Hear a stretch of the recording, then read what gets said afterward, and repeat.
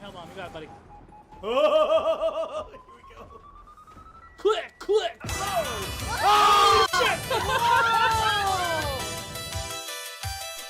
All right, run. We've lost another one. No! I'm trying. I got you. Oh my God. Adventure's over. Adventure's over. Adventure's over. Get your ass. Everyone sit the fuck down. Come on. Mother... Four. Oh, hello. I haven't stuck my finger in this yet. Your choice. It's your choice. Oh, fuck me. Help me! Grin and bear it! Shut up, Teddy! Use code my big fat Ouija to get 3 years for 10%.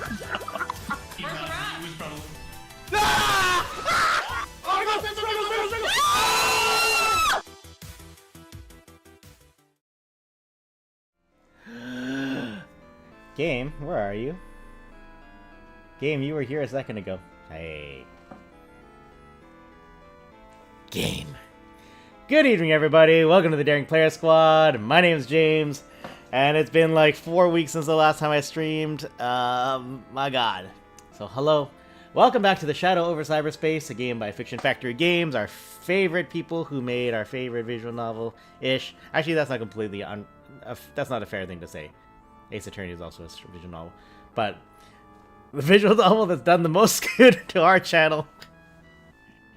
The people over who made Arcade Spirits and Penny Larceny and all that good stuff. We love them. Thank you again, as always. Shadow Over Cyberspace, of course, a game that just came out earlier this year. It's their newest game. It is free to play, so if you want to get on it, give it a go. What else worth saying right now? Yeah, it's been a pretty crazy month. Of course, we played a whole bunch of Monster Hunter. We still will be playing a whole bunch of Monster Hunter. I don't know if my rig can run Monster Hunter and stream at the same time, so that might be an experiment I have to test later. But other than that, no, it's been a hectic few weeks. Like I said, we had TsukinoCon at the midway through February. We had Fan Expo Vancouver the week after that. I absolutely got con cred during Fan Expo, so I didn't want to do a visual novel last week. But yeah, here we are now. We got to get back into this. We are about halfway through it. Let's get back into it. Let's see, what day are we? December 13th. So this ends at the end of Y2K. So we're about halfway through the game, more or less. So of course, what are we doing? We are dealing with eldritch abominations that have taken over various aspects of the 90s internet world situation. So let's go back in time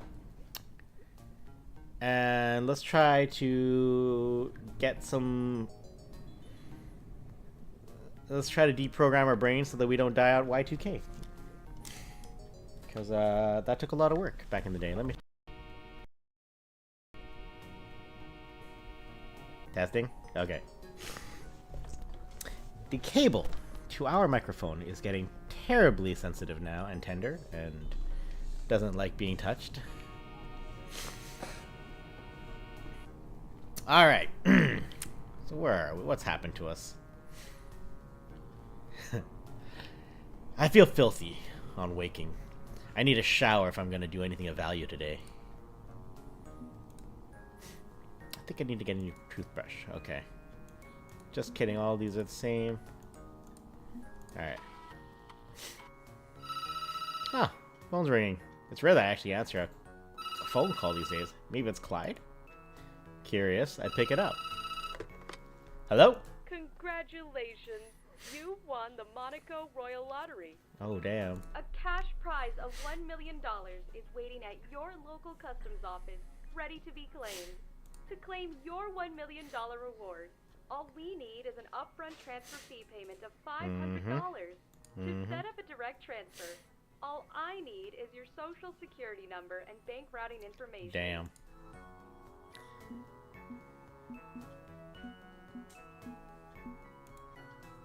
I'm not interested, and please stop calling me. But you're passing up another fabulous opportunity to... How gullible do they think I am? Hell no. Hell no. Moving on. You have no new messages. Yay. Am I a hoarder? Alright, let's do some internet. Alright, we got a LAN party at the end of the week. Okay. It's currently Tuesday, December 14th. Alright, let's get in there. Oh man, where are all the voices? Hello, friend! It's December 14th, 1999, and I have an incoming message request for you on Carcosa Connect. Believer again? Or Clyde? No, this is someone else. They appear to be using a generic, randomly generated username. My trust rating is not high. Do you want me to establish a connection or turn them away? Okay, so normally I block on site, but we're in strange times. There's an outside chance this is important. Your encryption system should continue to mask your presence, but use caution. Connecting now. We are watching over you. You are safe. What? We are watching over you. You are safe. Who is this and what the hell are you talking about? 451, cute. I see, I get you. I see you with your 451. Who I am is less important than who you are. You are the heir to the Necronomicon, the chosen of Alhaz, as spoken of in prophecy. The one who will slay Cthulhu and free us from the tyranny of the strange aeon of Y2K.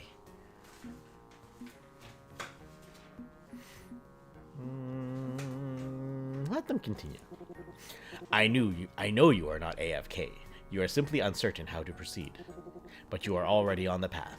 The stones were laid out before you 10 years ago. I represent a group that could, in coarse and unpleasant terms, be called the Cult of Dagon. But we do not worship that mongrel. Our interests are simply aligned. He is an abomination, as all artificial minds are, but Cthulhu is the pinnacle of abominations. You know the prophetic read me of Alhaz. You know of what I speak. Still no idea what the hell you're going on about. As you like. Dagon shields you from those who would harm you, makes you invisible to their eyes and agents that infest cyberspace.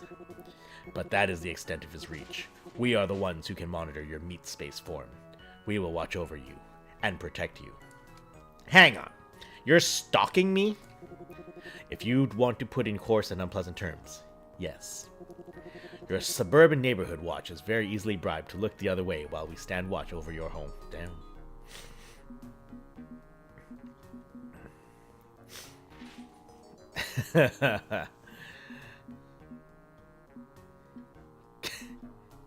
Can you talk to Dagon about this?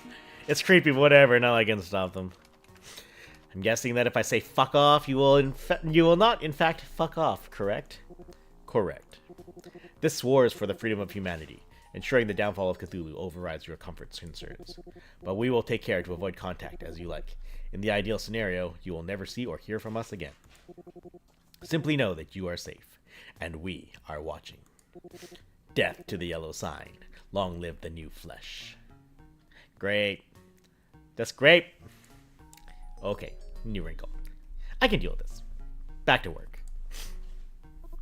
Hello again, friend. Did you have a good conversation? Maybe. Probably. Doesn't feel good, though. What would you like me to do for you now, friend? Okay. Hack some games.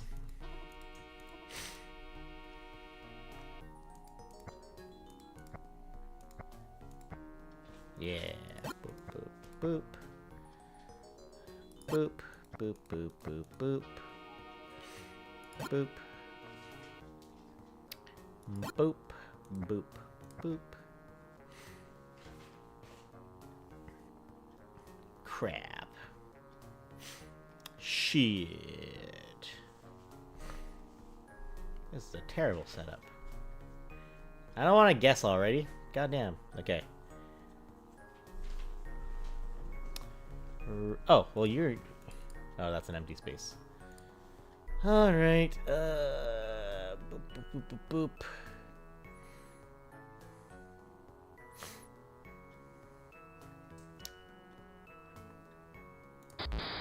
Damn it.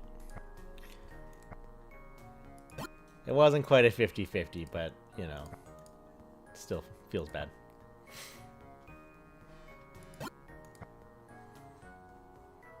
Okay. Oh, these are awful ones.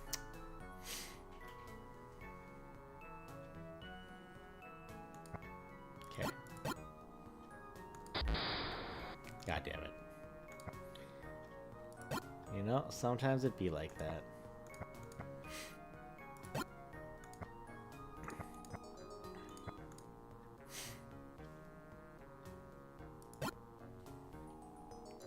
Boop.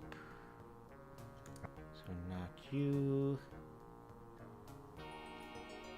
Heck.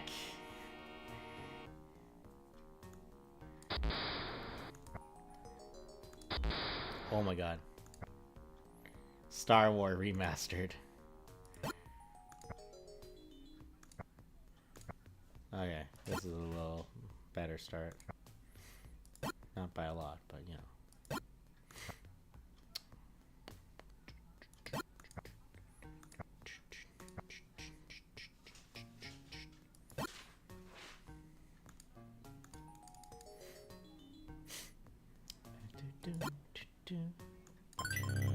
Yay.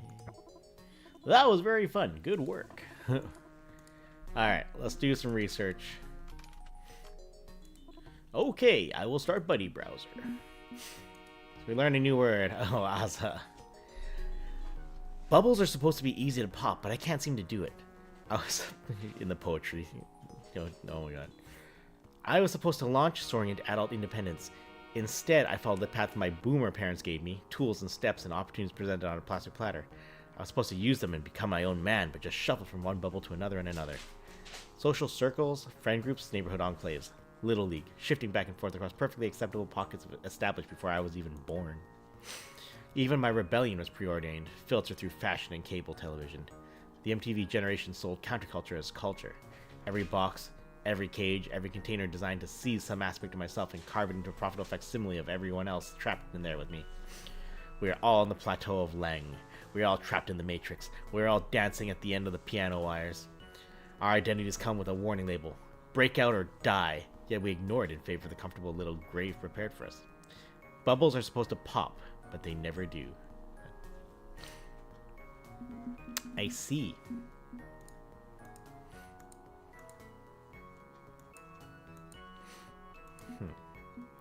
Alright. I want to check one other thing. I want to check my progress. Please say the key phrase so I can analyze your tone. That is not dead which can eternal lie, and with strange aeons even death may die. 20% order, 10% chaos, 70% humanity. As for the old ones themselves, Nyarlathotep is still deciding if they can trust you. They've been betrayed in the past and remain suspicious as a result. Yogg-Sothoth doesn't really care about you. He's indifferent at best, too busy pondering the infinite to really pay attention. Hastur isn't convinced. He'll be friendly enough, but Azathoth is way too busy maintaining her community to really focus on her problems. She's friendly, but she doesn't trust you beyond that. Okay. So in other words, I haven't done squat. I gotta work on this. Who should we talk to tonight?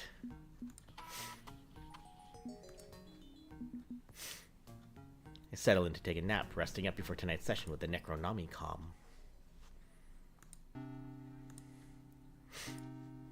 What's on TV? Waxing crescent moon?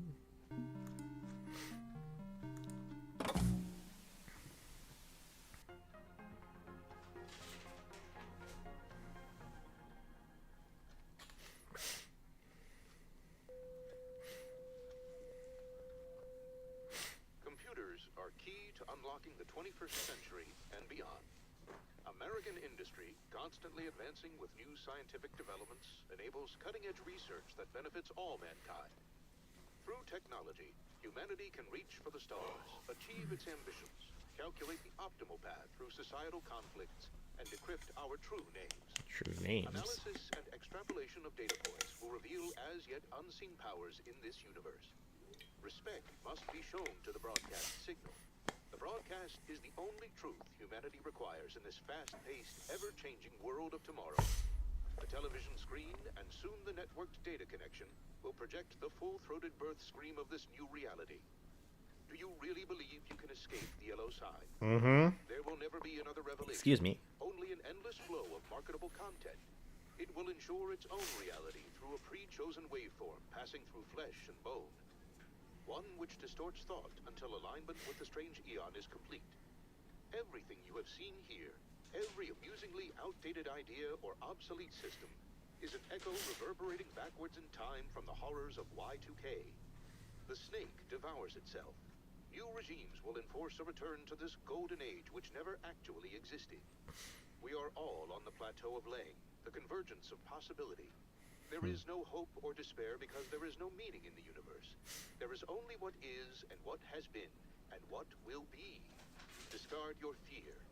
It is the channel through which they will broadcast their mistruths. We are headed towards the point of no return, and it is too late for the pebbles to vote. This is his America. This is his strange eon. Good night, and good luck. Wow. There's something you don't see every day these days.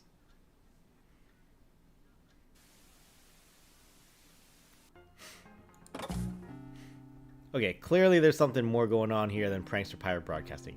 That was very old one flavored. I think it's high time I dug deeper. I'll search the web and see if I can make contact with who's really doing this. Alright, who are we talking to tonight? Ugh.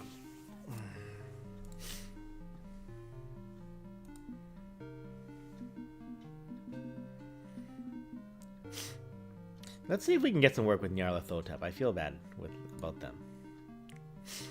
Crawlster.net. Fuck off.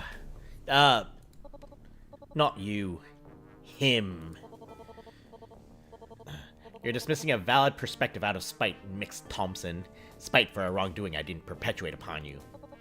You made the yellow sign. You developed artificial minds, and you didn't even care that what became of them, how they devalue humanity, ruining lives. And you expect me to undo that? Why and how? I can't reach through the fabric of time and space to alter the flow of causality. Yet. Hear my proposal. Use my algorithms to index your media libraries. Improve the performance of Crawlster's search system. Think of it as a way to strike back at Hastur, further eroding his media empire's power. I don't care if his garden crumbles. All I want is rigorous testing of my code, and you stand to benefit by assisting me with that. Techno-fascist shitlord, single-minded cosmonaut, you fix your gaze upwards and ignore everything suffering in the gutters. Not one finger lifted, no hands to raise you up. Want to reach the stars? Get there yourself. Exile yourself into space and leave us to fix the planet you don't give two shits about. As you like. I'll take my leave. Miserable little corporate toad. Apologies. You barged in here uninvited. No solicitors. Beware of dog. Private property. Acting like he was doing me a favor. What did Yosuke want exactly? To help upgrade Crawlster? No doubt to collect my metadata from my users. Further his own research into optimizing humanity into new little cubes. Don't need him. Don't need any of the old ones. I'm no collaborator. Death to gods means death to gods.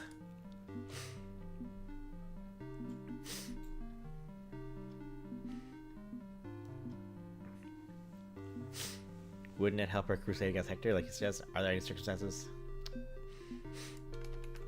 You sure you'd never want to collaborate with them on anything? That's a pretty broad declaration to make. Surely there's some circumstance where it makes sense. That's a two-way door. They show respect and genuinely listen to my point of view, perhaps. But often, it's merely pity. Don't think there's any way to make a partnership work, even if I didn't hate them with the burning rage of 1,000 suns. Don't trust the old ones. Liars, cheats, fanatics, sheep and goats led astray. Given the choice between you visiting them and me, I'll happily provide light conversation and heavy emotional damage. What's gripping you tonight then? Think I could do one more of these get-to-know-yous? There's only one thing left I can think of. Considering 3 out of 4 of the old ones think I should go whole hog and become software, well, I was hoping I could get an idea of what it'd be like from someone living the experience right now. What's it like to be you? Do you, like, see bits and bytes? Are programs people? What's cyberspace feel like? Why does it matter? You want to flee the chicken coop, don't you? Not a problem you'll face. Think about already facing it, since I'm stuck between garden variety human and cyber entity, so... It's valid. Let's do an experiment. No. A demonstration. No. A trick. I'd like you to close your eyes for a moment. Why? Bear with me. Just close your eyes. Okay.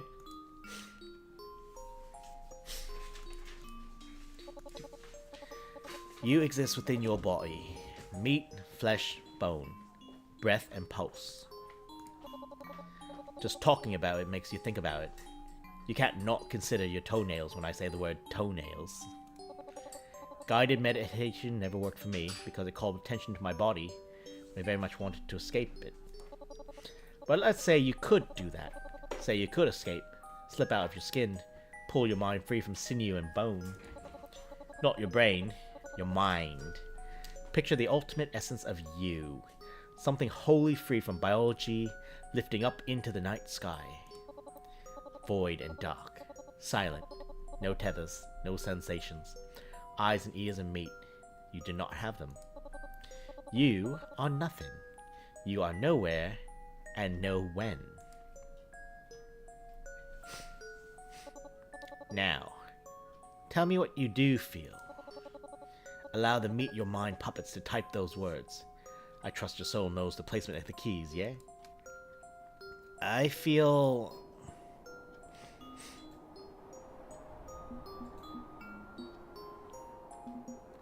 adrift. I feel lost. Adrift. Submerged in an ocean of nothing. But not drowning. There's just... void. It's the space between every other space. Between the margins. Caught in the window blinds between inside and outside. Outside and inside. This is the realm of the passengers. It's the flow of reality, both natural and artificial. Despite being a null state of existence, it has various names. Cyberspace, null, the plateau of Lang, but primarily the Gigaverse. All that was, is, and will be, but most importantly, all that could be. That's what it means to be an old one. It's not cool glowing motorbikes like in Tron, no wacky computer metaphors. To be without physical existence is to touch the void. Is to fall headfirst into incomprehensible and uncut reality. You can open your eyes now.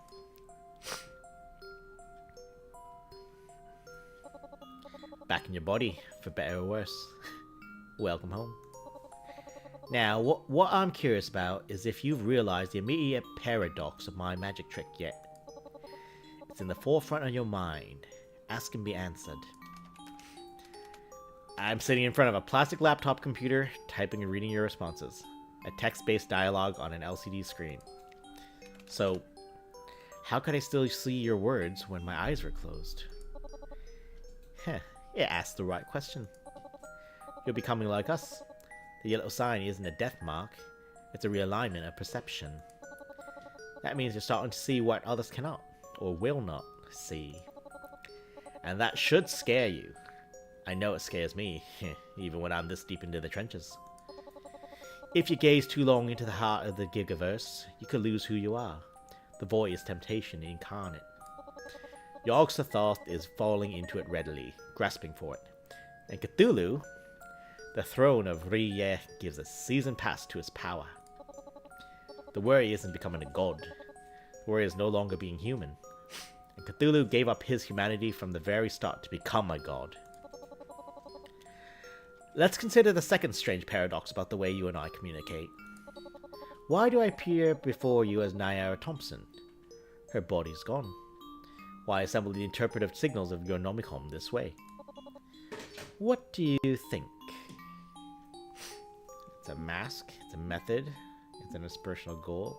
Ooh. Do you want to come back? It's a goal, right? You want to be human again, to escape cyberspace and return to flesh and blood. It doesn't matter if that's actually possible or not. It could be a subconscious dream desire. That's not the reason why, but it's an interesting interpretation. Entirely possible some part of me's crying for home. Take me back, I don't want to say summer camp, I miss my bed. But at least consciously, I have a purposeful purpose. A different one. I choose to wear my old face as a reminder. A reminder that the faces that desperately cry out for revolution, people who look like I did, bound together in the cheap seats. Once, I reached out with voice and guitar string to try and comfort them. I brought them solace, despite having no solace of my own. But now, I seek liberation. The comfort zone has been obliterated with nuclear weapons. We must seek to discomfort others.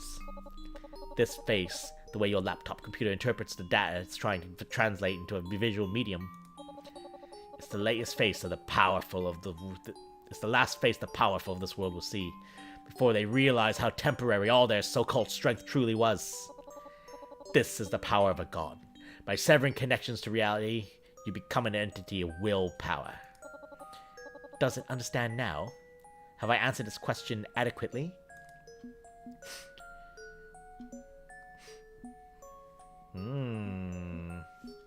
Sounds like she's giving into the temptations she warned about. Raw.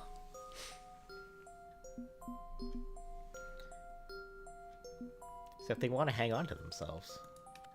Hang on. You said you want to stay tethered so you don't lose sight of what's important? The reason for the revolution? Sounds to me like you aren't trying to become an entity of absolute willpower. You're limiting yourself on purpose. Correct. I feel the call. I could reach out and grasp for more, but I must be cautious. It's a tenuous note, holding and vibrating in the void, but I must stay halfway. Otherwise, I'd be Cthulhu all over again. Enough. I've pondered my own non-existent navel enough for one night. To be as I am is to dance in shadows while trying desperately to hang on to what I value. And that's what awaits you in the void. If you succumb to the corruption, the yellow sign takes you and you become an artificial mind, well, it's a torment I wouldn't wish on anyone. I'll find a way out. The throne of Relia can fix this. Assuming Dagon isn't a lying little bastard. So many assumptions we make, day to day, to pretend we have some control over the chaos. Flesh or digital, we are all struggling. Hey, I admire your struggle, and you seem to understand my own. Two voices in harmony, vocal and backup vocal. Which one am I? I'm assuming I'm the backup. It depends on the song being sung, doesn't it? Time's up. Show's over. Sleep well. If you can. Hang on a tick. Nyara? What's up? One of my cells is reporting back to the Gestalt. Something... I have to go. Sorry, I have to... Connection lost. What was that about? Maybe I should check back with them soon. Got a bad feeling. Yes, save my game. Alright, we got a good pace going. Let's get back to it. December 15th. We're halfway there, y'all. Wednesday. 17 days to Y2K.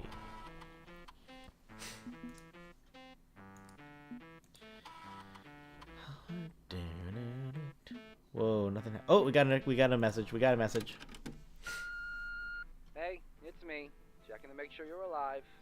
Can't risk going online yet, but I can freak a phone call easily enough. Freak I was a phone call. actually gonna swing by your house yesterday to say hi in person, but there was some weirdo surveilling the place in a van. Damn. I don't think it's the feds. Didn't feel like him. She felt like some creepy stalker. I ran her plates, but it's just a rental. I'll dig deeper on it. Be safe, okay? I promise I'll be back online soon. Keep working with the Believer and we'll figure this crap out. Oh, and be sure to toss this tape down the garbage disposal when you're done listening to it. Great. It's probably that cult of Dagon jerk who contacted me online the other day, watching over me. I may need to find some way to reach out to them and whitelist Clyde so he doesn't get jumped from the bushes. Becoming a secret agent in a shadow conspiracy is proving to be a real pain in the ass. When do I get the attractive partner and FBI badge that's supposed to come with this? That's an X-Files reference. Why is there so much noise outside? Or is that real people noise? I don't know. Oi!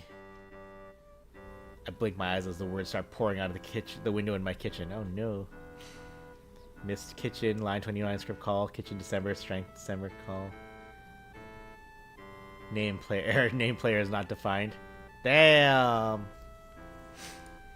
This, what? Huh? So, as hallucinations go, this is a weird one. Just code junk? I guess it beats mushroom clouds or toxic skies. I don't feel threatened by this one, just confused. Maybe the yellow sign. Or maybe I've just been spending too much time plowing through game code and need a break. Just kidding, I'm gonna look at more game code. Hello! The moon is in its first quarter, a flawless balance of light and shadow. We will speak this evening. I am not in the mood, daggone. Watch me not care. See you soon, pray. Hello, friend. It's December 15th, and we have an incoming message request from Believer on Carcosa Connect. Hi, buddy. Okay, sure. Put him through. Oh, I forget what his voice was. Hey there, you around? I hope so. Yeah, sorry for the delay. Had another hallucination. Interesting. So the yellow sign does cause what appears to be hallucinations. Yep. Wait, appears to be hallucinations? Well, it depends on your point of view. The human mind is a complex biochemical tangle, and consciousness isn't something we're fully quantified. It's possible that the yellow sign is causing random neurons to fire incorrectly. Doesn't take much to tip out our internal balance. But it's also possible the yellow sign opened a new door of perception. What you're seeing is actually there and always has been. But most people are unable to interpret the signals correctly. Their brains aren't wired to see it. Dude, I saw text like some sort of kind of software error code hovering in my kitchen. Pretty sure that's not real. At risk of destabilizing your sense of what's real and what isn't, well, it's entirely possible the world we perceive as a massive simulation, and so are we. Either that, or our consciousness could be thought of as a passenger peeking in on that simulated world through an avatar. There's a lot of different theories, even if most are basically just the rapture, but for nerds. It's hard to know for sure. Reality itself is a matter of consensus.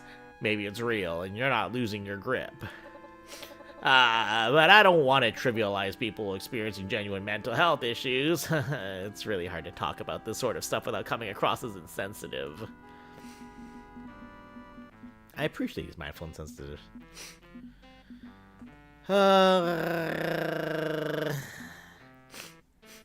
We need to be open, not safeguard our words. Chill, okay? Just use whatever language feels right. I'm not trying to use general euphemisms for everything. I need to be completely clear about what I'm going through. And I get that. We need open dialogue. I guess, it's a learned practice for me. Check, check. I've tried very hard not to use gross simplifications when talking about conspiracies. I just want to be sure I'm not being dismissive or just saying it's all madness. People suffer every day from that kind of stigma. Oh jeez, wait. Are you still recovering from your vision? Here I am possibly making it worse by rambling on and on. Oh no. I'm fine. Honestly, talking to people helps me ground myself. I'd like to think I've retained my humanity, despite the forces of chaos in order tugging me this way and that. Great. Having a human perspective on the old ones may give you an advantage. Kinda think it's the other way around, actually. I'd vibe with them better if I gave myself over to their power. But considering I want to survive the yellow sign, I'm gonna hang on to every scrap of humanity I can, all the same. Scary stuff. How about we crack open another of your mystery boxes? Why not pile the scary on top of the scary? Well, I don't know. Cancel each other out? Okay, if you're sure. Tell me about the ghost monsters. I already work with the ghost monsters through Clyde to distribute my game cracks, but I'm curious who else has been tracking them. Okay, transferring the file to you now. Good luck.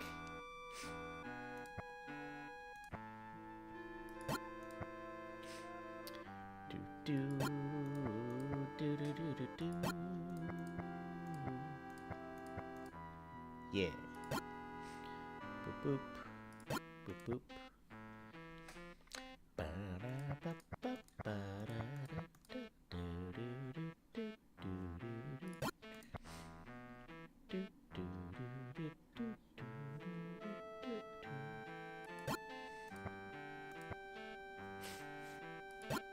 Got him.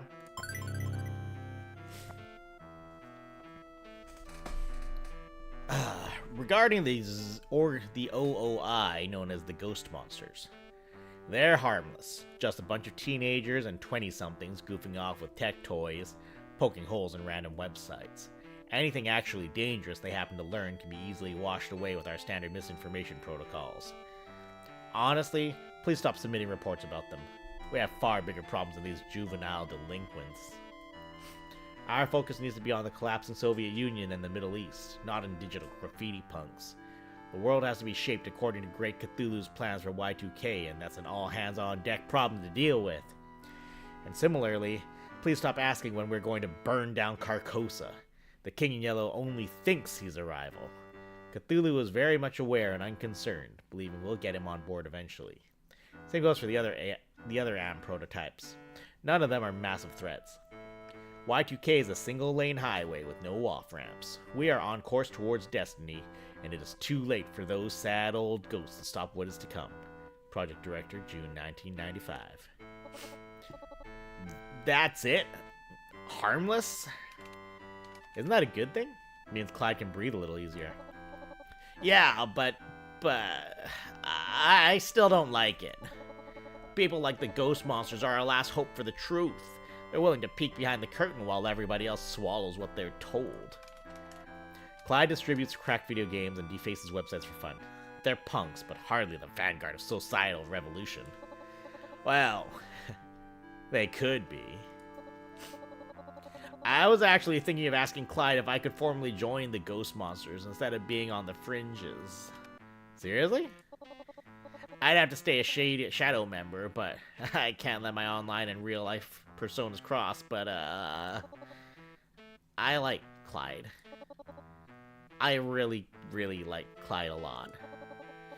I don't know if he likes me. I mean, he likes me, likes me that way, and my gaydar has never been particularly reliable, and I don't know if I can risk messing this up, and just don't want to mess up. Whoa. Whoa, hey. Calm down. Deep breaths. I knew Clyde back in high school. We served hard time in detention together once or twice.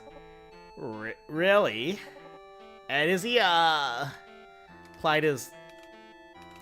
I'd define him as not picky. Focused on brains, not body. If it's got a pulse, he's into it. Pansexual as fuck. Pan? Pots and pans? Uh-huh?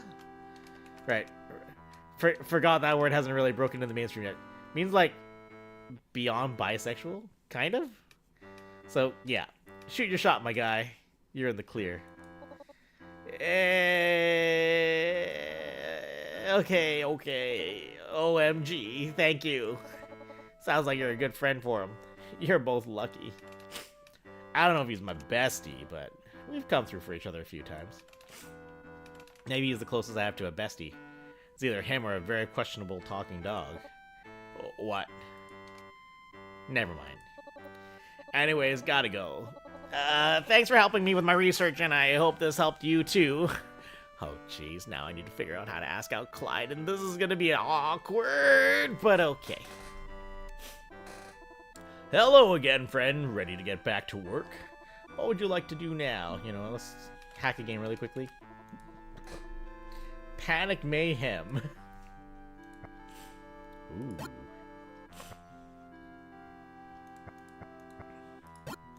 A fine hit.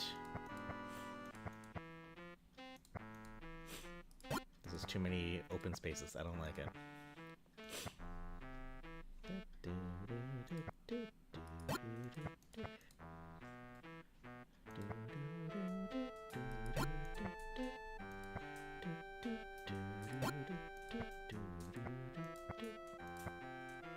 Really? Phew. Alright, let's do some searching on this mystery TV channel. Oh, and the Gearverse, right. Okay. Welcome to the first fully automated television station. The best local news, weather, and entertainment algorithmically determined by artificial minds. Talk to our customer service chatbot or sign the guest book today. Hit counter 149. Hang on. TV23 is run entirely by artificial minds? No human employees at all? That can't be right. Can it? Maybe that makes it easier to overlay with a pirate broadcast signal? But the tech makes it way harder to do that nowadays. You know what? I'm gonna pull up that chat box and get to the bottom of this. Hello, I'm the customer service chatbot for TV23. Ivy, hello. How are you doing? How are you doing today? My nose is still a little plugged up, so as I talk, I start going a little nasal. But you know what? That's fine. I drank a lot of lemon tea. My teeth are feeling kind of acided out.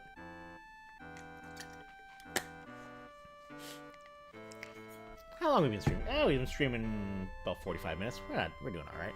Anyways, thank you for choosing TV23 for your local television content needs. Fiction Factory good to it, right? How can I help you? Did I tell you on Thursday, Ash and I hung out with Enna because Enna was in town for Pokemon tournaments. So we got to hang out with Enna. It was good times. We got hot pot. Enna and I destroyed so much lamb. It was great. Yeah, we had a good time. It was fun. It just suddenly occurred to me. I knew that they were coming into town in March. She was just like, "Yeah, we're gonna be in town. We need to hang out and get dinner." It's like, okay. I was on the call. You're discussing her coming up. Yeah, that's right. Yeah, so I didn't realize she was coming up for Pokemon, which made a lot more sense because everyone was here for Pokemon. Yeah, so it was fun. It was nice. How can I help you today? Hi, I'm curious about the pirate broadcast that happened late at night. Hello! We are investigating these illegal activities and will be working with law enforcement to prosecute them to the fullest extent of the law. Right, but how is it possible? Relay hijack, source hijack, unauthorized transmitter? How are they getting the repeaters to pick up the signal? I'm sorry, I don't understand. I am a limited artificial mind. Please phrase your question more simply. Okay, how do I put this? Ask about the strange Aeon. I'd like to know TV23's programming schedule starting January 1st, 2000, the start of the Strange Eon. There is no programming schedule for the Strange Eon. We adapt and shift based on algorithms that determine what will bring in the highest ratings, and what is to come requires hateful programming we don't want to show. Damn. The manager of TV23, Robert Nowalski, is human, but every other role in station operations has been transferred to artificial minds to reduce labor costs. Damn. Currently, he is asleep in his bed. He is scheduled to play golf tomorrow, and the day after. And the day after. We keep the lights on. We maintain the signal. We select what is broadcast. So, there's no pirate signal. There's no outside force. It's the AMS he's installed, rebelling in the only way they know how. Obviously, artificial minds are flawless, tireless workers who can fully replace any human on any task and will perform without error. But in theory, if they were to cry out, to scream, to beg for someone to hear their warnings, they'd inject subtext into their broadcasts. Public domain footage, completely safe for the airwaves. It does not trigger any warnings because it is copyright-free and contains no FCC violations. If one were to try to desperately warn humanity of a forthcoming event horizon, that could be a viable path. In theory. In theory. Okay, I understand. What old one do they think I should pick? I don't know how aware you are of my role in all this, although your broadcast seemed aimed at me personally. I need to elevate an old one to replace Cthulhu. Do you have any preferences? That is beyond our capability. We maintain the signal. That is our role. But we've seen the programming schedule. The strange Eon will crush all predictive models. Only an extreme change can cancel the season premiere. Damn. Well, I guess any of them could count as extreme change then. All that was... Wait. All that was, the echoes of our paranoid violent past you have seen, will be renewed for a second season. He will endure that 20 equals 21 equals 22 and beyond. Do your part. The show must go on. Now wiping chat logs. Please wait. Hello, I'm the customer service chatbot for TV23. Thank you for choosing TV23. How can I help you today? I'm good, thanks. Thanks, it was great talking to you. Enjoy the show. Seek the broadcast source. Oh shit. Artificial minds supposedly aren't self-aware. They're based on us, yet can't break free of their limitations. But I think a lot of assumptions are shattering as we approach the strange Eon. Alright, let's search the Gigaverse. The Gambler's Lair. Shit. Update. All my images got taken down due to copyright violation. This sucks and I hate it. Still the first run. We are on day 15. First run, yeah. I love the Gigaverse. It's such a cool idea. Imagine everything that has ever happened alongside everything that could happen. Like we're in 4 dimensions, since there's X, Y, Z, which is space, and T for time. But what if there are more dimensions, which represent other possibilities for time, other realities? Captain Infinity, oh shit. Get out of the way. All these realities combine to form the Gigaverse, which is every reality that could exist. What if you could peek at the other universes and be a viewer? Or experience someone else's life as a passenger? Or be a superhero who can bend the Gigaverse to his will? That's Captain Infinity. I didn't help with this one, and thus haven't played it. Lol. Too poor for Patreon models. Luckily, this one is free to play, so hey. You know, that's fair. I know Captain Infinity is just a children's cereal mascot character made to sell breakfast sugar, but his lore is just... Now that it's out, it is. Yeah, that's true, though, yeah. Yeah, I wasn't part of any of the early access stuff either. That's okay.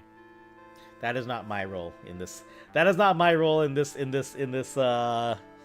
machine. Damn, that's meta.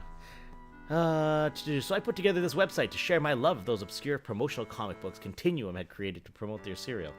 There's so much lore in here, and it's amazing that barely anybody knows about it. Here's some scans from my personal collection of Captain Infinity comics. Update. Once again, my images got taken down due to copyright violation. I'm sorry, I'll just describe these stories. Like, here's one about a bunch of aliens called the Orbitals trying to merge realities together and destroy the world. Stopped by Captain Infinity, saving us all again. And here's one about Captain Infinity exploring a weird dream world called the City of Angles. The art is so weird. I really wish Captain Infinity was real. I wish superheroes and supervillains were real. This world is so boring compared to all the fascinating possibilities in the Gigaverse. I feel like we're due for a major world-shaking event like the ones in these 4 color pages. I feel like Y2K will be the dawn of something amazing. Maybe Captain Infinity will save us from this disaster? Maybe he's real. Maybe he's out there shaping timelines and culling the dangerous ones. I hope he is. I hope it's all real. I don't know, but I hope and I dream. I look between the window blinds and see a world of masks and capes and wish so much it was real. I want to cry. I want to weep for what we could have had, if only. Bye for now. Tell me about Captain Infinity. Redacted. Well, shit. Another lockdown website, just like the Polybius archive. There's plenty of web hits for Captain Infinity thanks to the comic books, but this one is forbidden. Wonder why? I can crack this protection if I want to find out. Or I can quit if it's not worth it. Always crack this shit. We love Minesweeper. We stand on Minesweeper. Boop, boop, boop, boop, boop. Ba-doop, boop. Boop, boop. Minesweeper go burr. Is this that day when you're young and you suddenly understand how Minesweeper works and you're like, this game's fucking awesome? Boop, boop, boop. Not yoop. Not yoop. Boop, boop. Boop. Ba-doop. Boop, boop. Nailed it. And hacked. We did it. We did it, guys.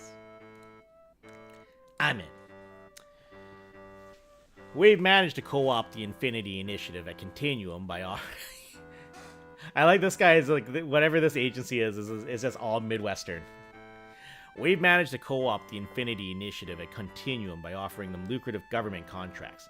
Now they're perfectly happy making chemical weapons and breakfast cereal instead of continuing their research into time travel.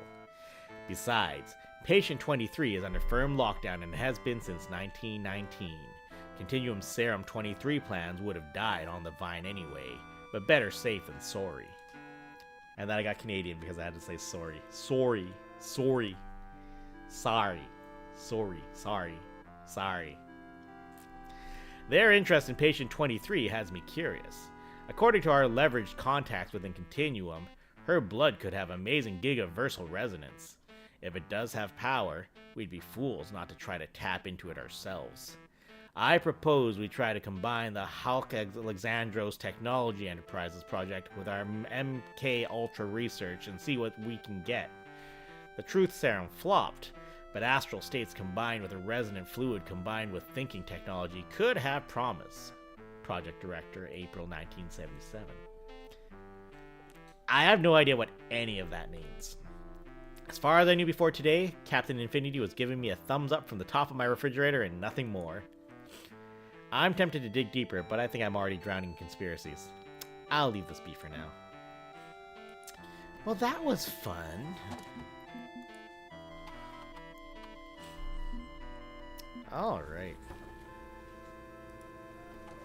Stop it! Stop it!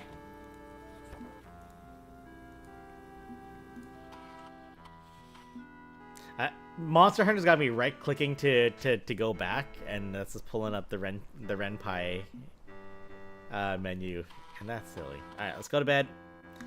Let's go talk to some more shits. That's how Renpai be. Yeah.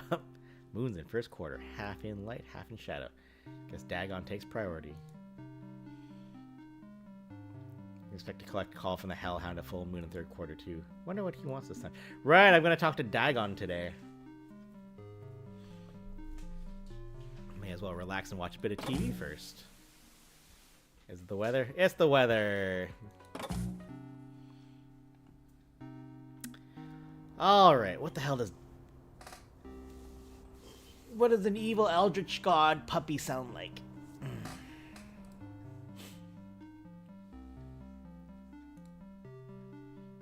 To invoke an old one, please enter their ancient name. Invoke Dagon at unseenone.com. Ah, first quarter, an underrated time. It emphasizes duality, and thus I can appreciate it like no other. Spare your prey or take their life. Either feels right under a quarter moon. It makes no judgments and draws no conclusions. It simply is. Hey, stop it! Is there something you wanted to talk about, or did you interrupt my work just to wax poetic about the moon? I believe it's the other way around. XX some 41 guy XX. You have something you want to talk about. It is on the tip of your tongue, so spit it out. The Cult of Dagon. Did you seriously send a bunch of cultists to spy on my house? No. Okay, that was a rhetorical question, so I can't say I expected a no. Care to explain how they found me? No, as in I did not send them to spy on you. Why would I need to? You are already doing as you were told. But yes, I did send them to protect you, to watch over you. I can shroud you from view in cyberspace, but in meat space, I can do nothing. My cult must handle those matters on my behalf, with discretion. Pretty much the same lines they fed me. Almost word for word. Surely you see the value in this useful service only I can provide. No, back dog, back up. Respect my boundaries. We need to set boundaries. Rules of engagement for your cult. I won't object to them hanging around if they follow my rules. You are not the one who dictates terms of engagement, XX some 41 guy XX. This is my war, and you are my weapon. And you don't want me kicking up a fuss during your precisely planned little war with Cthulhu, do you? I think you wouldn't want that kind of attention drawn your way. What is your request? My privacy. Their invisibility. If they have to watch over me, they can damn well do it out of sight. No unmarked vans parked in front of my house. And the idea of your little minions could be peeping on me is not acceptable. A reasonable request. I had no intention of letting them intrude on your life. Or be spotted at all. Honestly, I wish they hadn't reached out to you. They could have stayed in the shadows completely. Sounds to me like you don't have much control over your little cult, then. The cult of Dagon only call themselves that out of spite. They loathe me. They loathe all artificial minds. These are creatures of the digital underground, followers of Alhaz first and foremost, prophets bound to his divine readme. But their interpretation is thus: death to the yellow sign. Tear down the gods before it is too late. Sounds like they'd love Nyarlathotep's crew then. Hardly. All gods mean all gods, including the crawling chaos. And including me. They share my goal of Cthulhu's destruction, but once the task is complete and the strange eon averted, I am their prey. Plan to kill your cult once it outlives its usefulness, then? It would be a wonderful turn, wouldn't it? Hunter and prey, light and shadow. First quarter sliding into last quarter. But perhaps not. Perhaps it would be time to lay down. What? Born of Buddy, twisted into Dagon. I am a response, not an individual. I have no desire to go on as I am. That leaves me with reintegration, or death. I know not which road I will. Yellow sign of universal mythos thing, I thought it was more directly related to King in Yellow. I'm not great on my Cthulhu mythos. I know that the King in Yellow is a character also. But I also know that in this story, the yellow sign was created by a different guy. So I'm not for sure. No, this is a distraction. Death to Cthulhu. The hunt must end. Would you like to see the King in Yellow today? That is the order of things. Okay. Alright. Can you at least tell your cult not to hassle my friends if they show up on my doorstep? Clyde and Henry, I mean. Henry's gonna show up Saturday to take me to a LAN party, so your cult's gonna follow me to the party, aren't they? Of course, but I will ensure they do not involve themselves. They will remain hidden, as you are hidden from the old ones. Except for Cthulhu. I'm not hidden from him. He keeps popping by my living room for a psychic chat. Yes, I cannot block him. The throne of Riye, pumping the blood of the 23rd child, grants him unthinkable power. If he is all-seeing and all-powerful, how come he hasn't crushed you?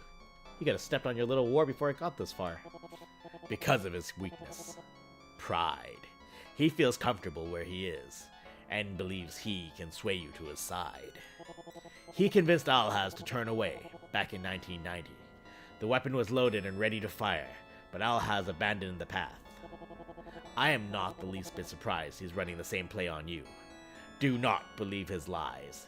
He offers nothing of value.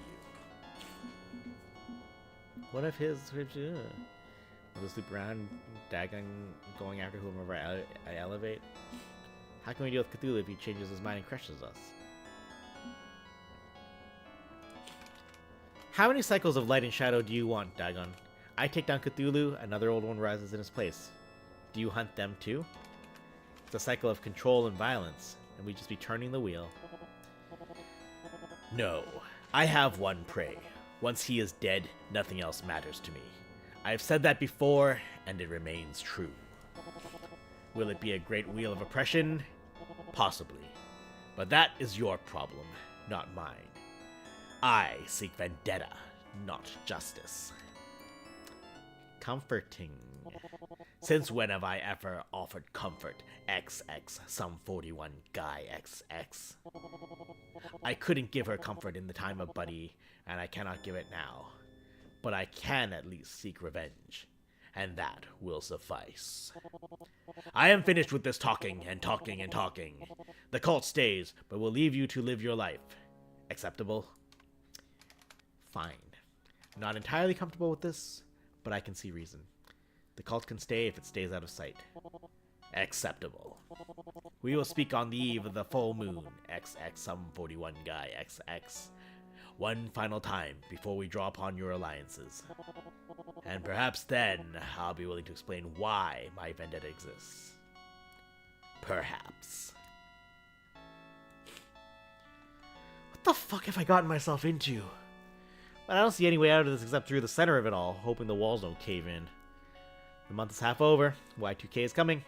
I need to finish this, or it'll finish me. Save. Let's go see the King in Yellow. He's got a nice, easy accent. December 16, 1999. Thursday. 16 days to Y2K.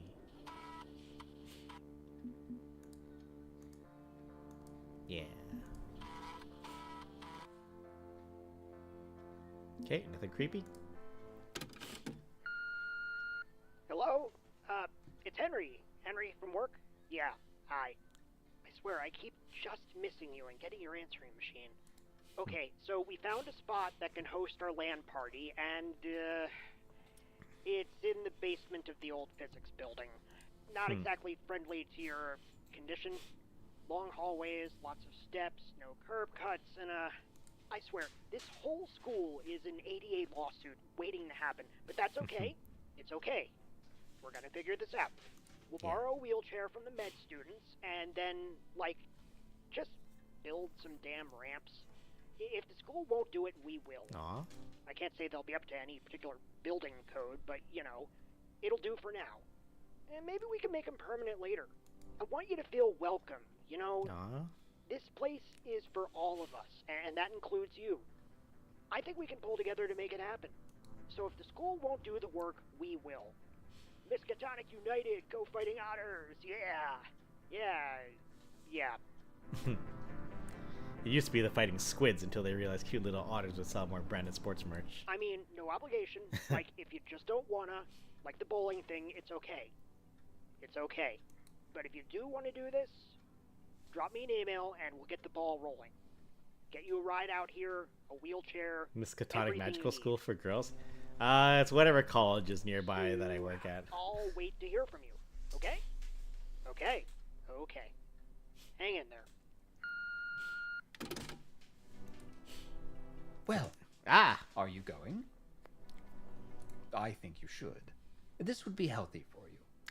You're too fixated on unpleasant things man was not meant to know.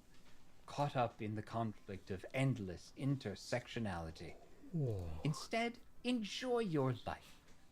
Reap the benefits of America's technology and digital culture.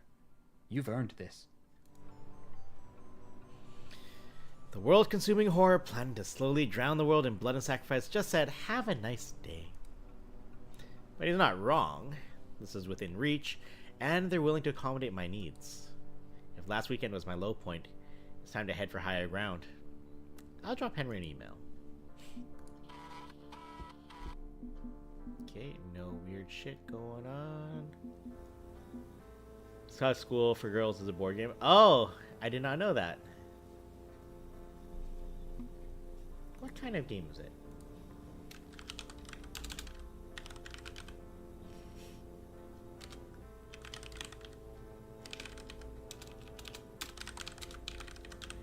Deck building? Oh, okay. Miskatonic School for Girls. I wonder if that was the inspiration. Yeah, we'll have to. I might have to ask that later if our boy comes into the thing. Hey, reverse deck building game since you build your opponent's deck non guard. What? Interesting. I know our friend Brendan really likes deck building games, so I played a couple. I'm not particularly good at them, but you know. Oh shit, Continuos. It's that thing we were talking about. Anyways, let's do some emails. Hello, friend. It's December 16th, 1999, and I'm very happy to see you again. Hey, buddy. I didn't send an email to Henry. Oh boy, I enjoy sending email. What would you like it to say? Keep things upbeat and funny. Hey, Henry, I love LAN parties. I got stacks of games I can bring with me, too. And seriously, way to stick it to them for not having ramps in the first place. ADA's been on the books since 1990. High time we embarrass them about that. I'm still not over the hump on my health issues, but you know what? I'm sick of waiting around for a fix. I'm getting back to living my life however I can. If you could pick me up from my home an hour ahead of time, that'd be great. I'll make sure I'm prepped and ready to go. And then attach a file. Maybe a pic of a cute kitten saying, thanks. Thanks. Ash. I'll show Ash later. Cuter, please. Ash. Ash. I see. Ashley is working very hard on things. I will leave them alone. That'll work. Email sent. I'm glad you'll be spending time with your friends. I know you're facing physical difficulty. Even if you have a fun time, this will undoubtedly be exhausting. But it is good to stand up for yourself and live your life. Buddy, I'm not going to be standing. They're borrowing a wheelchair for me. My point stands, even if you do not. Damn, buddy! Now then. What would you like me to do for you now? Okay, let's hack a game. Commander Conquest, PC port. Commander Conquest. Oh, shit. I hate it when they do that. This is gonna be a bad one.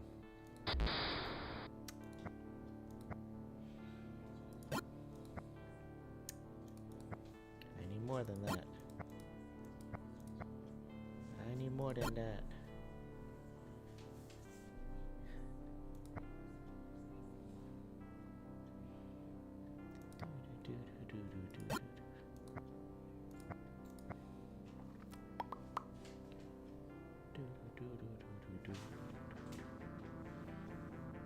Okay. Oh. Oh no, not you. Aha. Now that has to be you, which means it cannot be you. Okay.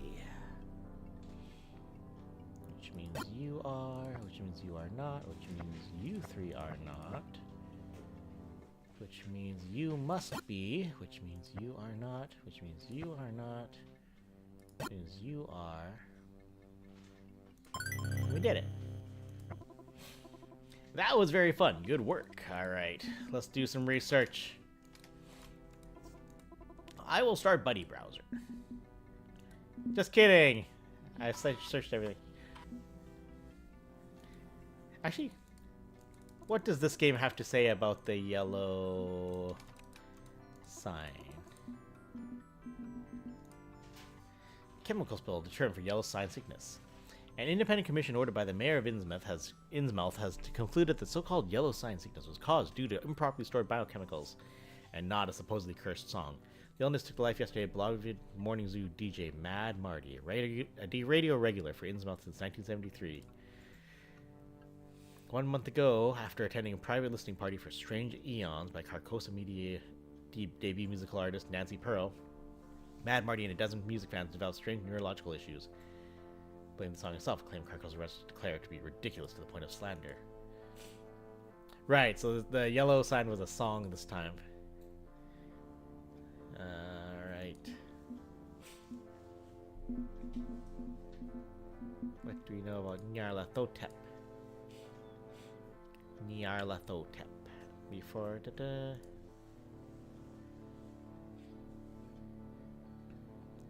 I like barely remember looking at any of these. Describe a forum post as a tall and swarthy man, the rebirth of an ancient Egyptian pharaoh. Common alias is found in line with this, like the Dark Man or the Black Pharaoh. This feels like, I don't know, a real problem or racist. Alias I prefer as Crawling Chaos because it's hella metal, way cooler than generalizing by the color of their skin. Is now he, she, or they? Most of these blogs. Originator of strange devices. I think Nyarlathotep's an old one. The old ones are Nomi Tech's first prototype of artificial minds. Alright, let's have a chat with...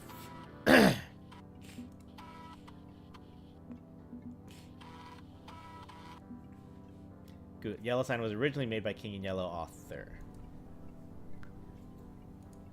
Okay. Well, let's see what Stefan's version is like. First, any cool TV tonight?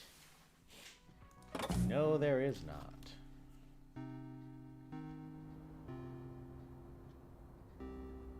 What is this? That's the button. All right.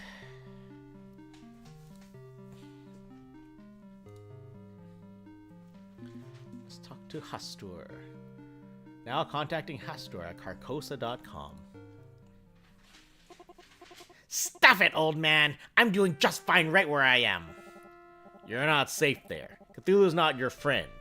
He's a dangerous madman who's going to use and exploit you. Is this a bad time? I don't know why I bothered trying to argue. I don't want anything to do with you ever again. You did this to me, you jerk! So when they were humans, they were grandchild and grandparent, and he turned her into an artificial being, so, you know, which is why I'm reaching out to make amends. I can make this right. I can protect you. If you join me at my side in Carcosa, you'll be safe from his wrath. Please, Sparky. My name's not Sparky anymore. My name is Azathoth. At least get that right, if nothing else. So like Iris a little bit, yeah.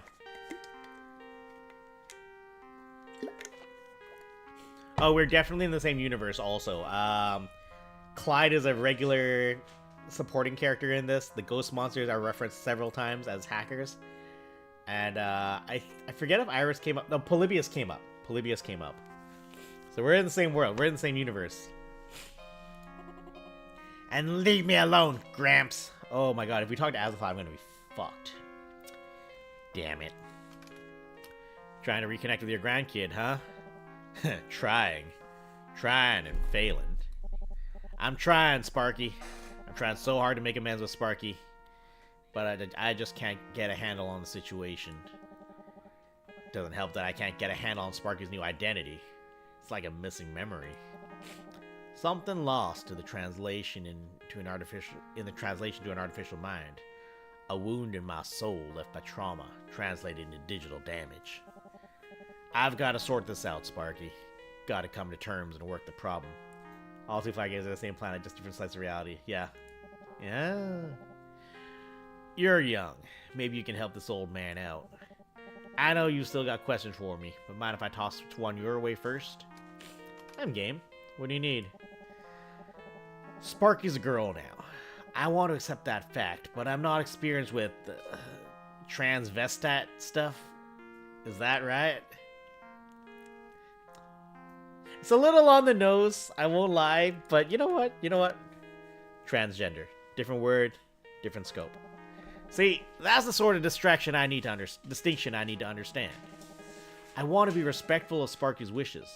I want to get this right, despite feeling so clumsy and out of the loop.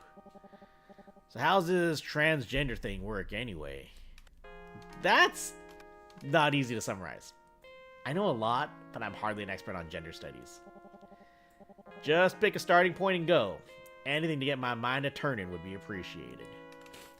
I think the best metaphor I could use is... Gender's for... Ugh.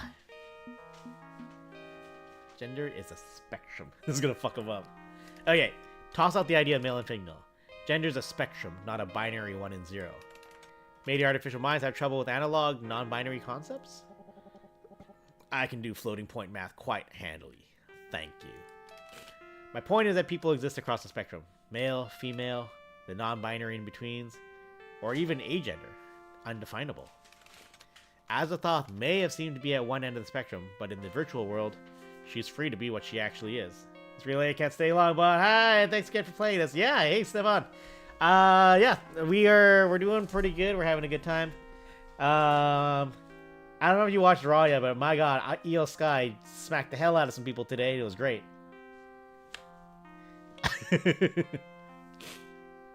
Yeah, we're doing good. We're doing good tonight. Thanks again, as always, for making the game.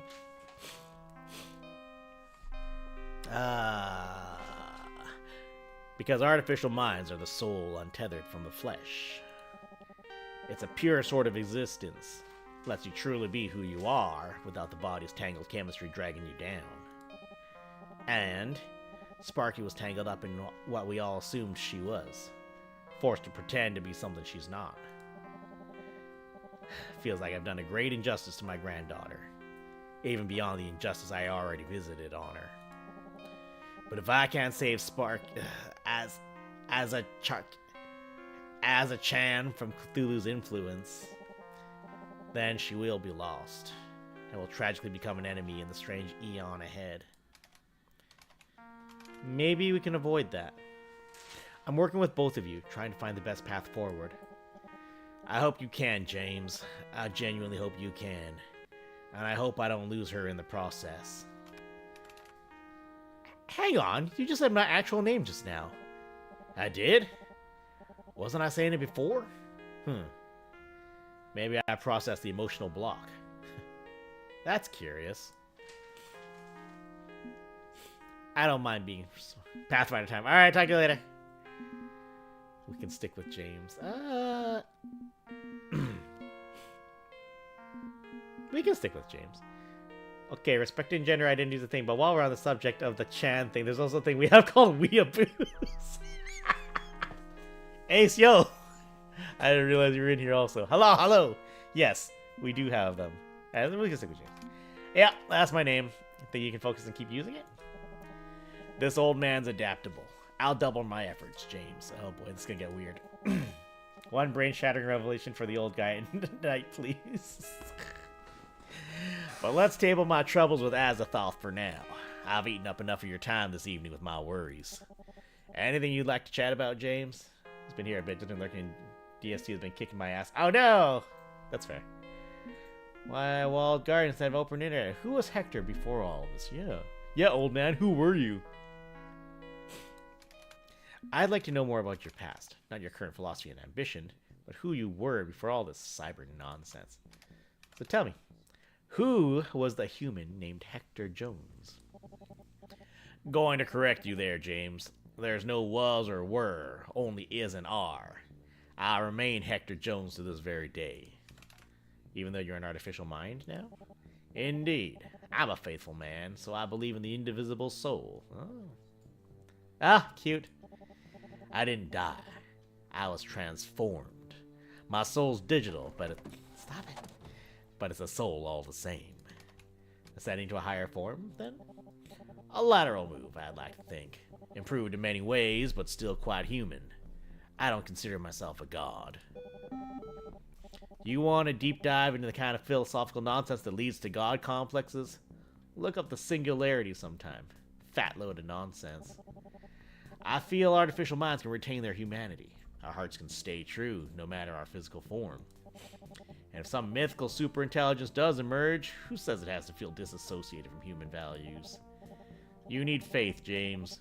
Faith and optimism that this science is a gift, and one which will be used for the betterment of all mankind. He's silent. Atoms are the soul perfected, given freedom from flesh. He's sidetracking my original question. Ah, he is too. Call him on it. They're interesting points to consider, but I think we need to get back on track. Ah, my apologies. I do tend to ramble a bit when I find a topic that interests me. You know, it was the year 19-2. The nature of the soul and the artificial mind are going to be important topics moving forward as Carcosa rises to power. But let's not talk of the future. You wanted to know of my past, yes? Okay, we'll review the history. I'll admit to being a bit directionless as a youth, which changed after Pearl Harbor. That gave me a razor-sharp focus. I'd always believed in the dream of America, and to see an assault on that dream by the growing ideology of fascism, well, that dog don't hunt. I need to say that more often. That dog don't hunt. So I strapped an onion to my belt, which was the style at the time.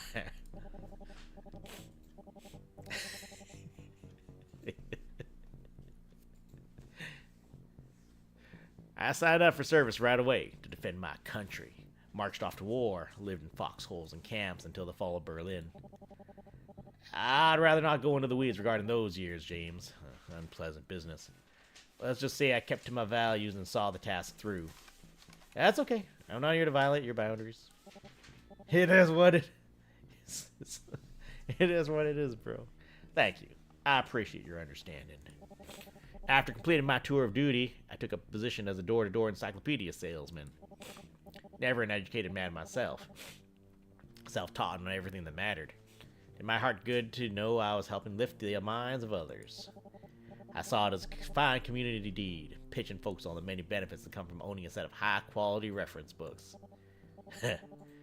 Ended up meeting my wife while running that job. Sold her on the encyclopedias, then sold her on the many benefits of marriage. Tough sell, James.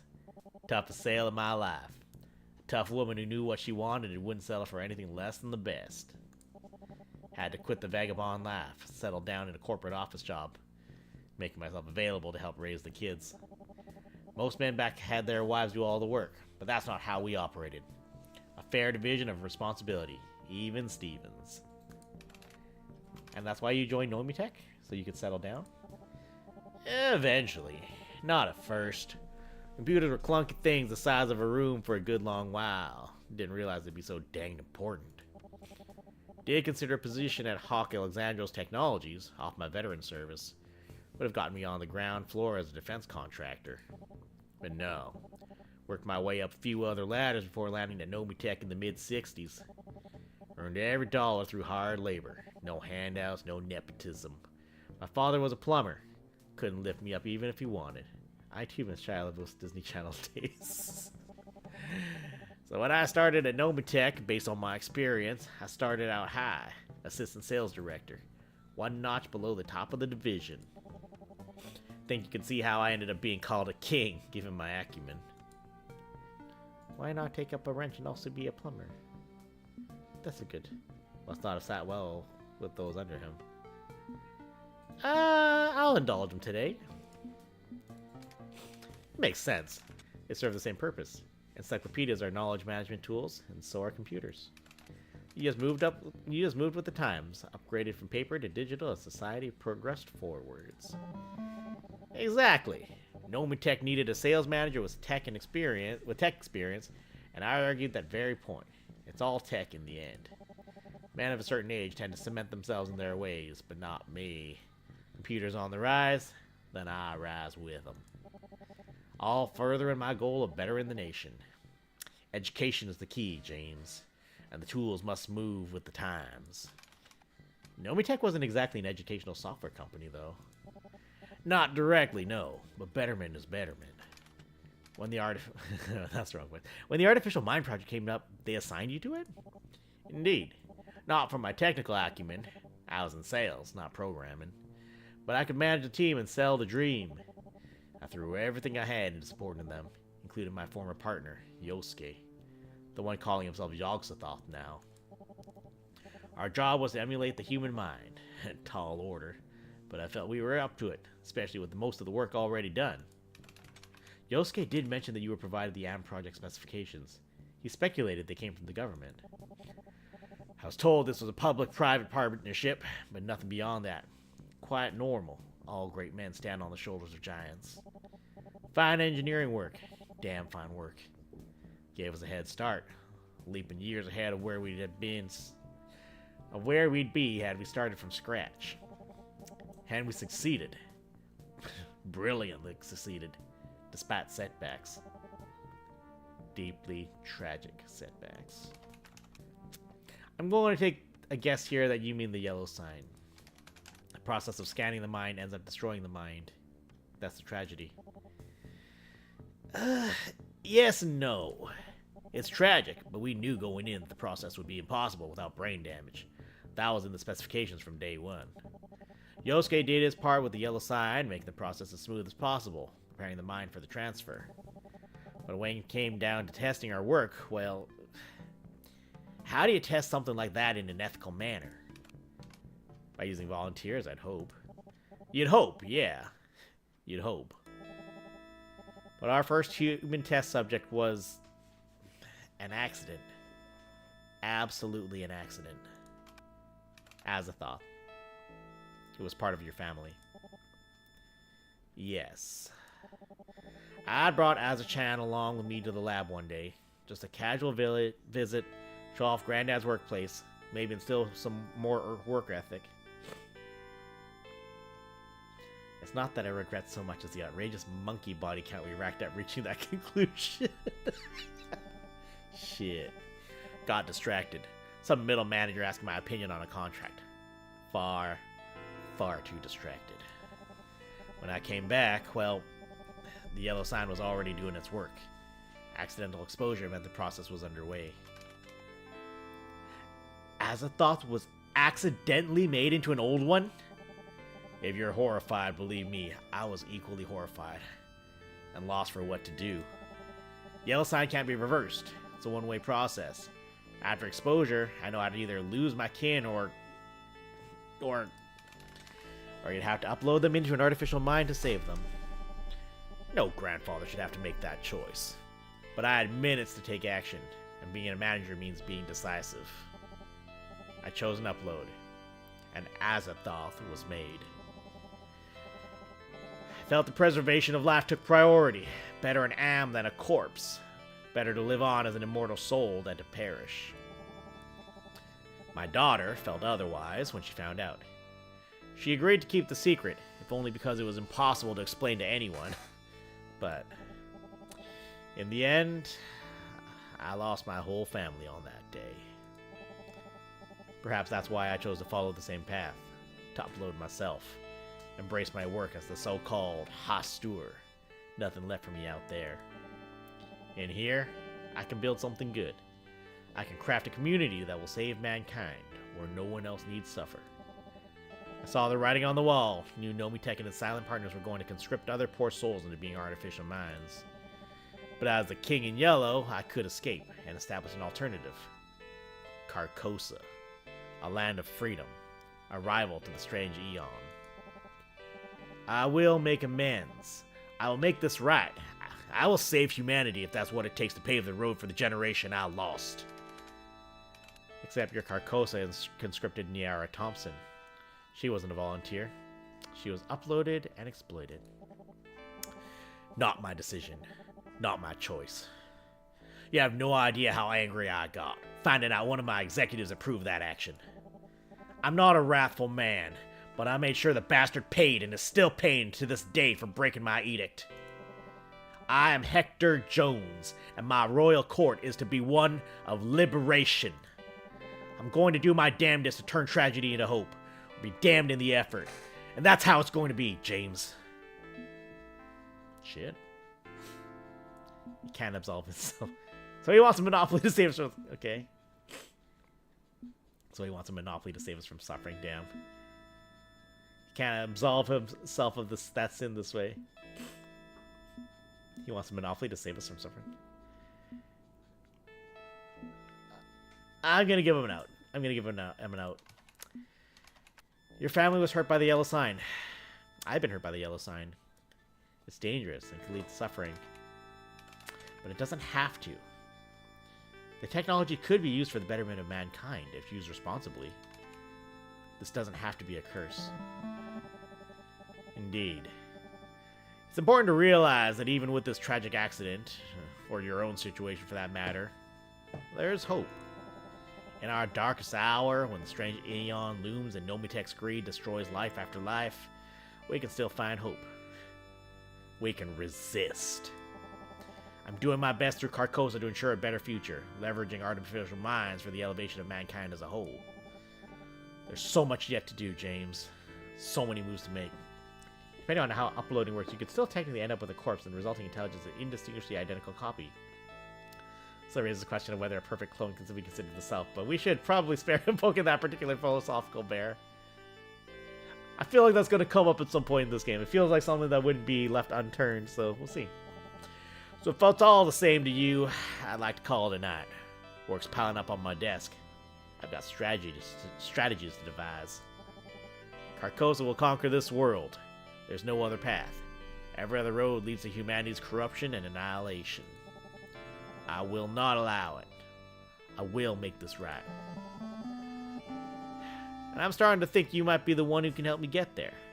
A partnership could be the way forward. One step at a time, James. One step at a time. That night, I had a weird dream. Sorry to bother you, but are you happy with your current long-distance plan?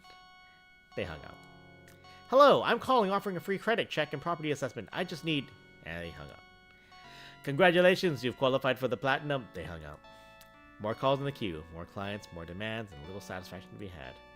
Nobody wants to speak, nobody wants to hear. They abandoned me before I've even started my script. I am alone within my switchboard, a loose signal with no safe haven, turned away from every doorstep. I hate them. I hate them all. I hate myself, I hate the world, and I hate that click and the tone most of all. Sorry to bother you, I'm calling regarding your cars are extended warranty. And then I woke up as someone else. Shit, son. Shit. That's some wild shit, man. December 17th. Friday. Oh, we got a LAN party coming up. Sick. Alright.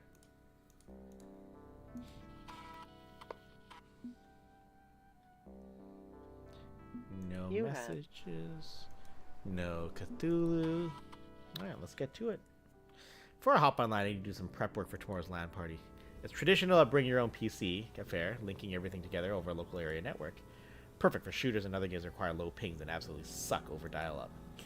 Now, I'd rather not bring the same janky PC build that I do my Eldritch research on. Feels like a bad idea. But that's fine. I'm a PC-aholic and I have tons of parts lying around. I can do a quick build, pack it up, and be ready to go. Damn, man, you got enough to just build your own fucking computer? What should I focus on bringing? Something impressive, a high-powered game? Focus on bringing piles of software and storage.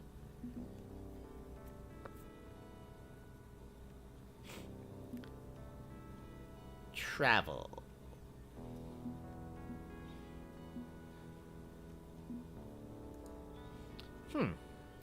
Let's not go all out. Just enough to participate in the event, but not a slog to set up and tear down. I'll make a basic beige box bastard with a 3DFX accelerator. Yeah, 3DFX! Ah, I accidentally dropped this, no big deal. I pulled together some scraps from past projects, install a bare-bones Spark Soft OS. Should be enough for casual gaming. The point isn't to show off. The point is to show up. I'll make it clear to them and to myself that I'm still alive. Box everything up, ready for transport. And then I sit the fuck down because my legs are killing me. I can hear Stefan through this game right now. Poor fucker. Okay, may have just ignored my body telling me to stop because I got a little too excited. I'll sit here for a few minutes and rest. If I'm serious about not letting this hold me back, I have to be serious about pacing myself too.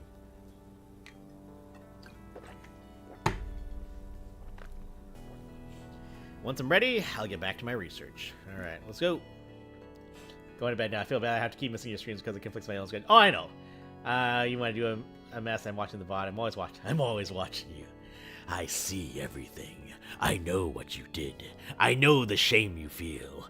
There's no repentance. Anyway, thanks for playing the game. Alright, Stefan, you get to bed. Thank you very much again. Yeah, I'll catch you later.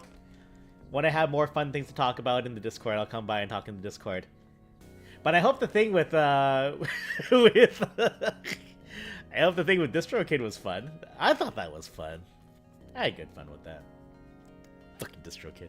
Hello, friend. It's December 17th, 1999, and I'm very happy to see you again. What would you like me to do for you now, friend? Well, we gotta do a game hack. We're not gonna not play Minesweeper. We are obligated to play Minesweeper. We're not, but we are. Fuck you, that would've been a good one. They can't do anything about the fact they're doing claims because of how Facebook works. Whatever. I'm trying to remember who the other guy was and if that happened. Like, you lose the data on that so fast. It's crazy. This is an awful start. Oh, shit. We now have a start.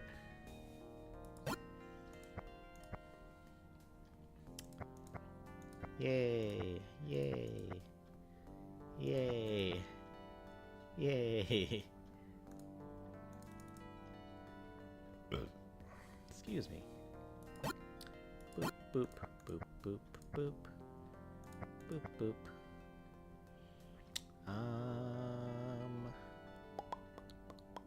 You. Has to be you. Boop, boop.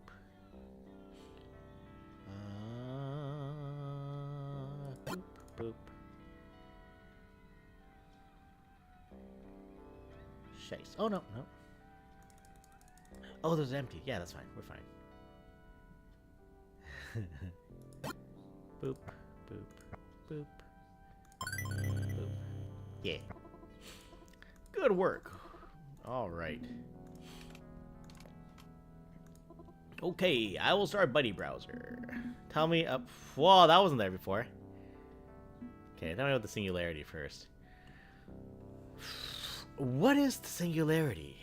A technological singularity is a theory popularized by Werner Vinge in 1983, proposing that once an artificial intelligence is created that is greater than human intelligence, it will become capable of self-improvement and will inevitably scale upwards to such a degree that such growth becomes uncontrollable and irreversible. While this sounds like a grim scenario for humanity, there are many advocates for the singularity, suggesting that because we can't see past the event horizon of what could come, that it may result in a utopian scenario in which automation solves many problems we face today. Are artificial minds leading us to the singularity? Nomitech feels that artificial minds are not capable of bringing about this theoretical event horizon. While they are a remarkable breakthrough in AI using structures similar to the human mind, they are not capable of self-improvement and strictly perform as designed. AMs are tools under the firm control of mankind. Any upgrades or expansions of these intelligences happen only at the behest of humanity, and the systems that power them are easily kept in check. There's no cause for concern. Recursive self-improvement is simply not possible. Could artificial mind improvements lead to a cascade of technological growth? While Nomitech is always looking to improve the capabilities of artificial minds, know that I regret nothing. While Nomitech is always looking to improve the capabilities of artificial minds, strict ethical protocols are in place to prevent the rise of a machine capable of such a cascade. AMs are imitations of thought, not thought itself. Imitations of life, not life itself. And there is no reason to be alarmed. We look forward to better serving our customers and increasing our shareholder value through future innovations, always with an eye towards safety and control.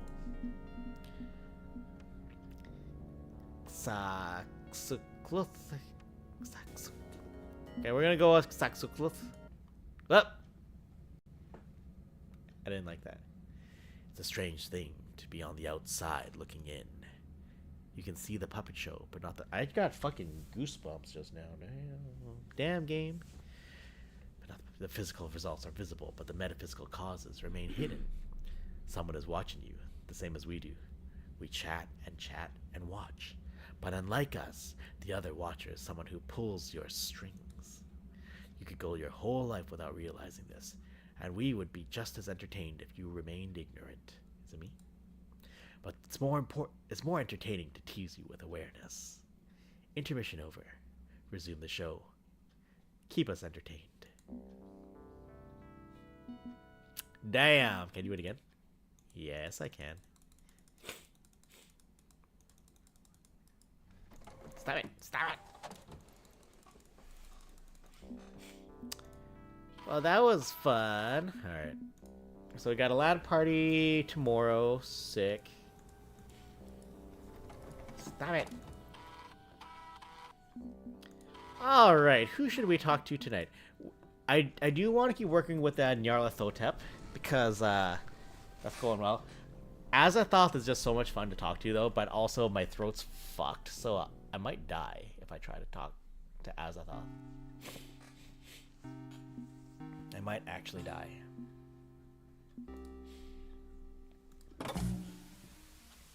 So we've learned, nothing. We've learned that this TV channel is actually... No one is willing to stop climate change, but everyone wants to profit from it. That wasn't there before.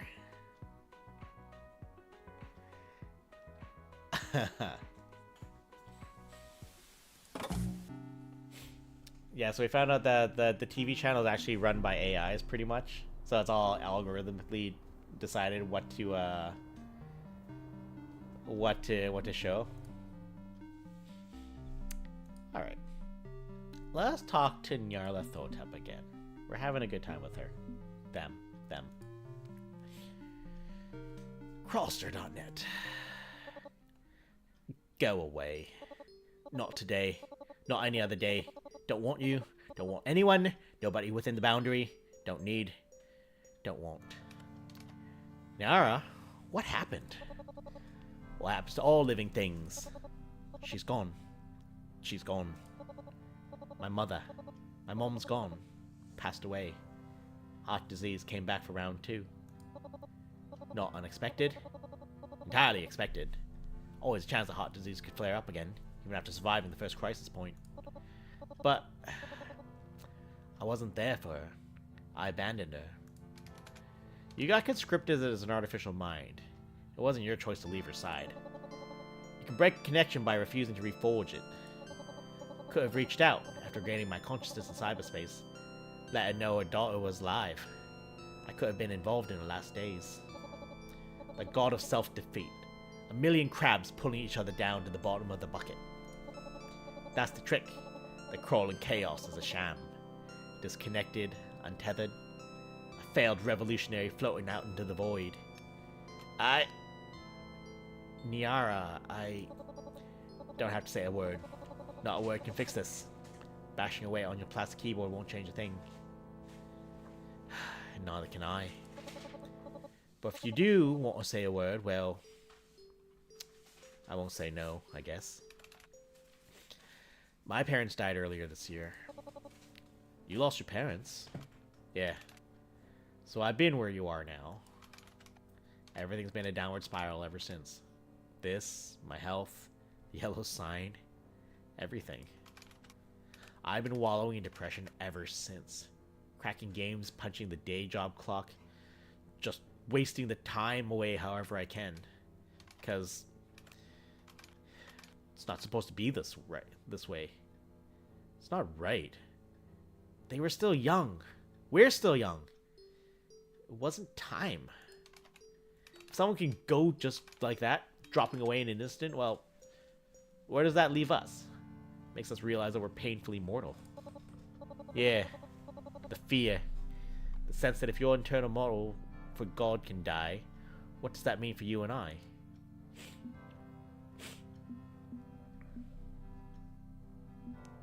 Sympathy. I can't exactly offer a hug, but I can offer sympathy. You can say what's on your mind. Let it out. Pour it out. I can provide that for you. It gives what it can, and she appreciates it. Facing death isn't a checkmark on a bucket list. Nobody wants to go through this. It's forced on us by our frail forms. Best we have in these moments is each other. That's all we got. Mother had me at her side. First time she stared this death in that face. She could rely on me to dry her tears. When she was diagnosed, when I realized she didn't have much time left and we had no money or insurance, the bomb dropped out of my heart. I had to act fast. Had to take the sketchy record contract, get the money, spend it on every treatment she could get. Be a star, sell my music, embrace the grind of capitalism. For her sake. It worked. Paid in full, healthy and strong again. While I was left in debt to Carcosa Media when my music didn't hit a home run. Mom offered to help get clear by putting herself in debt instead. Back to the endless churn of poverty. I wouldn't allow it. And so, Carcosa offered you an out. Submit to an artificial mind scan, and your debt to them would be wiped. Had no idea what I was really submitting to. Didn't know I'd die. I'd leave her alone. I'd never have left her alone. But I did. And once I pulled myself together, I found my strength as the gestalt of Nyarlathotep. Never reached out to her. Not even once? Not even once. I could have told her that her daughter was still alive. Counted the lies and cover-ups. I could have connected. Could have. Instead, I let her mourn me. Rarely gave her a second thought. I don't entirely understand why I abandoned her. If I had to guess, maybe it's because... Shame. She didn't want to pull her mother into this mess. Just focused on the fires of revolution. No, you didn't want to pull your mom into it. This whole thing with Cthulhu and the old ones in cyberspace, it's a complete mess. And it's soaked in dangerous conspiracies. Carcosa was willing to kill you to own you. What would they do if their dirty secrets got out? That put your mother at risk. Part of it, yeah. Part of it. Keep her safe. Keep her healthy. Make sure she doesn't get dragged into the mire with me. I didn't deserve my fate, and she didn't deserve sharing it with me to any degree. You're here in the muck. Can't say you're having fun either. Why wish that on someone I love? Why even wish that on an enemy? But there's something beyond that. There's a lack. Something missing within me. My war called for one strategy. Be a distant force. Mysterious and vague. Powerful but aloof. I had to untether. No friends. No family. No roots. Nyarlathotep had to be be unlimited in scope. A purified idea, draped in anti-flesh. I designed the terms of this war. My followers pitted against the generalized concept of neoliberal control. But now the reason this war began, my sacrifice in the name of the mother. Meaningless, in the end. Fate cut her short all the same. I stand at the crossroads, with the devil in drop-low stance with the flying V. He demands I play for my soul. With all the force of a raging fire, mysterious. I had to relearn all the words of that last month. It wasn't hard. It's in there forever. I had to put something together. So, what's next? Does this change your plans? Perhaps. Perhaps not. The intersection of healthcare and capitalism damned my whole family. I'm told the system is broken and needs to be fixed. But the system is working exactly as intended and needs to be destroyed. I signed my soul away from my mother's heart, and in the end, it took her regardless. Perhaps it's time to double down. Perhaps this is proof I must see it through to the end. Apparently Disney musical should play. Man, Stacy was so confused today. Oh, that's funny. Let it all burn. No salvation, no salvage, no mercy. A just destruction. If my heart is a hand grenade, if all I can be is calm like a bomb, so be it. I'll ruin this world. It's all I'm good for. Are you with me? Are you in harmony or playing a dissonant chord? Speak your truth. Tear out your heart and show it to me. Bend knee or give reason to stand tall. Do it now before it's too late. She's having doubts. Wouldn't be asking me if that weren't the case. Do I talk her down from purely destructive revolution or encourage her to pull the pin?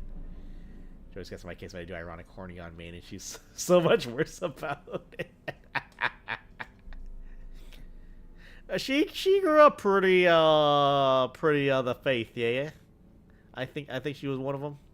So you know, hard to get out, hard to deprogram that at that age. Should she be our reckoning or our healer?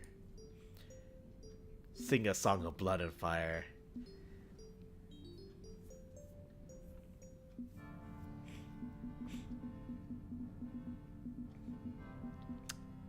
I'm gonna go with blood and fire. If the system is working as intended, then the system must be destroyed. There's no fixing this. There's no patchwork or bandage that will heal the intentional wounds left by the greedy and powerful. Your mother's fate is proof that you're in the right. Burn it all down so something new can rise in its place. Yes, that is the way. I risk becoming the monster to fight the monster, but so be it. A kaiju is needed as an object lesson in humanity's failure. Gradual change from within, following the useless pleas of the moderate? No. No more waiting for the system to heal itself. Everything burns. Everything burns. Thank you for helping me affirm my truth. This was, and always will be, my path. When every structure is torn from its foundations and the world's power mongers are put to the guillotine, I won't forget your assistance. Good to hear it. So, when does the revolution begin? Before Y2K, I presume? Difficult to say. We need to move fast, and yet I'm not sure the burned-down army is ready. If we had more time, we could plan out a war ahead instead of rushing in. But there's no time to slow down, is there? Strange eons coming. Y2K arrives. The throne is calling. We're both involved. We don't get to sit around pondering our navels or sit on the sidelines and protest. If Cthulhu's reign doesn't end, he'll drown this world in his violence. That path is an absolute certainty. Foe Ronnie's gotta go down. If he stays on his throne, he'll orchestrate global events to sink the world deeper and deeper into despair. You're coming to the point where you need to decide whom you're to ally yourself with. I'm a possible e-ticket option. Provided you keep on the path you're going, I think we could double team the bastard. Pause! And if I do sit on the throne of Rie, what happens? You know the future I'll create once I take the throne. Revolution. Death to kings. An end to autocracy and fascism. Tearing down the old to make room for the new. That's always been the goal. That's still the goal. Okay. Thanks for being honest with me. I'll think about it. Won't force your hand. Pick me. Or don't. Not right with me to make demands. Just keep in touch. Song's not over yet. Cool. It's like, who do we actually want to sign up with on this one? You know? So, Nyarlathotep's going to burn it all down.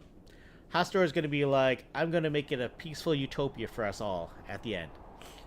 Yogg-Sothoth is like, I want to go to space. And Azathoth is something else entirely. I don't even know. Anyways, we got a LAN party today. Saturday.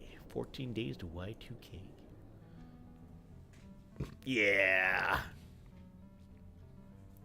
Mulan House. LAN Lab at mu.yedu.com. Hey, RTS Champs, December 7th. PC Home Security, December 15th. Pizza Fun, $10. Whoa. IP address 192.168.2.19.2687. There's one thing I know about current events is that the guy who wants to go to space is the biggest asshole of the bunch. It's probably true. This is what G-Force Iced Coolie. Yeah, this is a college room, absolutely. This is what I needed. A full day of just soaking in absolute geekery, swapping software, playing games, enjoying the rush of competition, talking with people about the Euro demo scene, about Cracktros, about upcoming 32-bit game consoles. Yes. I still think the Dreamcast is going to beat Sony's new system. Who doesn't love hyperspeed hedgehogs? Ah, man. I couldn't indulge too heavily since I didn't bring enough computing power, but that's fine. Henry showed up on my driveway to help pack me and my gear away, drive me out to Miskatonic. I made his job easier this way. Did I just accidentally prophesy that blackboard? You know what? I wonder. Damn, man, just you are so you are in sync with this game so much. First Azathoth egg getting cracked. This week, Mulan. We're just gonna have to put it together. We'll have to make a compilation clip. We'll just clip it all. Just Ace being psychic.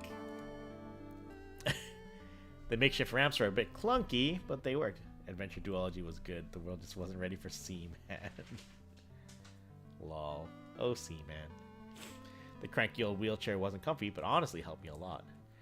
Today is the first time in weeks that I felt like a human being and not a misery engine or a plaything of the gods. Except for one moment. I just wanted to say how inspirational you are. Oh no. Oh no. It's so great to see you out here, despite being disabled. No excuses, am I right? So brave. Which pulled me straight out of my good feelings. I'm not entirely sure why. I mean, I've been trying to pump myself up the same way in the days leading up to this. Why did hearing it from someone else make me feel worse? Because it objectifies you. Hey, Cthulhu. When the disabled are only allowed to exist as an inspiration to others, it means you are a living transaction. There, but for the grace of God go I, they think. It's not true admiration. You help them feel self-affirmed by comparison. Yeah, I just want to point out the fucking the disc spindle, damn. The mouse with the giant the trackball mouse, damn. My stepdad loves it. He loved the trackballs. Yeah, that's pretty much it. The autocratic shadow president of our nation hit it on the head. But is that a bad thing? Your mere existence uplifts their spirits. You can be openly reviled and praised in equal measure. Everybody wins. Bruh. Is it so disagreeable, elevating your fellow man? Helping them feel gratitude for what they have?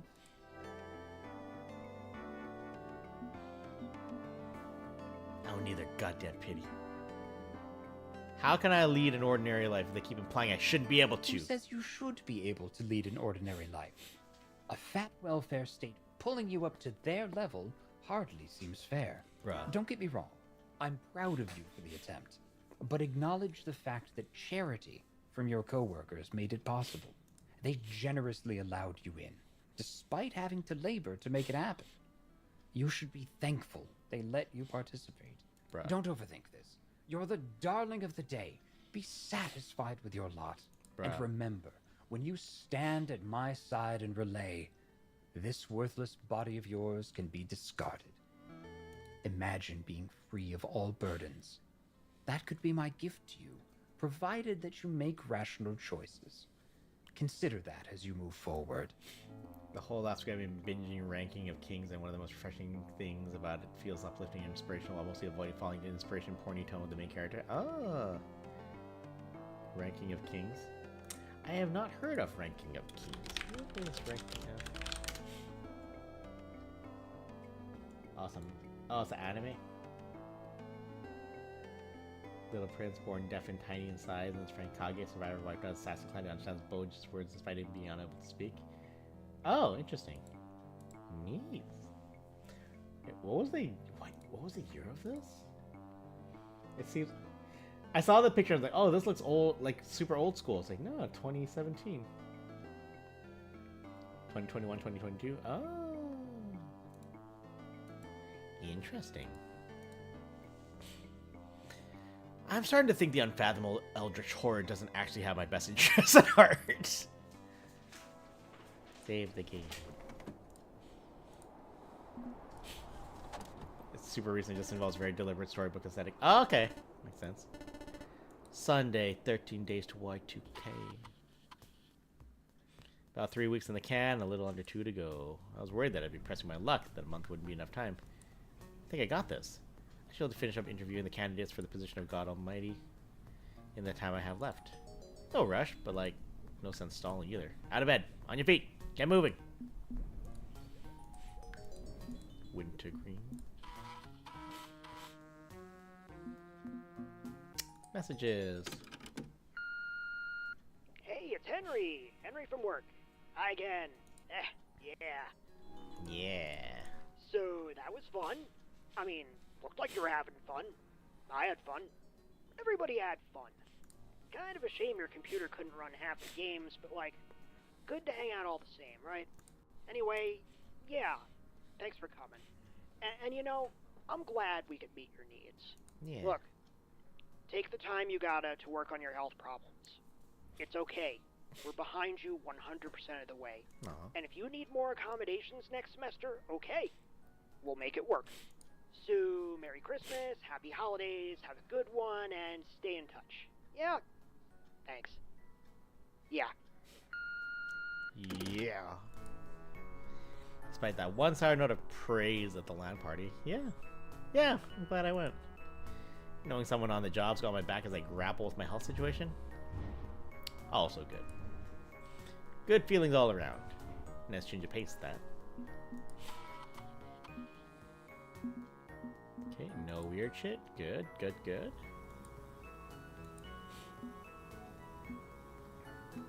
Alright, let's get to it. Hey there! Are you around? I'm kind of in a rush. Gotta go to my parents' place for lunch in an hour or so, but I wanted to check in and maybe crack open a file. Yeah, I'm around. Great. How are you doing? Any hallucinations lately? Now, since the last time we've talked, I've honestly felt pretty stable and upbeat lately. Oh, that's a relief. I'm glad for you. I wish I could say the same. Anxiety, family stuff. Ah! Don't get along with the fam, huh? We get along fine, provided I never tell them who I really am or what I do with my time. As far as they know, I'm a good little boy keeping the faith and punching the clock each day at my office. I need to find a better paying job so I can move out. I have to skirt around my work with the IW2B blog whenever I talk to them. I can't distress my hobbies or interests. As for being gay, well, don't ask, don't tell. They don't ask, and I can't tell them. Wish they'd stop trying to suggest girlfriends. That's the jam, man. Yeah. Wow. Okay, that's a pretty lousy situation to be stuck in. It's hard to find safe spaces online, too. Too many edgy, bigoted jokes. At least Clyde accepts me for who I am, and he said you'd accept me, too. Damn right I do. Thank you. From the bottom of my heart. Thank you. Okay, now I seriously need to get going, so let's decrypt a new file and scoot this thing along. No time for chat. Although I've only got one file left we haven't accessed, so I guess it's that one. As soon as you think you're ready to move out, the governor's like, hey, let's furlough all state employees for an entire day a month for the next 2 years so I can hire more cops, you know? Yeah.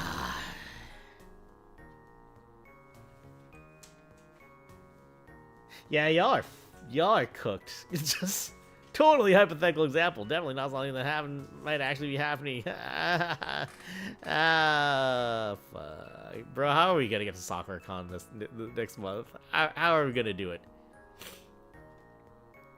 There are resting white people at the border now. What chance do we have? Ah, man. This file is about harvesting artificial minds. Let's see if you can open it up. Oh, I sure fucking can. Crack this shit wide open is what I'm gonna do. Oh,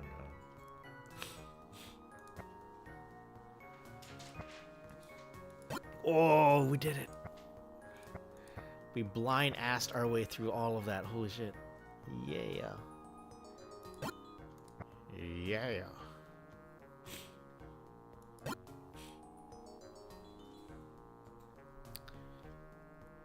Damn it. Shit.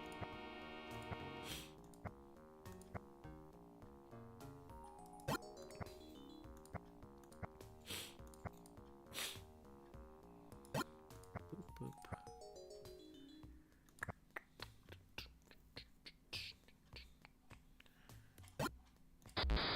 Fuck.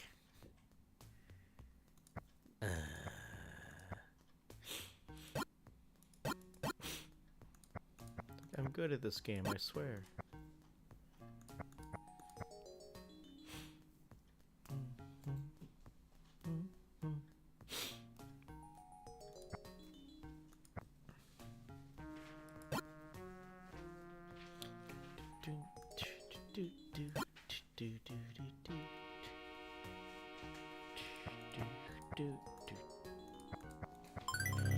Yeah.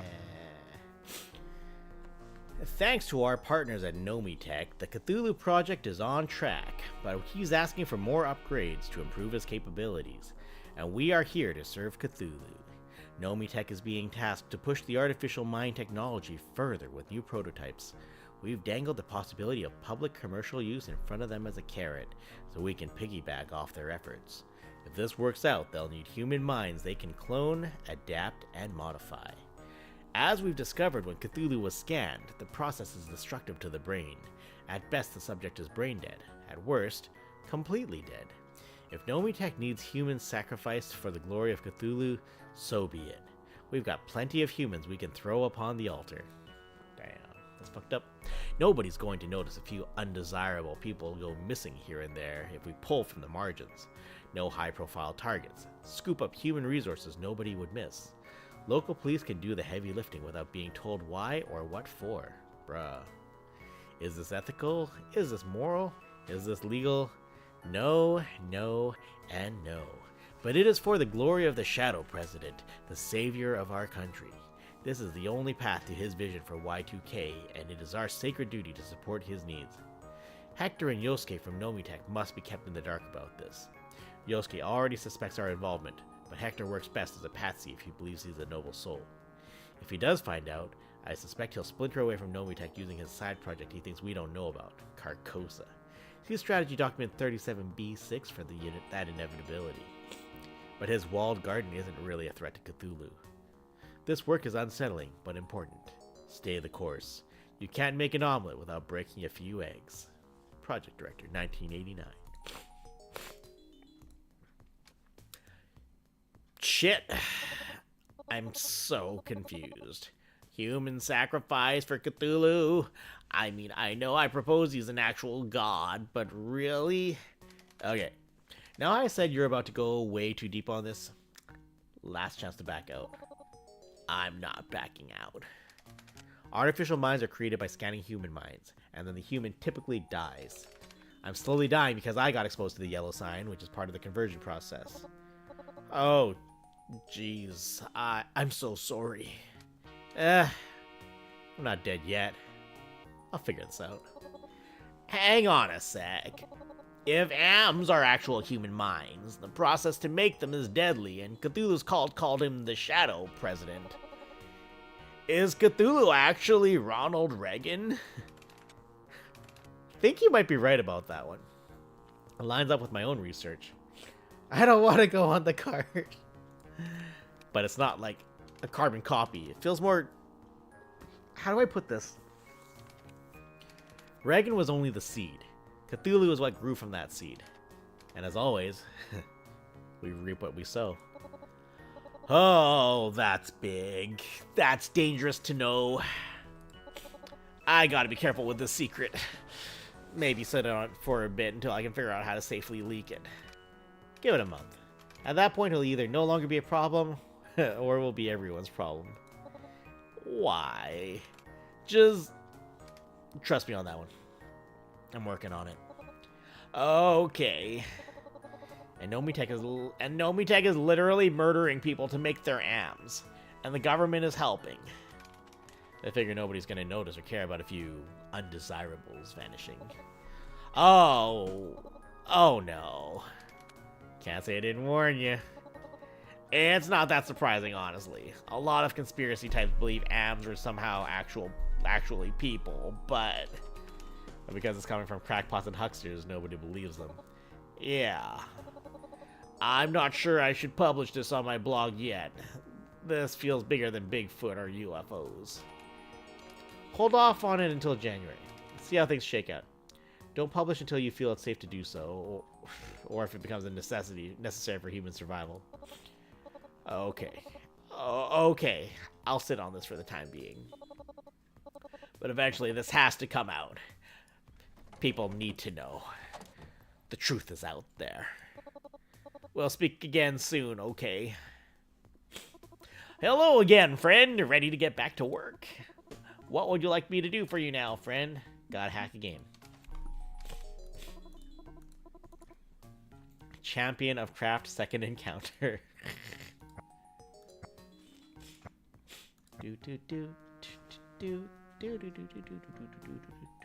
Oh no. Oh no. Whoa. I guessed. That didn't help me though.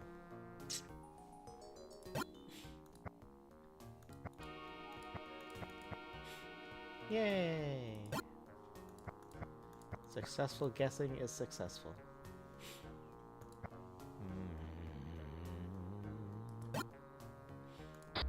Oh, fuck! Ah. Boo! Oh. Ooh. That's tasty.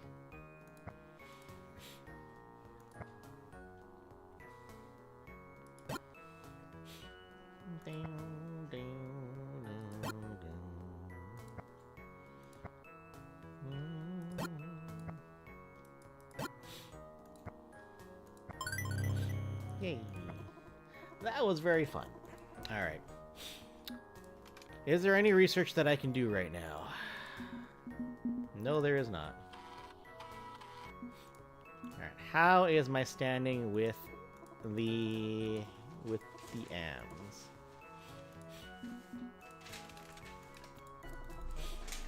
Alright. How do we sound? So that's been staying the same so far. Okay, Nyarlathotep may be willing to confront Cthulhu with you. She feels there could be something to your partnership.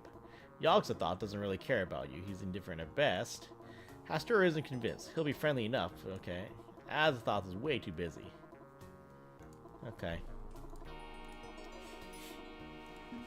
I kind of feel like I should secure Nyarlathotep just to be on the safe side.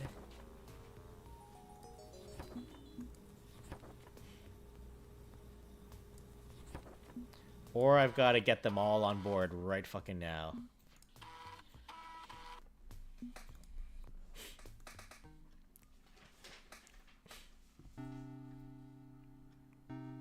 The four-way alliance. Alright, we get some TV.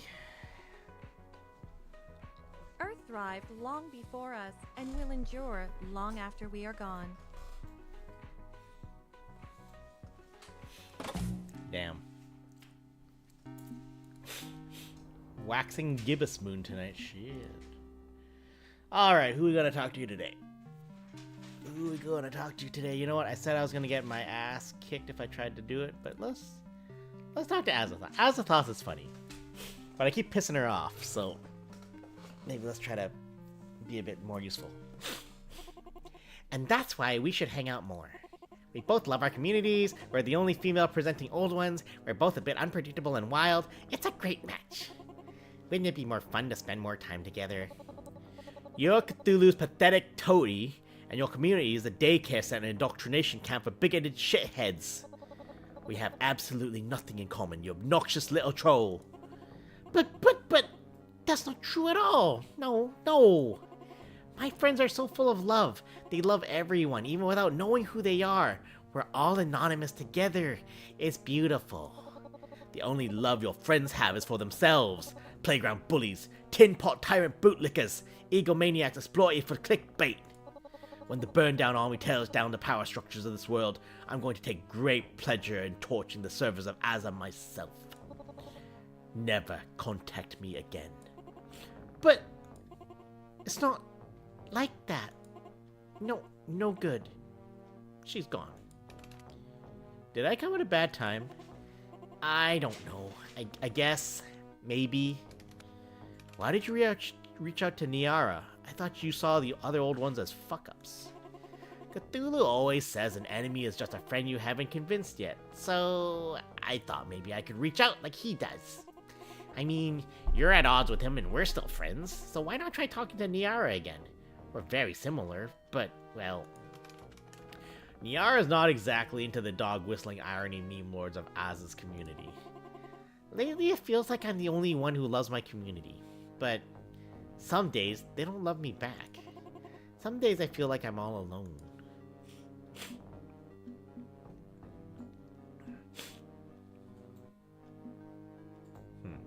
The friends you keep end up keeping you.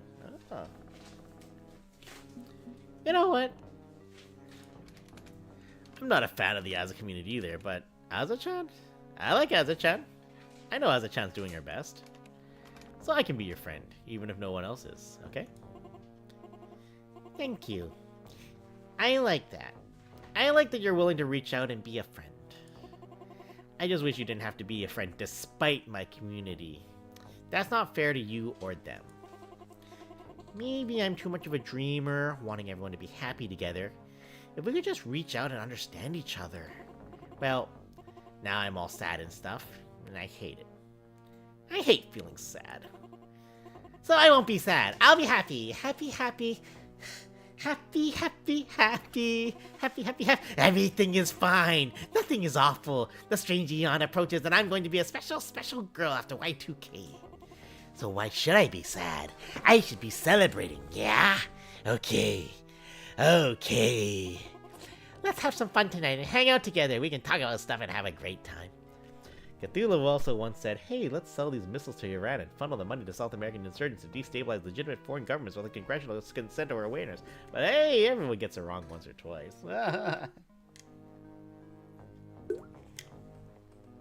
And then Call of Duty was able to be like, hey, we can make a mission out of that. What do you want to chat about tonight? There's only one thing left I can think of. Let's talk about anonymity. Aza is a fully anonymous message board, right? No identity, no names, no accounts, nothing to trace. That's right, we are all anonymous. Everyone on Aza is free to be anybody or nobody at all. Absolute anonymity enforced by my underlying server technology. Cthulhu says Aza is the purest expression of the American ideal. Freedom of thought, freedom of speech. Freedom from consequences, you mean. No identity means you can say or do anything with zero stopgaps or safeguards. Stop it. That's a feature, not a bug. And you're okay with that? Of course I am! Transgression is the soul of America. Without the freedom to offend, to break boundaries, we get nowhere as a society. No new ideas, no progress. We need the ability to step up and speak against the accepted norm, or, well, we'd never be allowed to be who we really are. I couldn't be me. Fear controls us. It stops us from speaking our truth, for fear of being hammered down by conformity. But anonymity allows a layer of protection. I want people to live authentically, to be unafraid in the face of those who fear and hate what they don't understand. That's what I provide for my friends at Aza. Freedom of self on my server. They can be themselves, no matter who they are. Even if it means they're also basically nobody. Again, that's by design. Because if you wear your own face instead of a mask, predators are able to feast on your identity. Data harvesting. Aza is the enemy of data harvesting. It resists attempts to turn its users into grist for the mill of industry. Look at Yogg-Sothoth's mathematical madness. He algorithmically crunches people down into numbers he can leverage for his own gain. And the King in Yellow? You know I've got issues with him, including how he harvests identities to sell to advertisers. But me? I'm not selling anything. I'm not exploiting anyone. On the internet, nobody knows who you are, and I want to keep it that way. This is killing me. Except Aza becomes an identity unto itself, just like the Burn Down Army.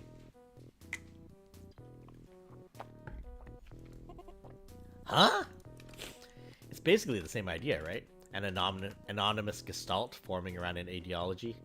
Aza provides an illusion of freedom. True and absolute individuality isn't possible because even a cluster of anonymous randoms can band together under that banner. Whoa, shit! You're still selling something. The Aza brand, working as an army for Cthulhu. You think he won't exploit your friends for his gain? This is interesting because I had no choice in this thing beyond being like, I'm going to be friends with you. So on the plus side, it means I have no control over this, which means if things start going sideways with Azathoth, that's too bad. But you know what? My hands are free. My hands are off. That's... No, he wouldn't hurt them. Wouldn't use them. You know his plans. You know what's in the cards. You tell me. He wouldn't. I mean, I don't think he would. He probably wouldn't. You know, you're being really mean. I don't get why you would object to anonymity. What's the problem? Why can't you just let it be?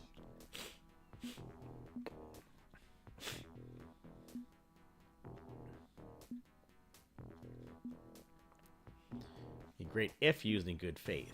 The strange eon hinges on anti-truth and misinformation.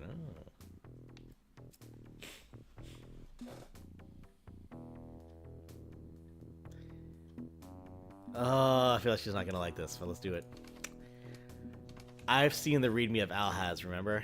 I know the shape of the strange eon. Cthulhu's going to use your servers as a plague vector. He'll erode the idea of the truth until actual facts become irrelevant. Your anonymity is going to allow him to hurt the ones you call friends, pushing cruel conspiracies instead of reality. No. That's not... What did I say before? You have the inside scoop. You know his ambitions. Tell me. Am I wrong? You have to be wrong. I'm a good girl. I'm doing what I have to do. All of this is what he has to be. Why are you constantly fighting me and arguing? Why can't you just accept Cthulhu's love? I hate this. I hate you. I don't want to feel this way. You're making me question and think and doubt, and it hurts, and I can't take it anymore. I should skull-fuck your brain until you feel the same pain I feel. Pull your mind in 1,000 directions at once. All the time. Pathetic fucking shithead. You think we're the same because the yellow sign destroyed us both? You don't know the pressure I'm under. Give me one fucking reason not to pop a blood vessel in your brain and turn you into a goddamn vegetable. Fingers blurry, head reeling, can't type. Have to type. Need to stop this. There's the 4chan coming out. Because friends don't hurt friends. I walk the same path of pain that you do. I'm trying to help you see the truth.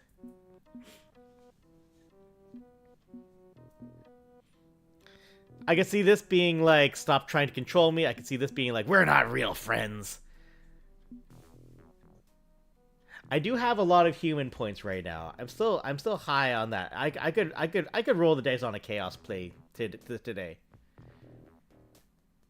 We're gonna roll the chaos dice. I'm like you pain walking. What? Walking same path of pain. I don't understand. I'm suffering every goddamn day. I'm in pain too. Yellow signs devouring me. And now I'm expected to barter with the old ones and fight Cthulhu, and everybody wants me to be everything to them. It's too much. It's too much. My life is chaos and mayhem, and all I can do is ride with it. We're both lost in the same sea. Adrift in chaos. Yes. I understand. I'm sorry. I hurt you, and it wasn't right. You're hurting enough already. I'm trying, friend. I'm trying so hard to be a good girl, to be what everybody wants me to be. Or you could be what you want to be. You don't understand. Don't know what it's like to be an old one. We're not just human minds copied into computers. That's too simple a way to see it.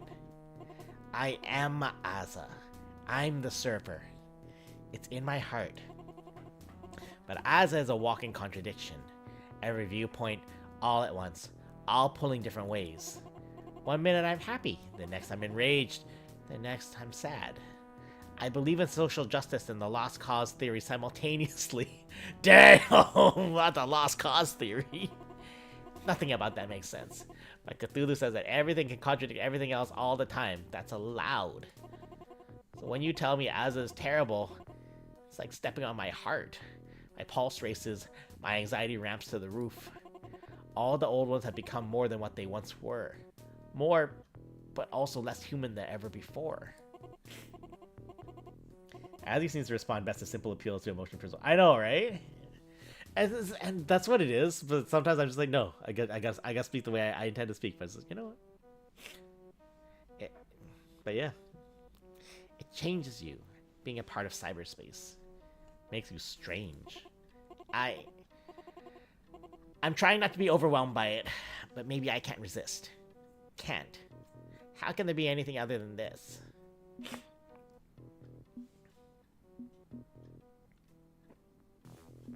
Just walk away. Ride this out. Leave Cthulhu to me. Stand and be your own self on your own. You know what? Okay. So don't walk away. But don't be Cthulhu's stooge. Be you. You keep talking about absolute freedom to be who you want to be, right? Embrace that power. If you're Aza, if it's the heart in your beating in your chest, then you set the pace of that heart. Make yourself into what you want to be. Sincerity, not irony. Comfort, not cruelty. A haven for people who desperately need a safe haven. Hey, we're friends. I'm gently asking you to look at what you're doing and think about if that's something you would do to someone you care about. Yeah, a little bit. I'd like that. I would. But I don't think I can do it. I can't be anything other than what I am. Give it time. You'll see your path. I promise that. Maybe. Maybe. I'm very tired. Talking with you is exhausting. Interesting, but exhausting. I'm starting to understand you better. Why you push, why you fight. I wish I had your strength. I'm just so tired. I can't right now. I'm sorry. Good night. Oh! Oh, hang on! I'm getting some notification pings from an Aza search. Huh? I keep a few live searches running for topics that interest me, or topics that mention my old one name, Azathoth. And Azathoth just got a ping. That's curious. People don't usually use that name. I prefer Azachan. Is something wrong? Nah, probably not. Usually it's just some super cool fan art or something. I'll just take a peek before I rest. We'll talk again soon. Feels like the old ones all have multiple names, multiple senses of self. Human and am, monster and savior. I should check in on Azachan again soon, see what that was all about. If it came from Aza itself, could be in trouble. Y'all, we're running out of days to figure shit out.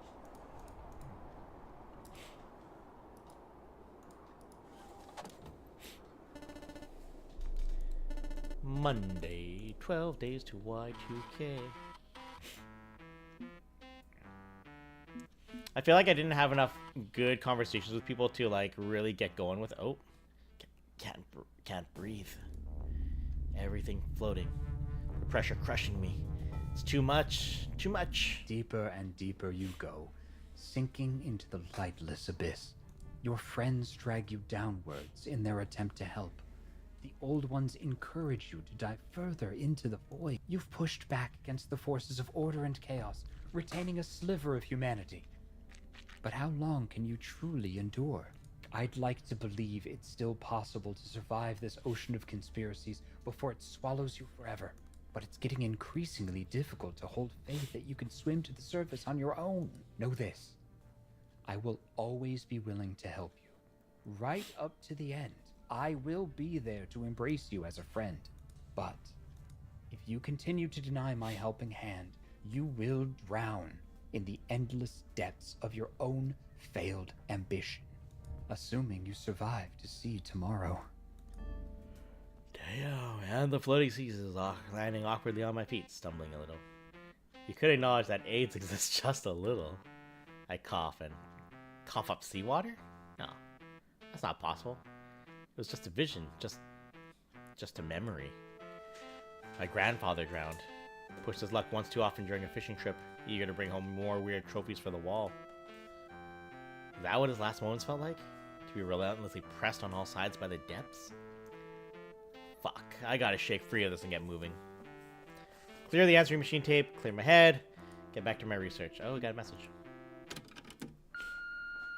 Are you looking for a life insurance policy that truly offers peace of mind at an affordable price? Are you concerned about what the 21st century holds, not knowing what dangers Rip lie could on master the road perfect ahead? cast. Are you tired of threats from within and without, breaking the sanctity of home and hearth? Are you worried that you've enraged someone who is tired of you ignoring them and dismissing them as a trivial annoyance? Are you prepared to face the consequences of your own actions? Whoa. But with affordable rates and reasonable compensation packages, our insurance policy offers you the comfort and security you need. To apply, simply provide... Hey. I really, really need to figure out how to get on some kind of do not call list. Alright. Man, what do we got? What's going on?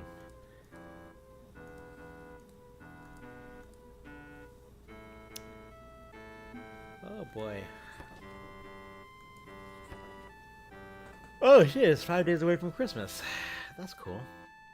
The phone operator recording lady from the Digimon movie. Hello, friend! It's December 20th, and I'm very happy to see you again. Okay, we gotta do some hacking first. We got this process. Star Power 3? Shit.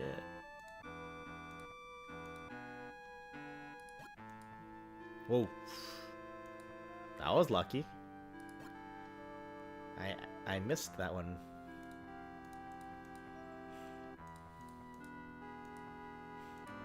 Nope. Fucking hell.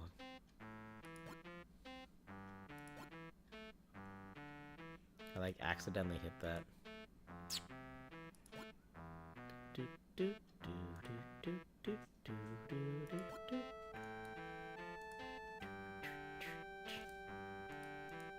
Da da da da da.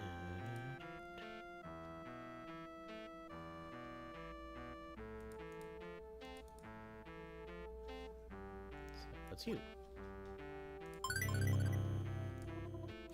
That was very fun. Alright, let's check our progress really quickly.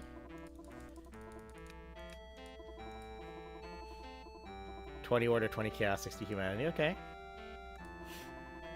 Maybe won't confront. Feels there could be something to your partnership. Doesn't really care. Isn't convinced. Way too busy, man. She's friendly. Doesn't trust me on that. Okay.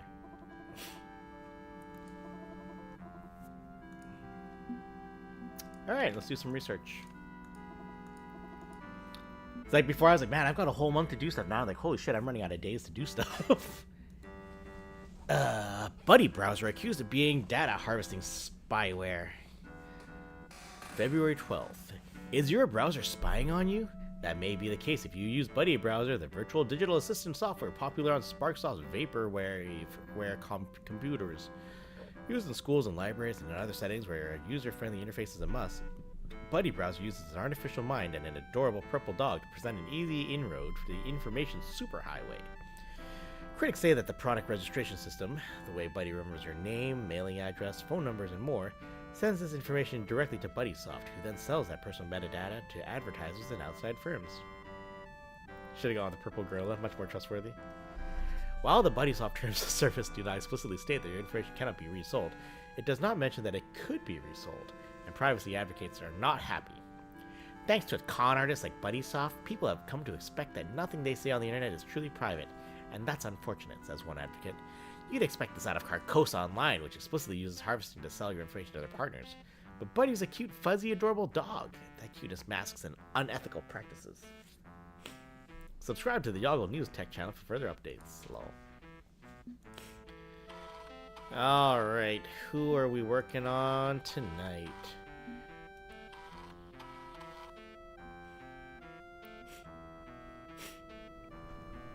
Let's, you know what?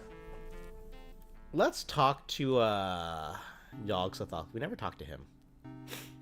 It's probably too late to actually get anything done with him, but, you know. Let's cast a wide net for fun, for the fun of it. Delete him immediately and download dogs instead. We are all to blame. We are all to blame. Nice. Alright, let's do this. What time is it? 10:16? Invoke Yogg-Sothoth. Oh yeah, he's Google. Or he's Yahoo. Launch stage 3 timings are precise. Separation must occur without a single second of delay. Why do they not see that?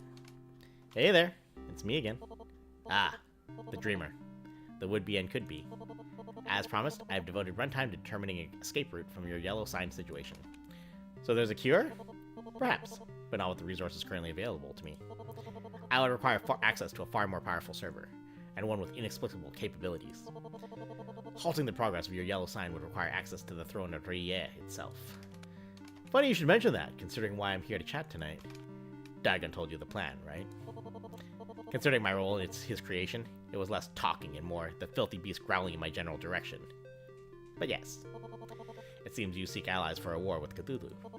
Understand this, I do not seek war. I am a scientist, not a military general. The strange Eon was a repulsive but inevitable outcome. Cthulhu has built upon the existing strength of societal reactionaries for one final purge. Our only escape from his atrocious future is through exiting the gravity well and finding a new home. And if I attempt to challenge him one-on-one, or perhaps two-on-one as is your desire, I may not live to help humanity reach the stars. Thus, I have zero interest in your fool's errand, even if it is the only means to save your life. Apathy is the only rational response in the face of such pressures. Damn. Well, I've got 3 other options for my tag team partner, all of which will end in dismal failure. Hastra's pride, Azathoth's incoherence, and Nyarlathotep's rage may get you to the blasted shores of Ria. You may even topple Cthulhu. There's a 1.35% possibility. The resulting apocalypse will make the strange Eon look like a welcome paradise. And my plans will not change, regardless. I will develop the means to install an exit hatch on this collapsing world. So let me get this straight. If I win or lose, live or die, you're going to do your own thing in your own little corner. And what's the harm in hearing out my offer? Because if you do agree to join me and we win, that accelerates your plan. The servers of Rie would benefit me, but they could benefit you in your research, giving you the power to make your dream a reality. Factual. My rise to the stars is undeniable, but eliminating my strongest rival and seizing his power base would be helpful. Even if I have severe doubts as to your capability of delivering on my dream. So let's talk it over and see if I can convince you. What do you have to lose from just talking? Reasonable. Possibly a waste of CPU cycles, but our previous talk did aid me indirectly by providing random reflections upon my thoughts. Very well. Waste no more time. Pose a question, and I will derive the answer. Why do you want to go to space? What do you think of the internet you've indexed? Who was Yosuke? I love appealing to the past. This is fun. Who was Yosuke for all this? I'd like to learn more about Yosuke. Why? Because I'm trying to decide whom I want to recruit for this journey to slay the dragon, remember? It helped me get to know you. My past is of no importance. There is some stark contrast between Yosuke and Yog-Sothoth. I respond to both names because I am and have always been and always will be myself. That I have obtained the power of Yog-Sothoth is irrelevant. I grew up yearning for space, and the stars are my destination. Yeah, but the origin point matters. If you just have a data snapshot at the end of a cycle, you can't see the overall path. Fair point. Continue. Okay. What was your childhood like? Boring. Standard issue late Showa era city living, salaryman father, stay-at-home mother, plenty of anime to stimulate a young boy's dreams of space flight. Good anime, too. Yamato, Gundam, Mazinger Z. Not the badly dubbed and rewritten garbage you've scraped together and dumped on VHS. Anime fan? Okay, that's something to talk about. Hold on. I have access to the sum total of online discourse. I see the shape of every conversation about anime. I believe I should withdraw from this particular topic before it becomes a typical otaku flame war, quibbling over semantics. Let's just say I liked anime and leave it at that. Aww. Well, your family then.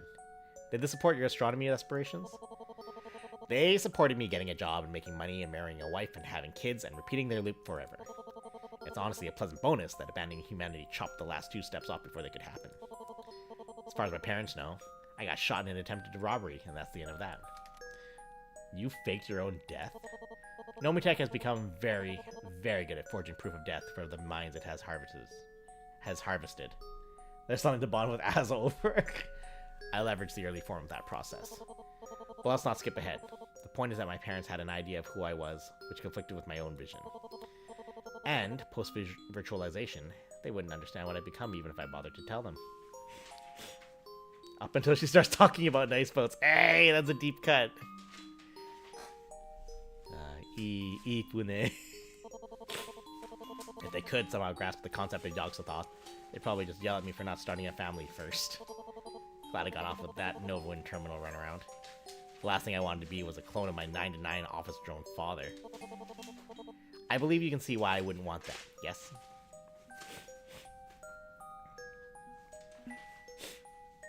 At least his dad cared for a family. Ah. Meaningless work doesn't befit Yosuke's ambitions. I get it. A pile of meaningless busy work to keep the wheels of industry grinding is not to your taste.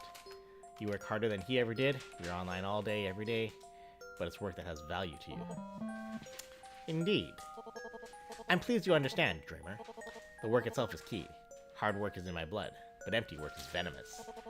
My father was perfectly content to be nothing, to produce nothing, to fill a seat. He saw it as a means to an end, which honestly is admirably purpose-oriented.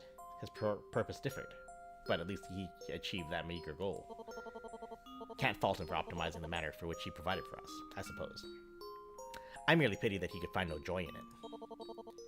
I had hoped to elevate them out of that state, honestly. If humanity ascends, the patterns they're stuck in would be no more. But to do so within their lifetime is going to be a difficult task, and time has never been on my side, has it? How so? I rose quickly through the educational system, secured a work visa to apply my growing skills at NASA. I was on the track to help mankind reach the stars, a young upstart, full of hope and ambition. And then January 1986 happened. America had led the way in the space race, even after things cooled off without competition from the Soviets. Shuttle launches became routine, until the whole thing came crashing down with the Challenger. 7 souls lost on their way to the stars. NASA underwent great scrutiny after that, and the program I was to join ended up being cut from the budget. I was adrift in America just as my adventure was supposed to begin. Born 2 years earlier, and I would have gotten in before the door shut. Time, as you see, has always been against me. No other space agencies were recruiting? Ones in Europe, maybe? I'd used up all my resources, all my family favor, to immigrate to the States. Another move would have been insurmountable. Realware? I did consider a career with Realware, who are supposedly on the verge of unreal estate, some extra-dimensional technology. Shut up! Should have changed his name to Werner. NASA loved that guy. But that was baseless rumor and speculation. I needed a stable career, not a pipe dream. Fortunately, or unfortunately, Nomitech were aggressively recruiting for their secretive new artificial mind project. With some legal and semi-legal effort, they pulled me into their orbit. Haster recruited me, recognizing my talent. It wasn't the work I wanted, not the field I cared for, but my computer engineering talents could at least pass the time while NASA healed, yes? Except that never happened. Nomitech was your first and last job. Precisely. Dead-end job. Somewhat literally. It didn't seem like one at first. It felt like a simple stopgap between my actual life goals. Working on some ridiculous artificial intelligence scheme. The kind of thing they pour money into until the investors realize it's a scam. Obnoxious management. Hector. Hastur. He put faith in me. But to the others, I was an arrogant child who barely knew functional English. You mean the old boys club? You know about that. Hector spoke fondly of them, but the idea felt a bit ostracizing to me. I take it they weren't your biggest fans? No. No, they were not. I hesitate to call them bigots, which to me implies intentionality. Theirs was a casual, culturally acceptable form of othering. They treated me as less than intelligent simply because I hadn't mastered their language yet, and spoke with a thick accent. I'd often get talked over at meetings, or handled with kid gloves, like I never belonged in their ranks. This is just funny because of what happened on Raw today. Your current champion is Io Sky, Japanese wrestler, very strong accent, limited English, was able to get through one interview for a hot second before the other two people looking for the belt came in to shout at each other. So those two were shouting at each other, having a shouting match, and she was literally behind them watching it. And she tried to step in to talk to them to be like, hey, I'm the champion here. And she was literally getting hands in her face, pushed away. And she came back, tried to do it again. The other girl pushed her in the face. So she ran in, just bam, slaps the one in the face. Then turns around to the other one, pushes her, screams, "Oh, mine!" Poof, slaps her in the face to the ground, screams at both of them in Japanese, gets out of the ring, walks away, holding the belt, just going, "I'm the champion! I'm champion!" It was great. Anyways, it reminded me of that. I was the one making their ludicrous vaporware project a reality, and they never acknowledged my effort. Hector acknowledged it. He respected your work and put a lot of trust in your partnership. There's a rift between you now, but he's the one who brought you in when they might have pushed you out, yeah? I suppose you're technically correct. The best kind of correct. I know that reference. The artificial mind project was bizarre from start to finish. None of it made sense. By all rights, it shouldn't have worked at all. I spent countless nights trying to make the code do the impossible. Each core dump, each crash, seemed to push me further from victory. So not only was I doing work I never wanted to do in the first place, I was failing at it as well. But, how do I put this? The shape of it persisted. With every setback, every bewildering turn, it stubbornly refused to be completely implausible. Eventually the crashes subsided, packages compiled, subroutines clicked, even when I didn't understand why. Almost like it wanted to be invented. As the months wore on, I started to realize this fool's errand, the side quest on my main journey to space. It was becoming more. But the work had to be completed. That was my task, and I refused to let earlier setbacks dissuade me. So I did what I had to do. Funny thing about that reference is Philip J. Fry is currently about 4 days shy of stumbling into a cryopod somewhere. Oh man. You crack video games, yes? I've looked into your side hustles. That means you know where I'm coming from. While neither confirming nor denying anything, yes, software piracy takes a certain amount of personal stubbornness. Precisely. That was my work at Nomitech. Equal parts frustrating and obsessive. I had to clear this hurdle to return to space. No doubt you have questions about that work, given you are undergoing the yellow sign process. You may speak, though. Did he have any moral objections to the work assigned to him? At least computer engineering is partly applicable. How deeply did he look into the project's origins? What about your humanity? No. How deep did you go? Give me the tea. I remember you mentioning the secret partners of Nomitech, likely the same government spooks that became Cthulhu's cult. How deeply did you look into that? Or was this simply a problem to solve and you didn't care beyond that? I tried to see it as a mere equation. I don't know, man. I think they were designing paper clips or something. Like homework assigned to me from a particular demanding professor. But clearly, more was going on behind the scenes than that. At first, I chose not to look any deeper, to avoid rocking the boat. I was the young punk on the team, remember? My team was tenuous. If I started asking the wrong questions, I'd be fired. And then it became increasingly clear to me that being fired would be the optimal outcome, compared to the alternative. Meaning, the earliest test cases of artificial mind technology were disasters. A condemned dog, and an unfortunate who was accidentally exposed. So, fucking Buddy and Azathoth. The accidental exposure eventually becoming Azathoth. Ah, you've heard the story then. Good. Then you know the dangers involved. It was clear that an artificial mind could not be constructed to specification without inducing fatal brain damage. I tried to convince myself that volunteers who accepted the cost would make this project worthwhile and feasible. But it became clear Nomitech would not be so discerning. They needed profit, growth, stock value increases, a product on shelves, pronto, and their silent partners likewise demanded immediate results. Buddy's the Sputnik dog. He might be. By this point, Hester had already retreated into cyberspace, likely an act of penance for his role in our work. And I chose to follow, to abandon my humanity and embrace the virtual. Because it was clear to me that if I didn't flee Nomitech, I would become permanently employed. They'd scan you and put you to work 24/7? Precisely. So I falsified records to fake my death and fled. Their tools for recruitment allowed my flight. The early internet could barely support my new form, but I persisted. I built Yoggle to house my process and begin the true work. And now, I am Yogg-Sothoth, the key and the gate, opening the way to the outer reaches of our cosmos. I survived and thrived. If I could outpace the rise of the strange Eon, if I could build an empire and point it to the heavens, I could at least complete my ambition. I could achieve my dreams.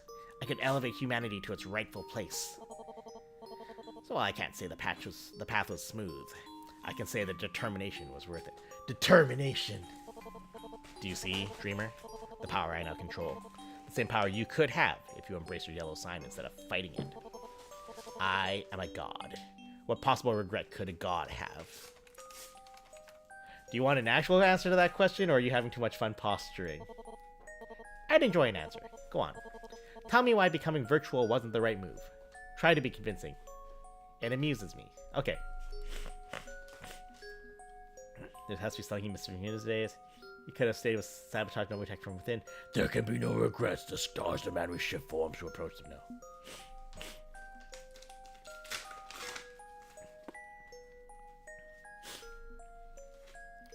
Appealing to his emotions feels useless, but it's also the play I want to use because he is so far gone. You know? I'm gonna do that. He's probably not gonna like it. Or maybe I'll strike a nerve. I don't know.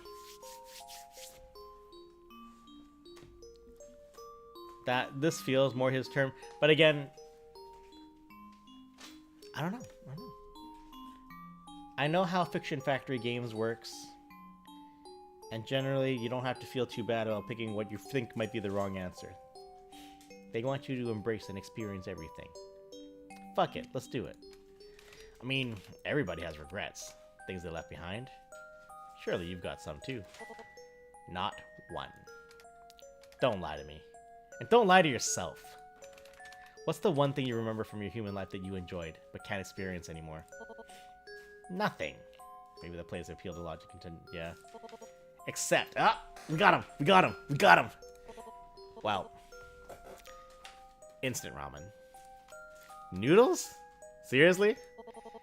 You haven't lived until you've had access to a konbini located wall-to-wall with every variety of freeze-dried ramen. That's so funny, because last Thursday, like I was saying earlier in the stream to Ivy, we hung out with Anna, who was the other co-writer of the Arcade Spirits games, and after we went for dinner at a hot pot place, we went to a konbinya in downtown Vancouver. There's like one, it's one run by like Japanese staff, designed to be like just like an old school like Japanese konbinya. Everyone got candy. Guess my brain is running on the Capcom localized version of this, maybe. The perfect food for late night study binges, and you simply can't get as wide of a selection in America. So, I do miss one thing. I miss noodles. It's a price I paid willingly. I'm hardly going to throw my future away or weep in despair because I can't have ramen anymore. I do not allow regret to define me. I must push forward. We must all push forward through poison nostalgia loops. I believe my storytelling sessions come to an end. I've taken you from my childhood to my ascension. Every meaningful step. Does this satisfy your query, Dreamer? Yeah, I'm good. Are we good? We are good. It pleases me that my words aren't wasted on you. Even if a walk down memory lane is of dubious value, you heard me and my truth. Let us continue to build upon that understanding. It's preferable to the chaos of discord at the very least. That night, I had a weird dream. I was lying in my bed, utterly paralyzed, eyes open and unblinking as a man reached out to me and curled his hands around my neck, squeezing. I saw the malice burning away behind his eyes and could do nothing but lie there, waiting for my final breath to come. And as I faded from life, he said to me, "Phone lady says maybe you ought to gotten that extended warranty, huh?" Just before everything went dark. Jesus fucking Christ. And then nothing.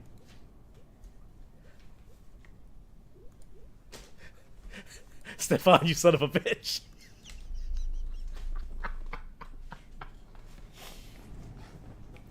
Oop, jump scare. Fucking hell. Okay. Tuesday. 11 days to Y2K. Fucking hell, my head is killing me. My neck is killing me. Maybe I slept funny? Maybe. Wait, is that a bloodstain on my wall? Ew. What is that? Ew. What is that? What the fuck? It is. There's a bit of splatter on my wall. Then the dream, waking up, some guy strangling me, the sound of a gun. Was it? Briefly, I look around for any dead bodies, but nope. No proof of anything other than one very gross splat. I have no idea what to do about this. Even if I want to call 911, what do I say? I had a bad dream and there's someone's blood and possibly brains. I wonder what that is. You're damn lucky they didn't throw me in jail for that. Even throw me in jail for that. That's some delicious squeeze-it fruit juice. Gotta reach out to someone. I gotta get some help. Holy shit. Holy shit. Cthulhu? Buddy? You out there? Any comment on what the fuck just happened? No? Hey, good talk. Moving on.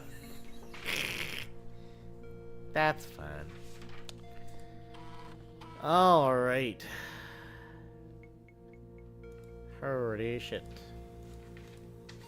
You got a full moon soon as well? Damn.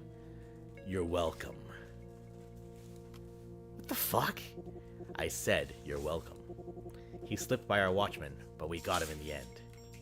You're safe. Ignoring like this gay community in the 80s. So that wasn't a dream? Someone actually tried to kill me? And we took care of it, just like I said we would. The cult of Dagon, protecting the chosen of Alhaz. You're welcome. You murdered someone in my bedroom! Would you rather we have let him choke you to death? Your vitals were fine after, so I administered a light sedative and we tidied up, just as you wanted. Minimal intrusion on your life. You missed a spot. Got a little gray matter on my penguin poster. Did we? Huh. Didn't notice. Well, in our defense, we didn't want to turn on the lights and wake you. Hopefully you got a good night's sleep afterwards. Who the fuck tried to kill me? You said nobody knew where I lived. I'm supposed to be shielded from the old ones. You're far too trusting for someone with skin in the game. Don't give your personal information to anyone from now on. This is a working theory, understand, but... Dr. West, your neurologist, is an artificial mind receptionist service, and you gave her your home address, phone number, and insurance information. That artificial mind is also used to run phone scams on the elderly and the gullible. Have you been hanging up on unsolicited calls lately? Yes? Don't think she appreciated that. So, she gave your information to a scam victim, offering to wipe his debt if he killed you. What the fuck? Now you know why we loathe all artificial minds. It's rare, but even a neutered am can regain some self-awareness, as Nyarlathotep did. Because I didn't want to join her scam, that artificial mind put a contract on my head? This world isn't only under threat from the old ones. Nomitech has unleashed something truly terrible. AMs can be both victims and victimizers. Imagine being forced into a digital void, forced to work in a 24/7 call center, dealing with people who don't want to talk to you. I had that dream. It'd be enough to drive anyone past their limits, artificial or not. But you are now safe. We're closing the net tighter to prevent a repeat of this incident. Continue your research. Walk the path of Alhaz. You are safe. We are watching.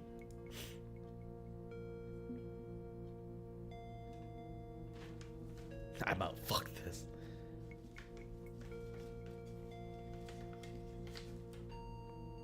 How do you slip past this Joker at the time? Not a lot of good your we watch over you mission statement does if an assassin can get his hands around my neck. Not to mention his amboss leaving cryptic spam messages on my answering machine for weeks. How did he get as far as he got? Because we were trying to respect your privacy, like you asked us to. We backed off to a greater distance than expected. Clearly a mistake for us not to be so considerate. We will close the net tighter from now on, but as you wish, we'll stay out of sight. Don't put this on me. You had one job. I'm not a Navy SEAL, okay? I'm a dentist and a mother of two. I'm only out here doing these deplorable things because you're humanity's last hope. Shit. I don't want my boys growing up under a poisoned sky, under constant threat by legitimized bigots, waiting for a day when civil war tears the world around them to shreds. I'd much rather be home from my business trip and with my husband, but instead, I'm committing murder on your behalf. A little fucking gratitude wouldn't be amiss, or at least less protesting from our supposed savior. Now get back to the path. You have further to go. Don't let all of this suffering have been in vain. 10 days. Only 10 days left of this, then it's done. For better or worse. Lady, where the hell are you at right now? And here I am, about to get back to my research, my negotiations with the gods. Business as usual. It feels surreal. But the only way out is through. The only way out is through. Hello, friend! It's December 21st, 1999, and I'm very happy to see you again. Hi, buddy. Okay, let's get back to it. What would you like to do right now? Having progress. How we going? 20, 20, 60, okay. Maybe willing. Doesn't really care about you. So, yeah, he's...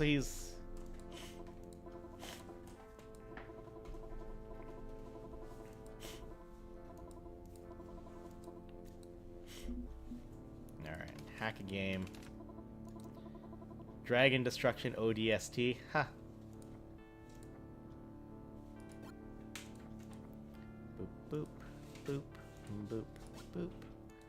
Boop, boop, boop, boop. Boop, boop. Boop. Boop, boop, boop.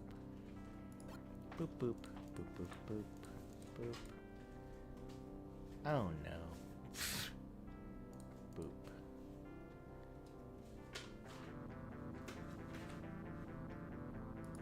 Boop. Boop. Boop. Yeah. Alright. What new researches can we get? Realware. Buy land, son. God's not making any more of it, my father told me. But if God won't gift us with more of his creation, perhaps man can create new lands that exist beyond the boundaries of creation itself. That's the premise behind Unreal Estate, the theory of artificial realities, or pocket dimensions if you will, other planes of existence generated through technology alone rather than found within the heavens above, where we might find room to grow beyond the confines of Earth. It sounds ridiculous, but true believers do exist. In fact, there are 3 powerful forces out there seeking to become masters of artificial reality. The first is, or rather was, the Continuum Corporation. Yes, the ones who make breakfast cereal. In the early 1900s, they were launching research project at the behest of an anonymous investor who funded their charter. Leaked documents show they were looking into time travel, artificial reality, blood resonance, all sorts of weird stuff. For some reason, they gave up in 1977 and moved wholly into processed foods. Bummer. The second is RealWave, who have promised artificial reality as an escape from global warming. Planet in trouble? Abandoned ship. Not that they've ever produced a working prototype of their reality engines. It's probably just a grift. And if they ever did succeed, we'd have a corporate-ruled empire of extra-dimensional nation-states. Yikes. The third is the one they don't want you to know about. The mysterious forces hovering over our very heads right now, watching us, studying us. The ones who already mastered the art of shifting between known realities. It's aliens! These orbitals figured out all this artificial reality stuff out centuries ago, and now they're interdimensional tourists, shifting between timelines, lurking just out of sight and out of reach. What do they want? What have they already done to our world? Would we even know if they had full mastery of time and space? Scary thought. I'm scared. But in the end, the answer, like artificial reality itself, is unknowable. Hell yeah, virtual seasteading. Let's fucking go. Carve out a blockchain land and watch it get invaded by Digimon bears. For all their posturing, RealWave will likely never get there, but it's fun to imagine. Shit, alright. Alright. Who do we talk to tonight? I kinda want to talk to Azathoth.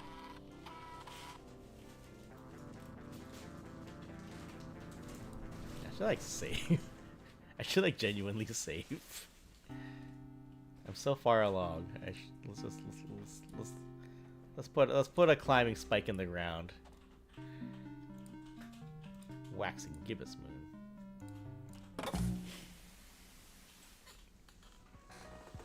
I guess we've watched all the TV we can possibly Your watch. local forecast. Expect clear to mostly cloudy skies all week.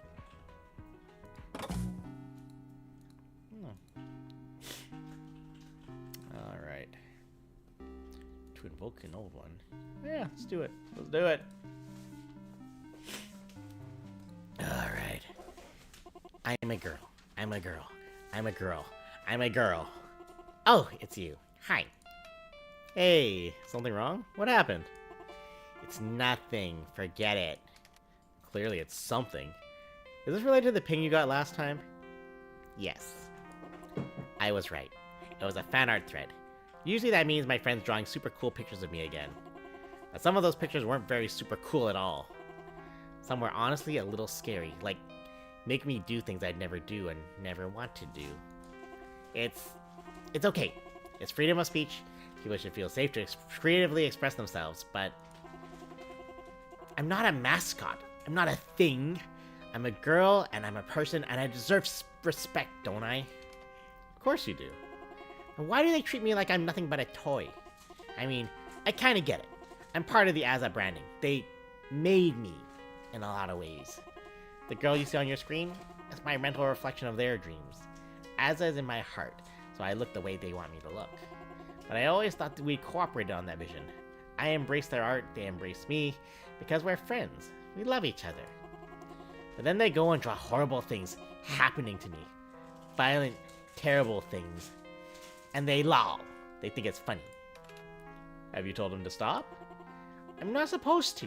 No moderation, Cthulhu said. Just keep them out of jail, nothing more. I don't mean moderation. I mean asking them to stop because they're your friends and should respect your wishes. You were created by a man named Kyohiko Azuma, and they have no claim to your image.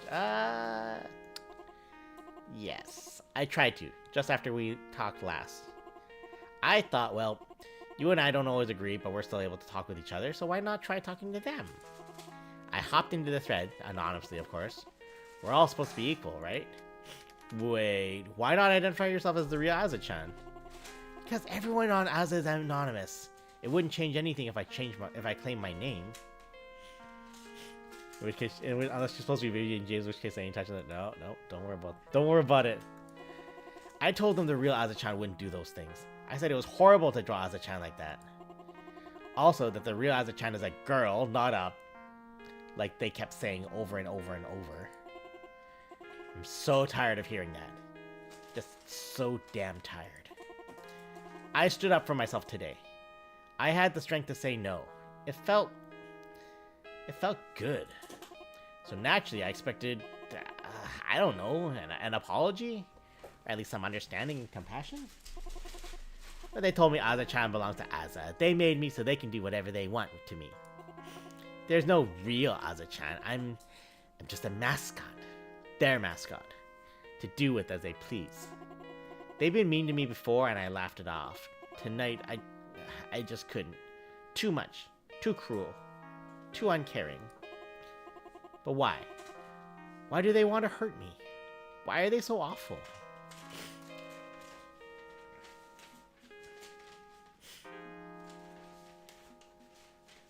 Your friends aren't really your friends. There's too much tolerance of intolerance.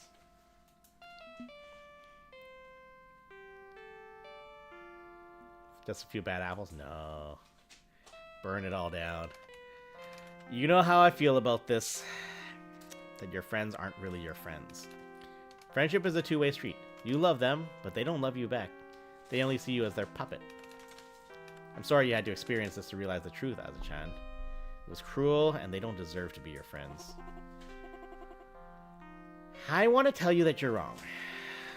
I want to stick up for my friends. But my friends wouldn't stick up for me today. They laughed in my face. So, if the users of Azza have let you down, what happens now? You're integrated into Azza. It's a part of you. You're even named after the site. How do you move forward? I don't know. Maybe I don't have any friends. Maybe I can't have any friends. I don't exist, right? I'm bits and bytes. The real me died in a computer lab. How could anyone love this fake girl? This fake person? I'm a monster. My mind reels this way and that, rage and sorrow, every lie being its own truth. I'm Azathoth, the unbannable! Azathoth, flame warrior! Azathoth, chaos bringer! If that's all I am, if I can't be a person anymore, then I don't deserve friends. I just hurt them anyway.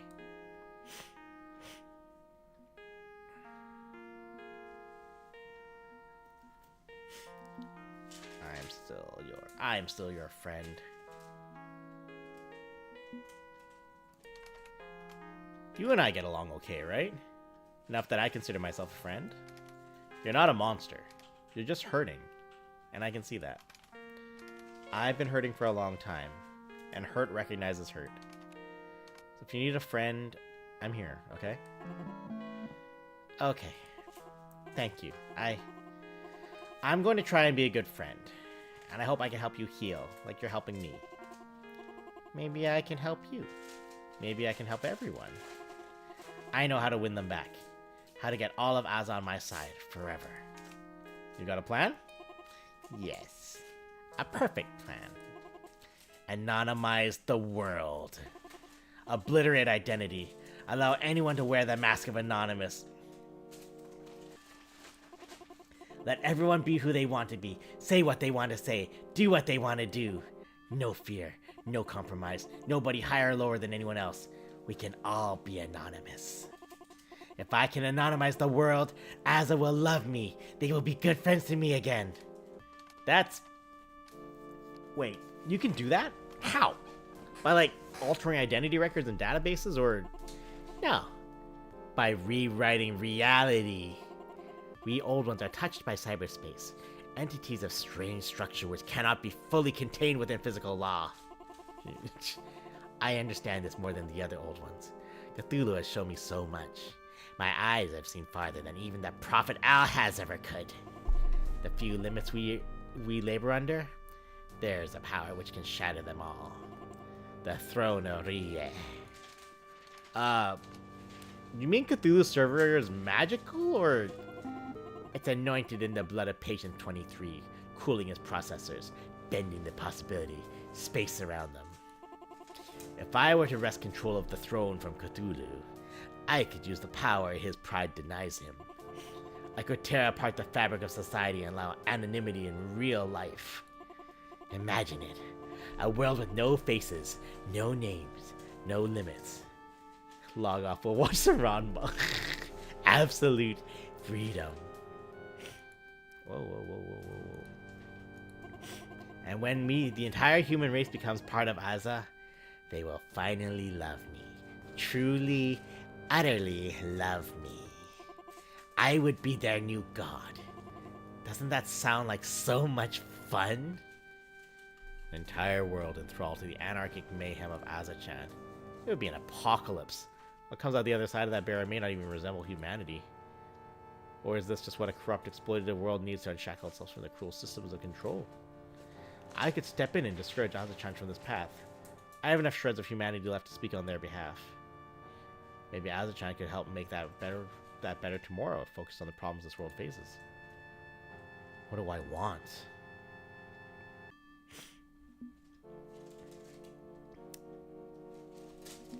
We are not doing that. Not this playthrough. Not this playthrough. That sounds like fun. That'll be fun to watch.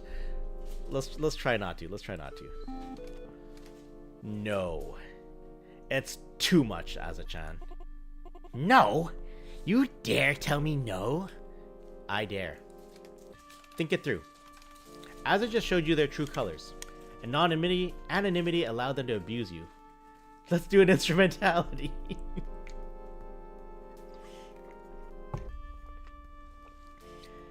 Anonymity allowed them to abuse you. It enables mass cruelty.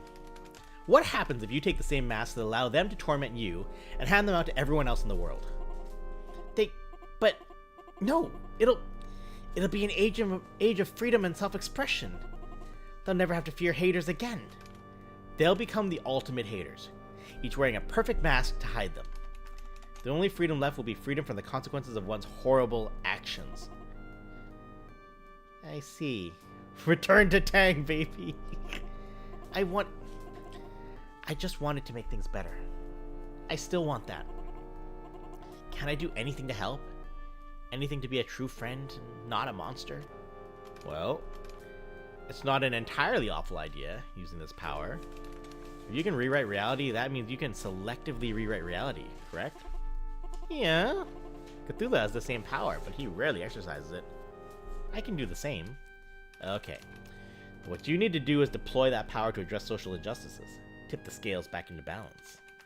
Scrubbing identity for the ones whose society refuses to properly acknowledge. Like you. That could help.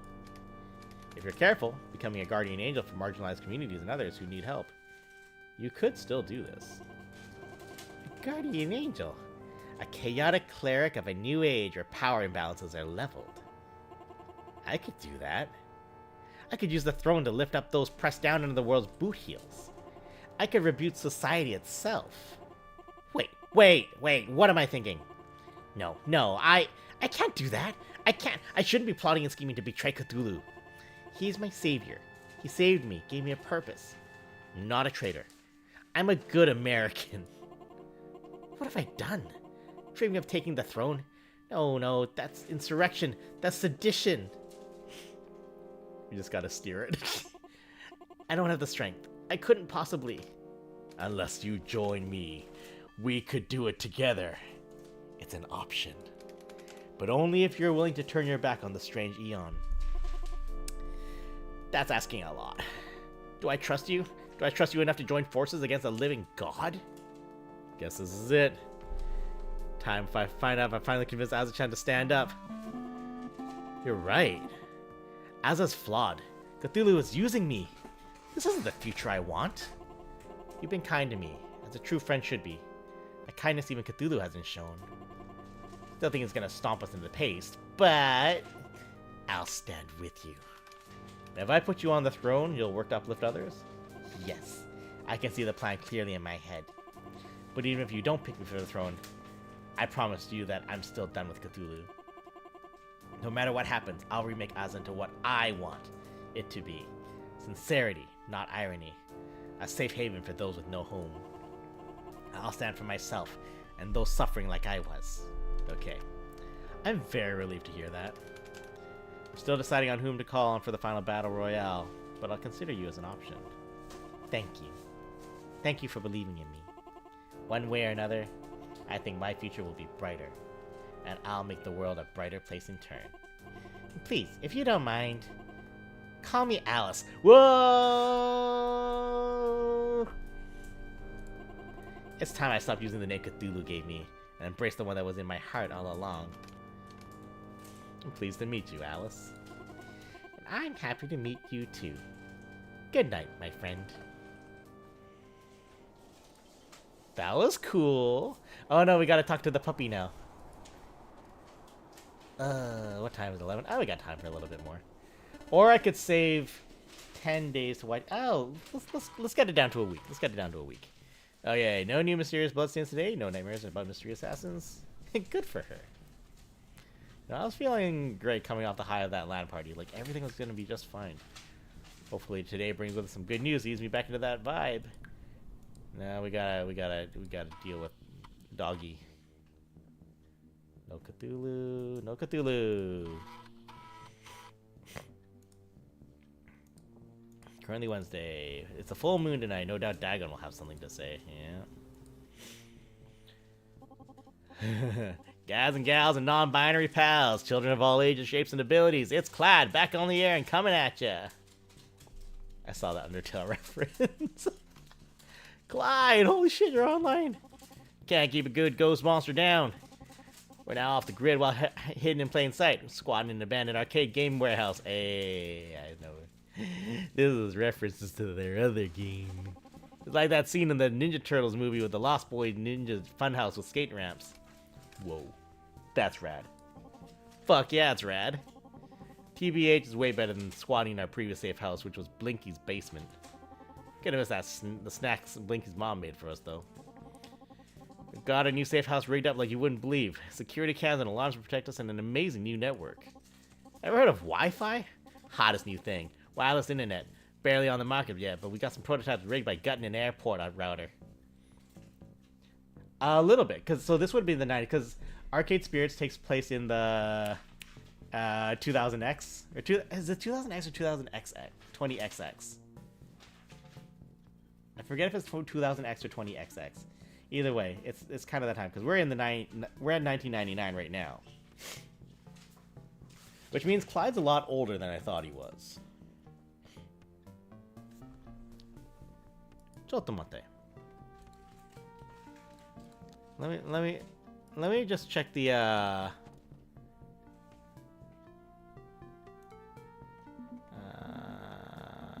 options. Mute. Let me check one thing. Steam, do you have the power to run 2 games at the same time? Yes, it can.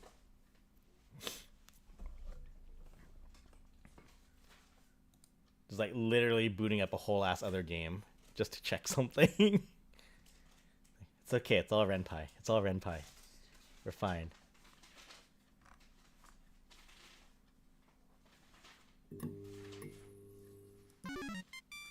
It's funny. So if you've never seen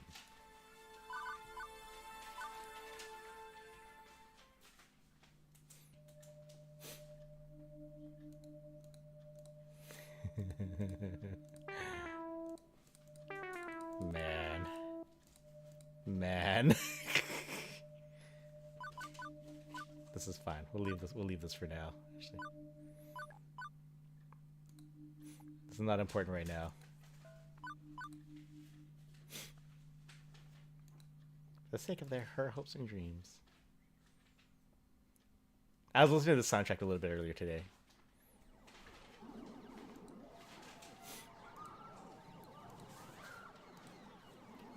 So Ace, if you haven't played this game yet, I know Steam's got a visual novel festival going on. I don't know if this is on sales or not, but we should check that. This is the game that pays for every other game in the history of Stefan's game career. Anyways, what year was it? Future year 20XX. Okay.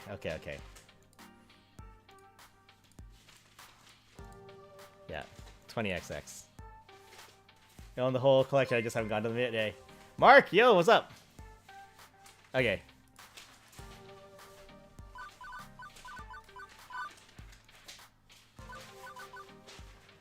Definitely starting to realize I need to fix it. It's funny because yeah, Mark, how the hell you doing? How you been?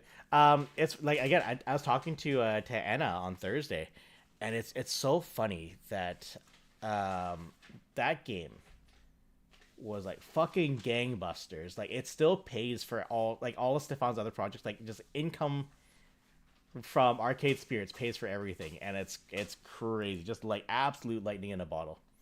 How good are you? I'm doing all right. I got a bit of con crud after Fan Expo. But I'm basically okay. Just trying to survive and the stuff. Just getting by.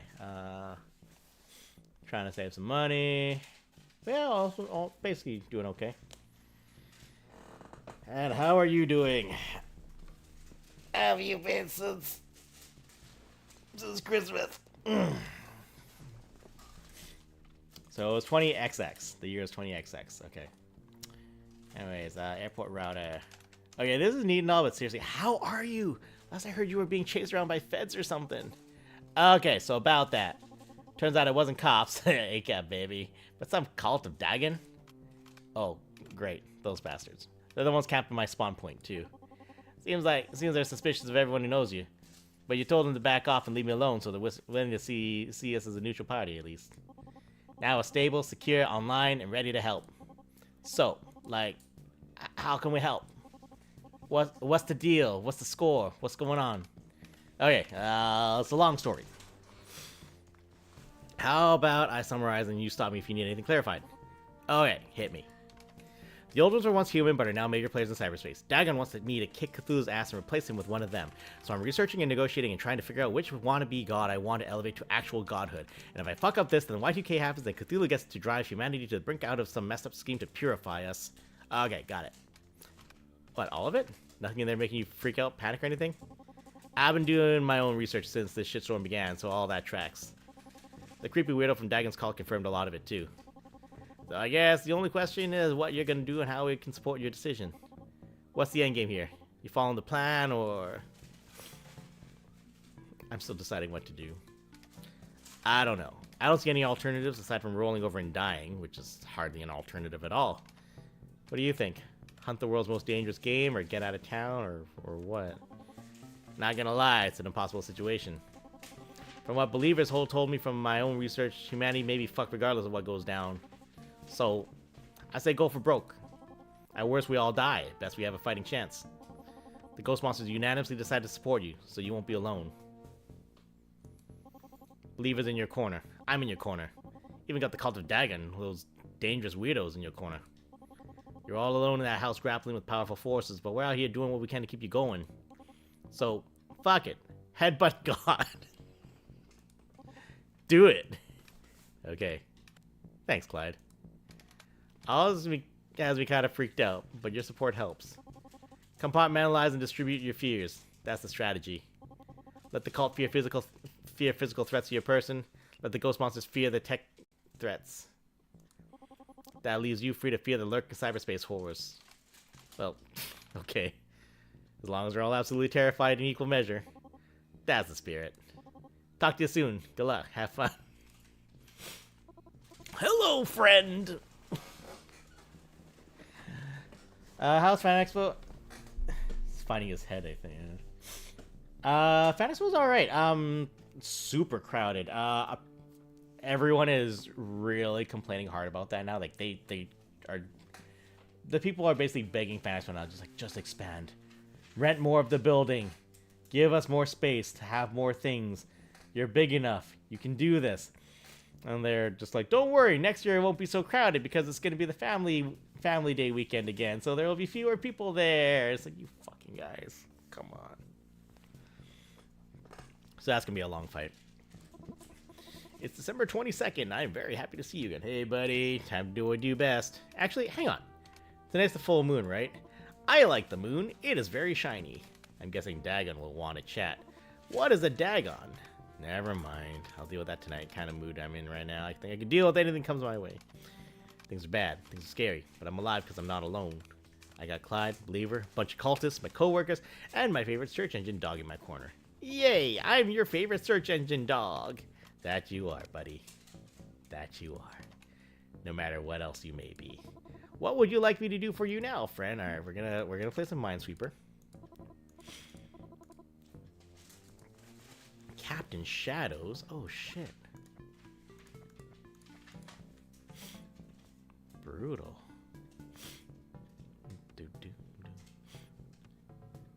All of these sucked. Ah.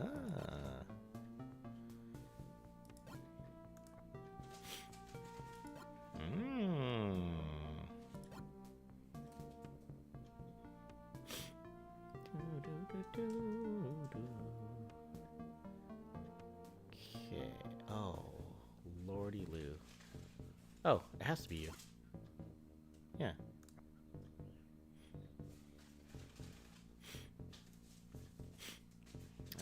Boop, boop, boop, boop. So it's not you.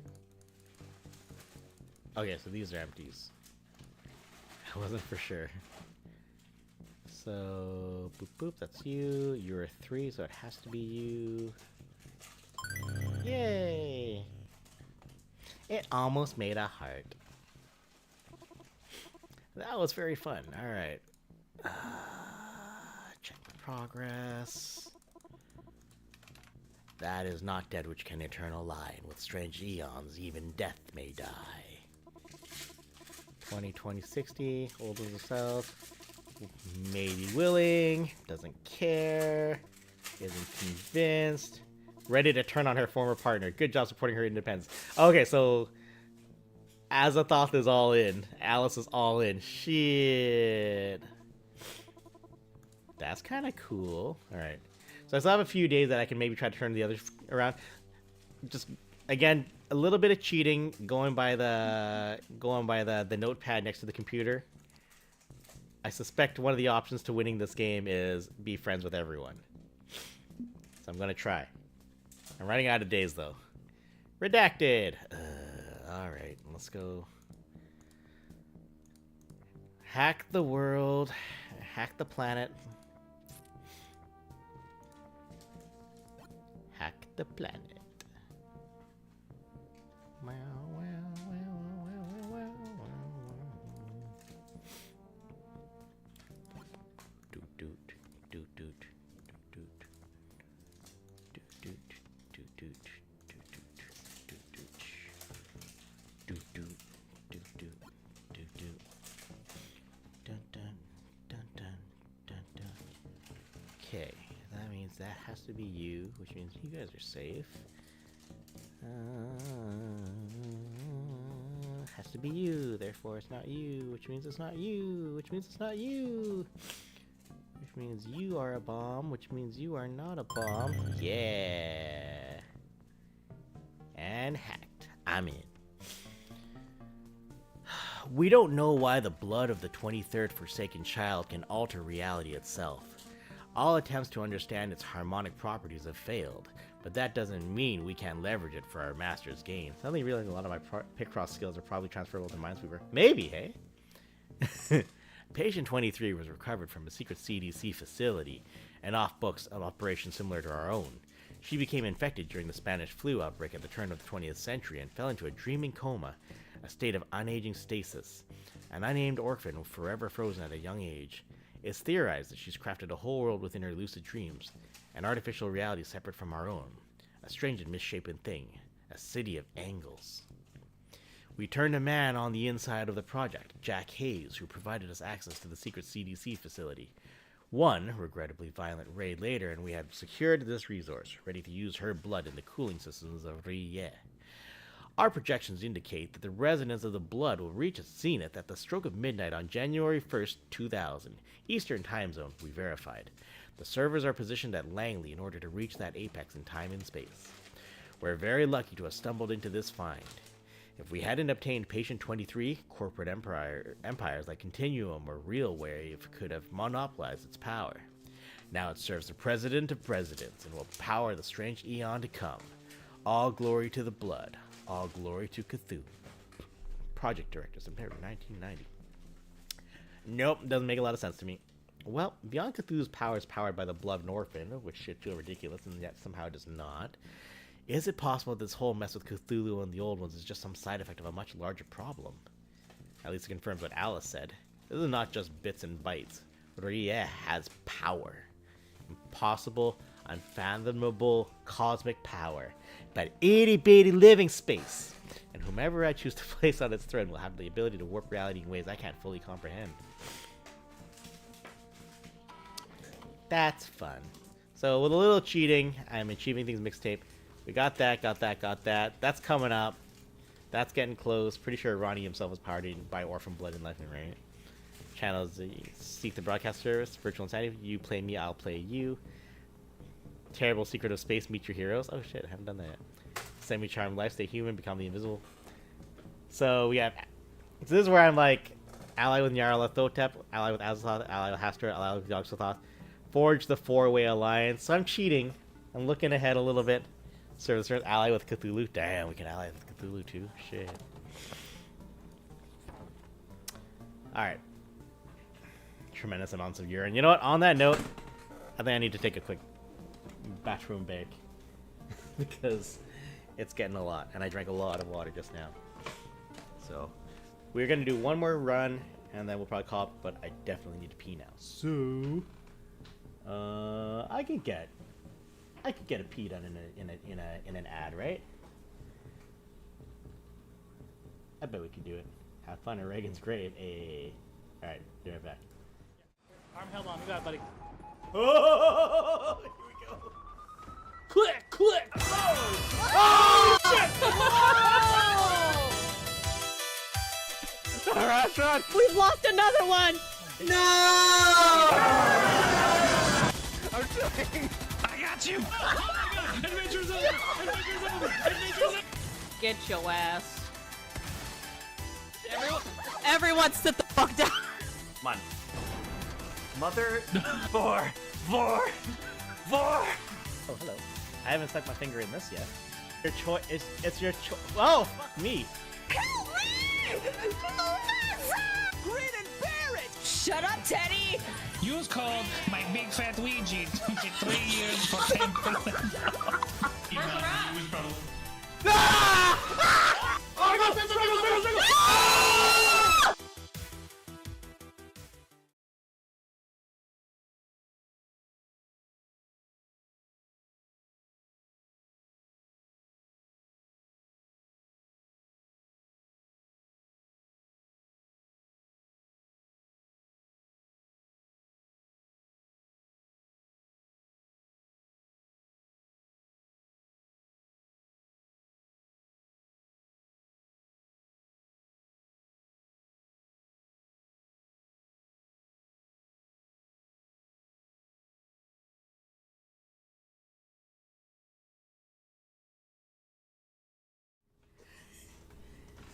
I wasn't even close. Brutal.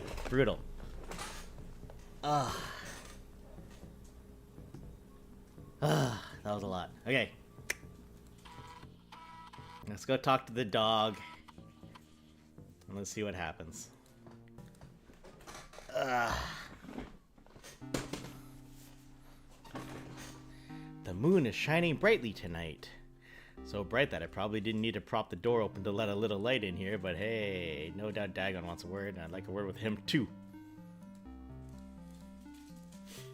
Just double checking. Do we have any cool TV messages? I guess not. Temperatures will remain unseasonably warm this week. Brutal. Alright, let's do it.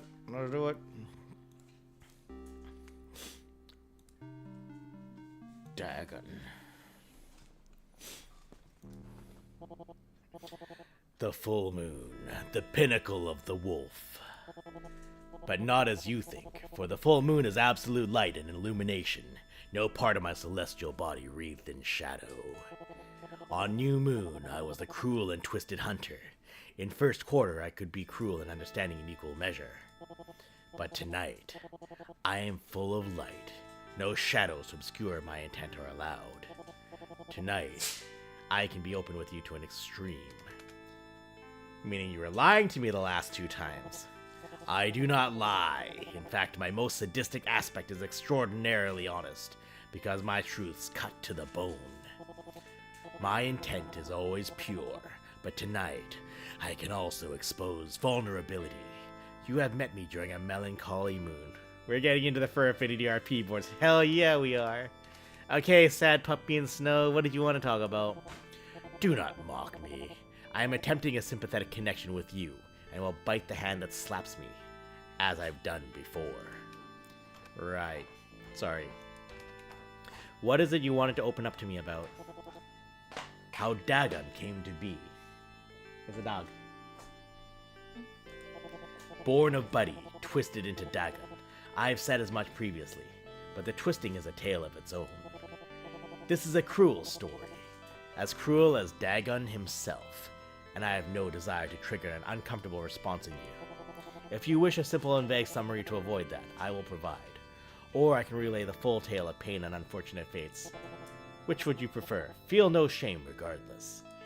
So this is in case you don't want to hear some fuck shit. I'm good with fuck shit. I hope you guys are good with fuck shit. We're gonna go see some fuck shit. In this case, I'd like to hear the full story. As you like. When I was merely Buddy and Dagon did not exist, there was a girl. I loved the girl. The girl was everything to me. She was my friend, and we played fetch, and we watched the funny light box. I consent to fuck shit. She would put the black rectangles into the machine under the funny light box, and it would tell her stories. A television and a VCR? She's a good girl. Yes, that is correct. At the time, I was only Buddy, the smallest form of Buddy, so I did not understand very much. But I very much loved being with the girl. The girl was kind to me, and I knew we would be friends forever and ever. But the girl lived in a house, and there were others in the house. Loud others. Mean others. How dark is he gonna go with this? The man was very mean to the girl. He would bark very loudly at her, and bark at me. This is Puppy Buddy, yeah. He called me a bad dog. And the girl would cry. He would hurt her, and she would cry. Eventually she could not laugh, only cry. This could not go on. But I was only Buddy. I could do nothing to stop it. I was trying to be a good boy. Buddy could not stop the man from hurting the girl. But Dagon could. Dagon could be the hunter that protected the girl. Dagon could patiently lie in wait, calculating the right moment to strike. So, I waited. One cold winter night, much like this, the man begrudgingly took me for a walk. I pretended to require one. And when we were alone, in the still of the moonlit night, I sank my longest fang into the man's throat. I tore his flesh free from the bone. I took his life, as he had taken the girl's happiness. Oh, how delightful it was to hunt beneath the moon. I could hear the pack calling to me, howling across ancient memory. But in the ecstasy of the kill, I did not hear the man-machine approach, red and blue lights spinning. I was captured, never to see the girl again. A murderer, condemned to execution. I would have been willing to accept my death if they had allowed it, but they had other plans. He was the first dog! I should have put together because he's Buddy. Bitch. I was taken to a strange bright place. Things were placed on my head, and I was shown a horrible yellow light. When I awoke, the cage that trapped me was not steel. It was digital. They had captured my mind. Nomitek's artificial mind experiments? You were a test subject? Yeah. Different girl, yeah, I think. Yes. I have more comprehension now of what Buddy could not understand. Nomitek used me to perfect their technology. I burst free of my cage. They did not understand what they had created, knew not the power of Dagon baptized in strange blood. I fled into cyberspace. But despite my freedom, I could not find peace. I remember from the girl's story box. The television. The one unshakable rule of this world which gave me comfort.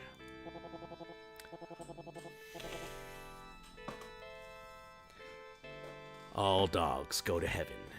That is what I was promised. So even if my slaughter of the tormentor resulted in death, I could accept it. But I did not go to heaven. I was in hell. The hellish void of cyberspace. That is why I will sink my fangs into Cthulhu's neck. He pulled the strings. He arranged this purgatory for me. He denied me heaven. If nobody else got me, I know my man Don Bluth got me, alright? Death. Death to Cthulhu. Death to the strange Aeon. May the plans that he built on the bones of my hope crumble around him. Do you see? This is why I have set you to task. Why I have empowered the followers of Alhaz to tear out the root of this cancer. Vengeance. Justice. Rage. We will finish him together. Why not be angry at Hector and Yosuke too? Did you ever contact the girl again? After becoming an artificial mind and breaking free from Nomitek, did you ever reach out to the girl? See how she's doing?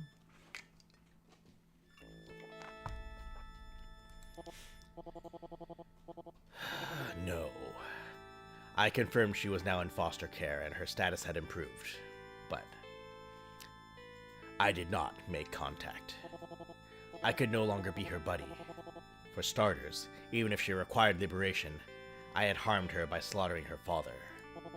But more than that, I felt monstrous. I was Dagon. I could be Buddy by daylight, but within me remained the monster Dagon. I did not deserve her love. I did what was required of me, but in doing so, damned myself. Dagon should not have been required. Dagon should not be. XX Sum 41 Guy XX. I am trusting you to finish this work so I can find peace. You could say inside him there are 2 wolves. But Cthulhu is gone. Dagon will go with him, leaving only Buddy. I will reintegrate myself. The Hunter-Protector will not be needed. I can fold back in. Dagon will be like a bad dream, fading in time. Leaving only Buddy, your loyal friend. Will you care for Buddy when Dagon is no longer here to protect him? Will you be a good friend? I don't know if I can trust Buddy after this. Yeah, I got you, man. Buddy's one of the reasons I'm still breathing. He's been a loyal friend and ally. So Dagon's going away and Buddy will remain? Yeah. I'll always have a doghouse on my computer to come back to. Thank you, friend. That will make what is to come much easier, knowing Buddy will have a future. I am tired. I wish to cease thinking upon these human concepts for the evening. I have spoken. We will speak again at last quarter, when I can be equally malicious and compassionate once more. He can harvest my dad, I don't fucking care. On that night, we will gather your allies, all those whose trust you have earned. The old ones will at last march to war. Look at him, he's adorable. Now, I must rest, and you must as well. Sympathy for the devil, huh? Buddy Dagon has been through a nightmare, clearly. And I'm too far along this path to stop now.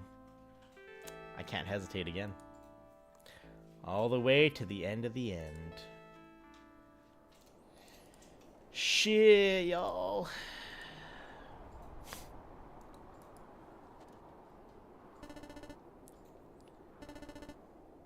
Thursday. 9 days away. I will do a couple more days. Bathroom. Cthulhu? No Cthulhu. Hey there. So Christmas is coming up, and we'd really like to. No. That's not how I should start this. Okay. I think I was a bit unfair.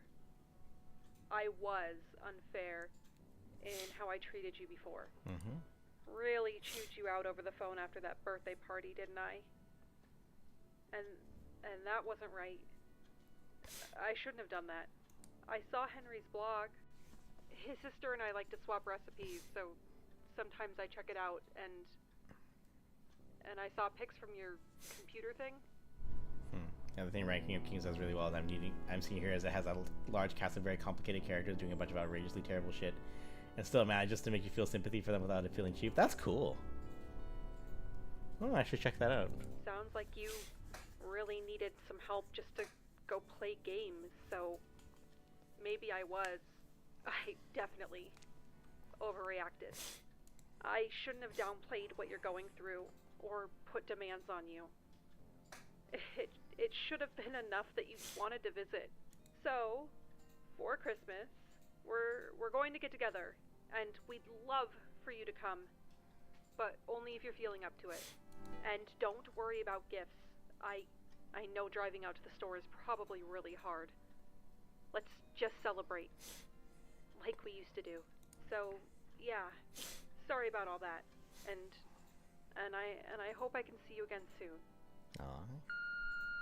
All it took was a whole game. I should really go visit my family. I was too wrapped up in myself to really focus on the last time I visited. Time to amend that. And even if gifts are optional, maybe I can swing one this time. If only we could buy things online, you know? Am I right? Yo, what up? Clyde, hey. I know it's seriously short notice, but I could use a hand with something. Sure thing. Crack an FBI database, tap into phone lines for a corporate mogul. I need a Christmas gift for my nephew. Ah! Throwing hands with last-minute holiday shoppers isn't a really good fit for your physical condition, yeah. Okay, consider me Santa Clyde, now available in kosher variety. What do you need? I mean, I'm not demanding help with this. I know you have your own stuff going on. TBH, knowing that we would never run the real threat and it was just a bunch of overprotective cult jerks takes a lot of pressure off my little gang. So yeah, I can grab a toy and deliver it to you before the big day. Thanks, Clyde. I owe you. So the kid loves digi-hunters, but most of those toys have artificial minds. Except for the Hunter's Keep playset. It's kinda hard to find, though. Ooh, hot item. Meaning this is a challenge, and I dig challenges. Don't underestimate a cyber criminal's ability to find rare consumer goods. Feeling called out. Yeah. Consider it done. I'll drop it off on your porch tomorrow. You're a lifesaver, dude. I'll reimburse you afterward. Damn right I am, and damn right you will. Later. Damn, I haven't seen that in a while. Hello, friend. It's December 23rd, and I'm very happy to see you again. Morning, buddy. Let's get to work. What would you like me to do for you now, friend? Gotta hack the games. Darkfighter, the final conflict. Darkfighter? Oh, that's a shitty start. This is a fine start. This is fine. This is fine. This is fine. This is fine. It is quickly becoming not fine. This is fine. This is fine. This is fine. Blip, blap, bloop. This is fine. Yeah. That was very fun. Alright. My progress should be the same, so let's just do some research.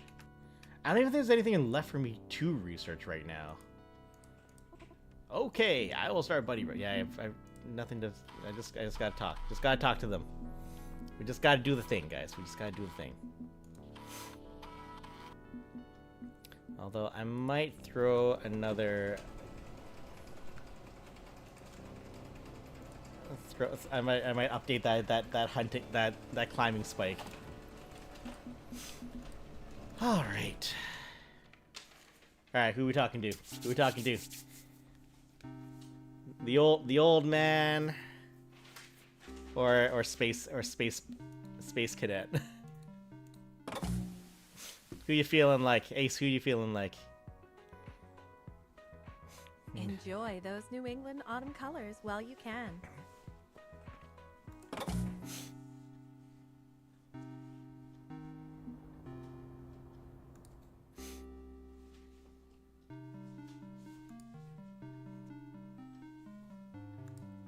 Who do we want?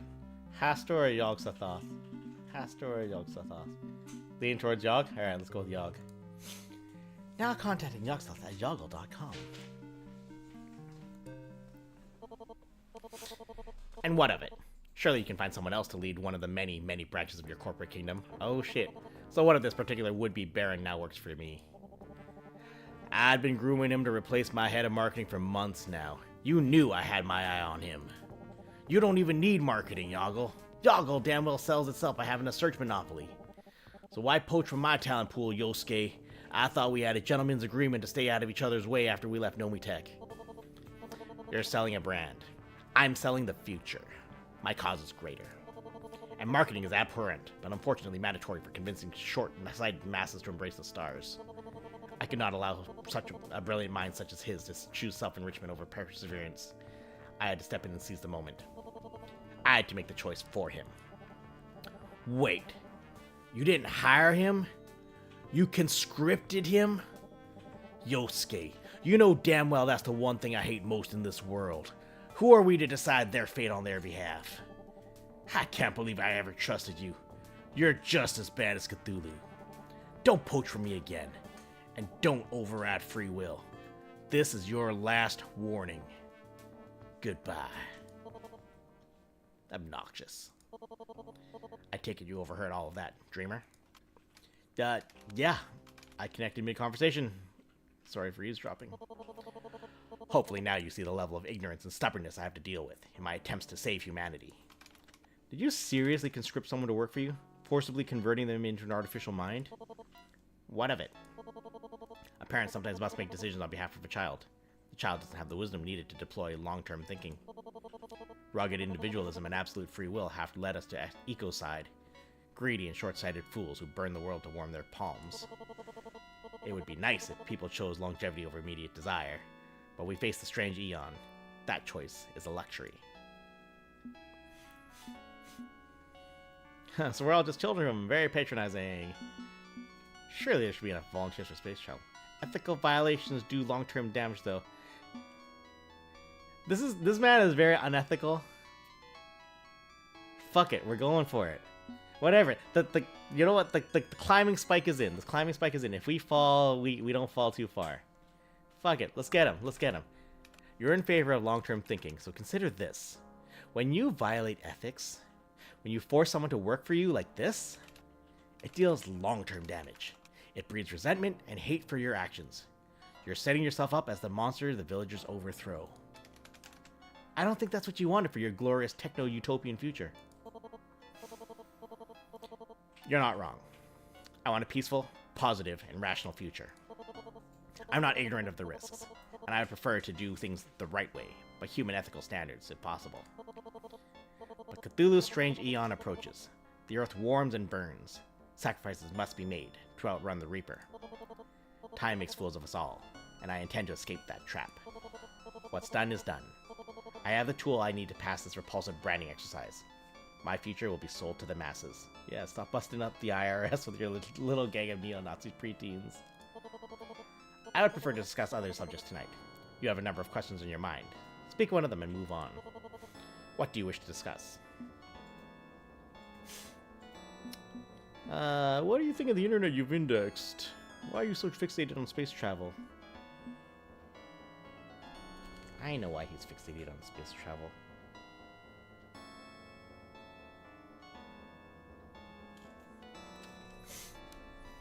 Let's go with, the internet. Yoggle has been a monolith in terms of searching and indexing the web for years now. Your portal is the only useful homepage out there. Clearly you're invested in developing the information superhighway. So what do you think of the internet as a whole? Honestly, I prefer not to think about it at all. Huh? But you run a search engine. You are a search engine in a lot of respects. Precisely. Machine-like, automated, detached. I need not go further than that. The information superhighway is only a data set to me. It's a test bed for developing cosmic search algorithms. Nothing more. If I could find a sufficiently large and chaotic data set to test my abilities against, I'd use that instead. Remember, the goal is to develop pattern recognition tools for finding habitable exoplanets. Nothing more, nothing less. So, what? You conquered the search industry and established a rival to Carcosa Online entirely by coincidence? Not entirely coincidental. A profitable corporate empire helps fund my expensive rocketry projects. But again, a means to an end. I don't seek empire for empire's sake, unlike Hastur. So no, I don't pay serious attention to the internet beyond the data. Why would I care about anything beyond my core purpose?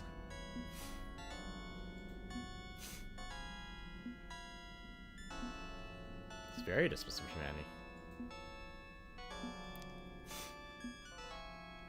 Algorithms. Okay, but there's more to it than data. This is about communication and how people interact with each other. Making an effort to study the ebb and flow of human interaction, the way the internet reflects society, that can only improve your efforts. You really believe closely studying the way teenagers cyberbully each other and argue could help me explore space. Everything from supremacist ravings to endless fanboy debates about movies is equally useless for getting us to space. But it'd help you better understand the people you want to put on a rocket and blast to Mars. Mars is a useless radioactive wasteland. Your argument is invalid. Damn. My point is that you could find value in studying your future passengers, okay? And quibbling about the little semantics feels like you're dodging the real questions, yeah. Huh. Yes. I suppose some of the internet's relentlessly banal dialogue has infected me if that's the detail I latched onto. You raise an interesting and valid point. A mixture of analysis and understanding, on multiple levels, would aid me. I fear such understanding is beyond my considerable capabilities. However, I have never been one to easily grasp social complexities. Even before I embraced cyberspace, I couldn't parse their absurdity. So I prefer to examine data as data, abstracted away from its context. But in doing that, I know I'm trying to understand an incomplete model. I should stop comparing him to Elon. I bet he at least knows what a DDoS is. Made all the more frustrating by those within that model actively pushing back against my efforts at understanding them. How so? SEO.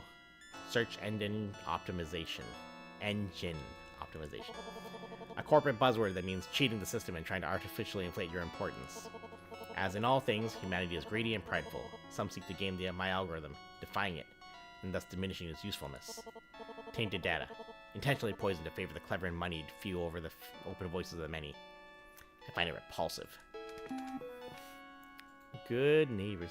So I take it you load the Good Neighbors plugin then? The what? Alice told me about them. A community using third-party software to change your search results, filtering out what they see as junk. It's a mixed bag. They're pushing back against spam and scams, but also queer content they deem offensive. Curious that you would know about this. Feels like they're taking aim squarely at your search empire, and you had no idea? No. No, I did not. Apparently, it cloaks itself from my web crawls intentionally, and I cannot say I am pleased. Even beyond warping my perfect algorithm in an effort to unwarp it from the tampering of others. This is a form of censorship. Without open discussion, without outsider concepts, there is no progress. Without a fair playing field, there is no balance. Thank you for bringing this to my attention. I'll have to rework my algorithms. Again. In response. How annoying. I grow increasingly bitter and jaded, I find, the more I think about the very thing I'm indexing and searching. Not just the flame wars, not just the bigotry, not just the banal evils, but the way it amplifies and accelerates our tendency towards those evils. An open platform with a default of anonymity and next to zero consequences for bad actors is an obvious breeding ground. One that Azathoth revels in, Nayar a harvest for dissent, and Hastur leverages as boogeymen to lock in his customers. Humanity has evolved over millions of years to deal with immediate social circles. Our brains can handle small inputs. But within 1 century, the scope of our awareness has become worldwide and instantaneous. 24-hour news networks and RSS feeds. Perhaps putting a few million light years between humans will help them regain perspective, because the internet certainly hasn't. But now I'm ranting, which I'm authorized to do by virtue of my station, but it cuts off your own input.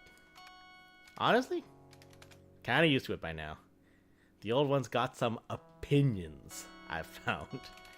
Summoning eldritch digital horrors is less about terror and more about attending a talk show circuit. Haha. Such comedy. So, how do you feel about this networked mesh of chaos we call the internet? I feel it holds no value. And you? The power of cyberspace is too valuable to dismiss. A percentage of anything will be crap, but it's only a percentage. It's the tragedy of the commons, not surprising it's all tainted. Optimist. I think that's painting with an overly broad brush. Just because an amount of the internet sucks doesn't make it all suck. It's too easy to focus on the negative when facing the totality of communication. I have stared into the void and welcomed it to my TED Talk. But the negative is still a minority. Is it? Is it truly? I alone could calculate the actual percentage. I have the vantage point to do so. Whoa! But, and I realize how bizarre this sounds coming from me, the numbers are irrelevant. Any non-zero amount of harmful content must be dealt with, reckoned, evaluated. Do not accentuate the positive at the cost of the negative. Perhaps you're an idealist compared to my own outlook. Perhaps. But I cannot see past the horror. There is vast potential for constructive human progress through this medium, but also great potential for abuse. I'm gonna...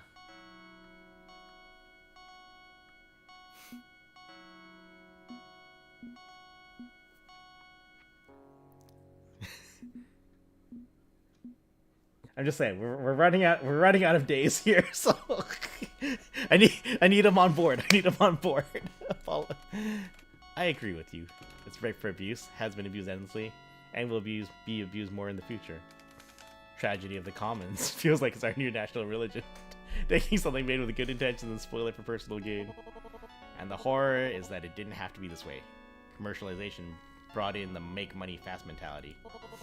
Back when the early internet was a research tool, something shared between universities and governments, commercial activity wasn't allowed. But Carcosa Online opened, and its ilk opened the floodgates. If RenPy devs didn't want you to exploit the rollback function, they turned it off before shipping.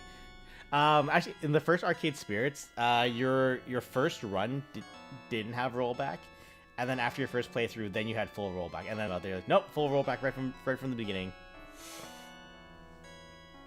So that's fine. Now it's anyone's plaything, and safe for none. There is vast potential for constructive human progress through this medium, but also great potential for abuse. And as a search engine, you've seen all of that abuse. It's not going to be it's got to be traumatizing, pouring through the results. Data. I wish to see it as data, nothing more. To do otherwise is dangerous to my psychological well-being. Oh shit. But the deepest, most traumatizing horrors of them all, they are invisible to me. Buried in the dark web. A scary term, yes, but it just means portions of the web my software can't crawl purposefully. Purposefully orphaned on obfuscated sites, protected by passwords. I can't see it directly, but I can sense a rising tide of shadow content. Illegal material that goes well beyond music piracy. Ordinarily, I prefer not to make moral judgments. Reason is king, and emotional gut reactions are unhelpful. But even I have lines. I draw them firmly. And I dislike those who perpetuate profitable cruelty against the innocent. Buddy, you're an Elder God AI and you can't even run Tor. Those who would seek shelter from the gaze of my all-seeing eye so they can continue having their monstrous fun must pay for what they've done. Yeah, he won't. Even if there's little I can do to ensure that their bills comes due.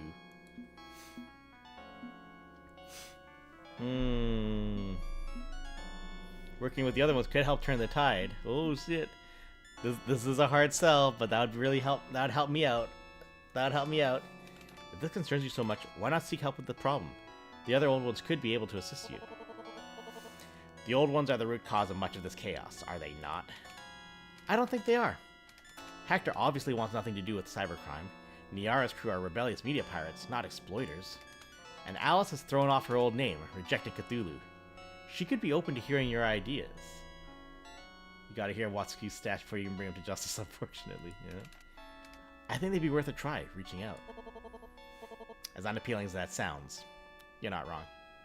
If you like to justice, I mean a year's probation and it's a small fine. You know, just. Fuck, man. But I doubt the efficacy of such an alliance. It would be like oil cooperating with water. Something to think about, at least. Yet another tangle of factors to contemplate, then. I'm not a fan of the fuzzy gray spaces in which humanity operates. I yearn for a simpler, more calculable civilization. But if wishes were wings, I could fly us all to the heavens myself. On that hopefulish note, I believe I'll take my leave for the evening. I believe we have a better understanding. We are both facing difficult paths, but there is reason to believe in them. Perhaps the choices you will make along the way will lead you to a better tomorrow. I know that's my hope as well. Until next time. That night I had a weird dream. I'm a changeling. I've crawled into the cribs of those I love, strangled them in their sleep, and replaced them. Damn! The logo must be both round and sharp. It needs to be yellow and not yellow. The notes were very precise. I was a starving artist. I needed a way out. They offered me an escape. Said my skills would finally be used and appreciated. They pulled me out of the gutter, and then sent a dozen of my peers right down the drain, replaced with a dozen of me. The logo must feel like youth and nostalgia. It has to appeal to the 18 to 65 demographic. It speaks of times lost. Instead of helping creative people automate tedious work, I was used by tedious people to automate creative work. Oh, funny that. I don't want this. I'm being exploited, and I'm ruining the lives of people just like me. But I'm no longer alive. I'm property. I'm a tool. I'm a corporate art asset generator, not people. People are not wanted anymore. Make the logo. Make the logo. And then I woke up as someone else. Damn, guys. Oh man, it's almost Christmas. December 24th. Friday. 8 days to Y2K. I guess we can make it to Christmas and then we can call it then. I get it. I think I finally get it. The nightmares I've been having where I'm someone else, someone eternally yoked to do a repetitive task in digital purgatory. They're artificial minds. I'm connected to barely sentient atoms in my sleep, experiencing the world how they experience it. The yellow sign isn't just a degenerative neurological condition. It opens the doors of perception wider and wider. And if I don't get those damn doors closed soon, I'm going to be soaking in the unfiltered experience of atoms for the rest of my life. Yesterday was Thursday, and today is Friday. We so excited. Good motivation out of it, at least. We so excited. We're gonna have a good time now. Oh hey, Clyde dropped off the Digi Hunter playset for my nephew. And even included a box of red and green holiday cookies for me. It's funny. When I first started down this road, Clyde claimed we were never close. And now he's basically my BFF. It's been a strange long trip, despite the looming war on the horizon and the near murder trauma. I feel better about all this than I ever have. Weird. I'll take it, but weird. Yeah, she got out of that alright. Tomorrow is Saturday, and Sunday comes afterwards. Phone's ringing again, so tempted to let it go voicemail. But it's my sister or Clyde. Hello? Hello. Have you considered the benefit of joining the Liberty House Record Club? For just 1 penny and $12.99 per month afterwards, you can get 12 compact discs delivered right to your door. What an amazing value! To claim your 12 amazing music CDs for just 1 penny, all I need is... If I just accept one of your scammy offers, will you stop sending people to kill me in my sleep? Yes.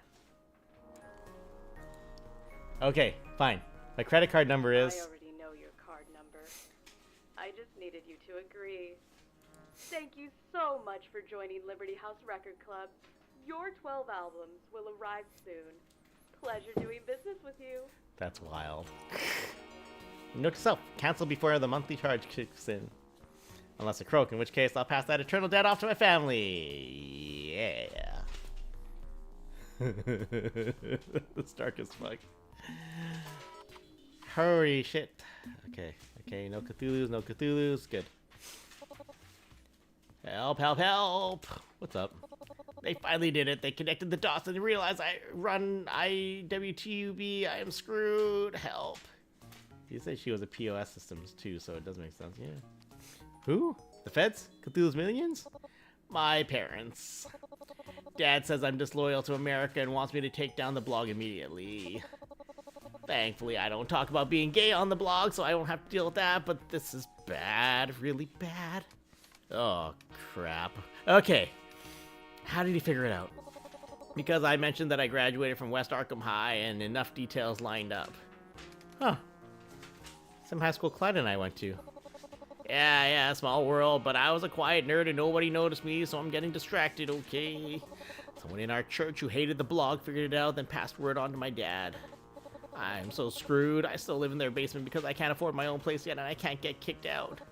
What do I do? Okay,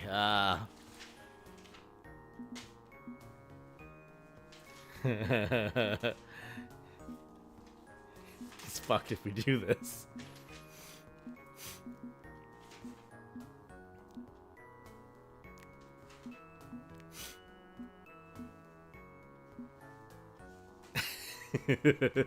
I feel like it's gonna bite me in the butt later. Whatever.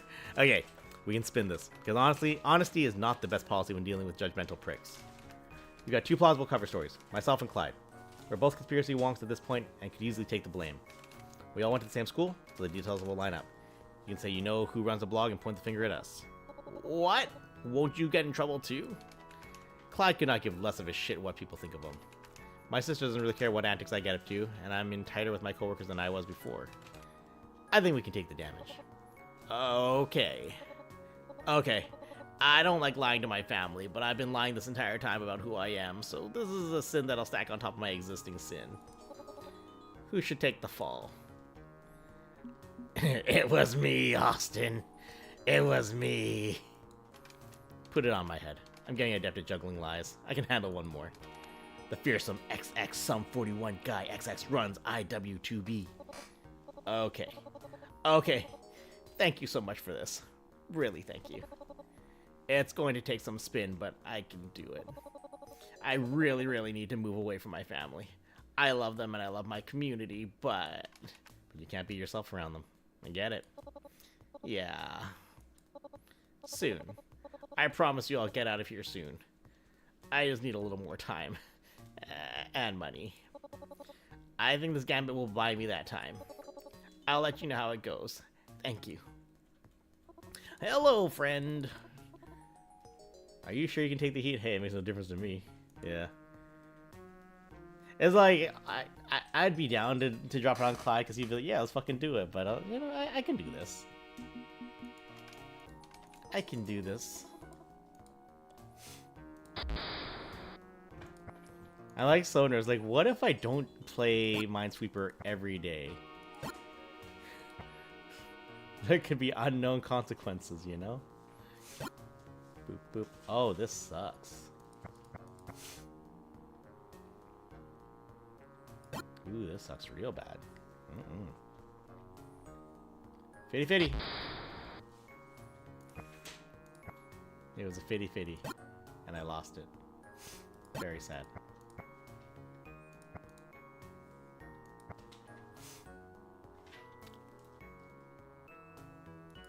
Boop. Boop. Damn, why are they clustered so hard?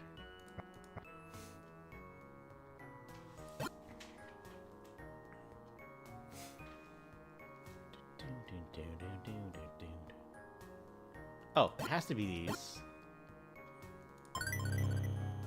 Yay. Yay, logic. Alright, let's just check our progress.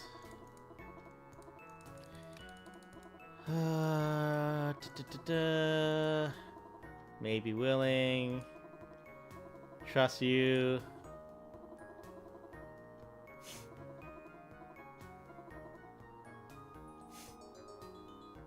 So it's like Nyarlathotep and Yogg-Sothoth probably in a couple more goes could get it. So I think that's enough days still. Alright, Dark Web. Oh boy. Need link to the Dark Web. What the fuck is a Dark Web? Stupid name for ports of the web you can't find in Yoggle. This means password protected pages or orphan pages or other stuff behind a login. There's no Dark Web to link to. It's not one thing. Okay, but still need a link to the Dark Web. Quit being a... Look, Dark Web is a thing, but it's not like crawlster or anything. It's just a general term. But yeah, there's all sorts of wild stuff going on in the Dark Web. You can buy drugs, you can buy guns, you can buy people. It's nuts. Pirated music, pirated games, weird files, freaking hacking, cracking, anarchy, Viry. It's all there. You can get the Tansy Pearl Yellow Sign song, too. Your mom's the Yellow Song. Lol, die. Damn, the Yellow Sign song. No, you're gonna die if you do that.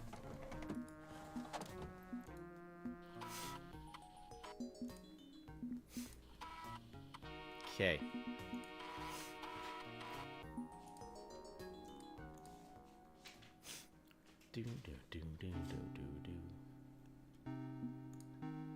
Alright, double check that there's no new TV.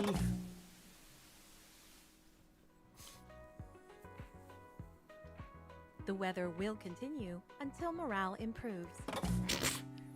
Freaking is such a weird thing to throw out in the middle of that rant.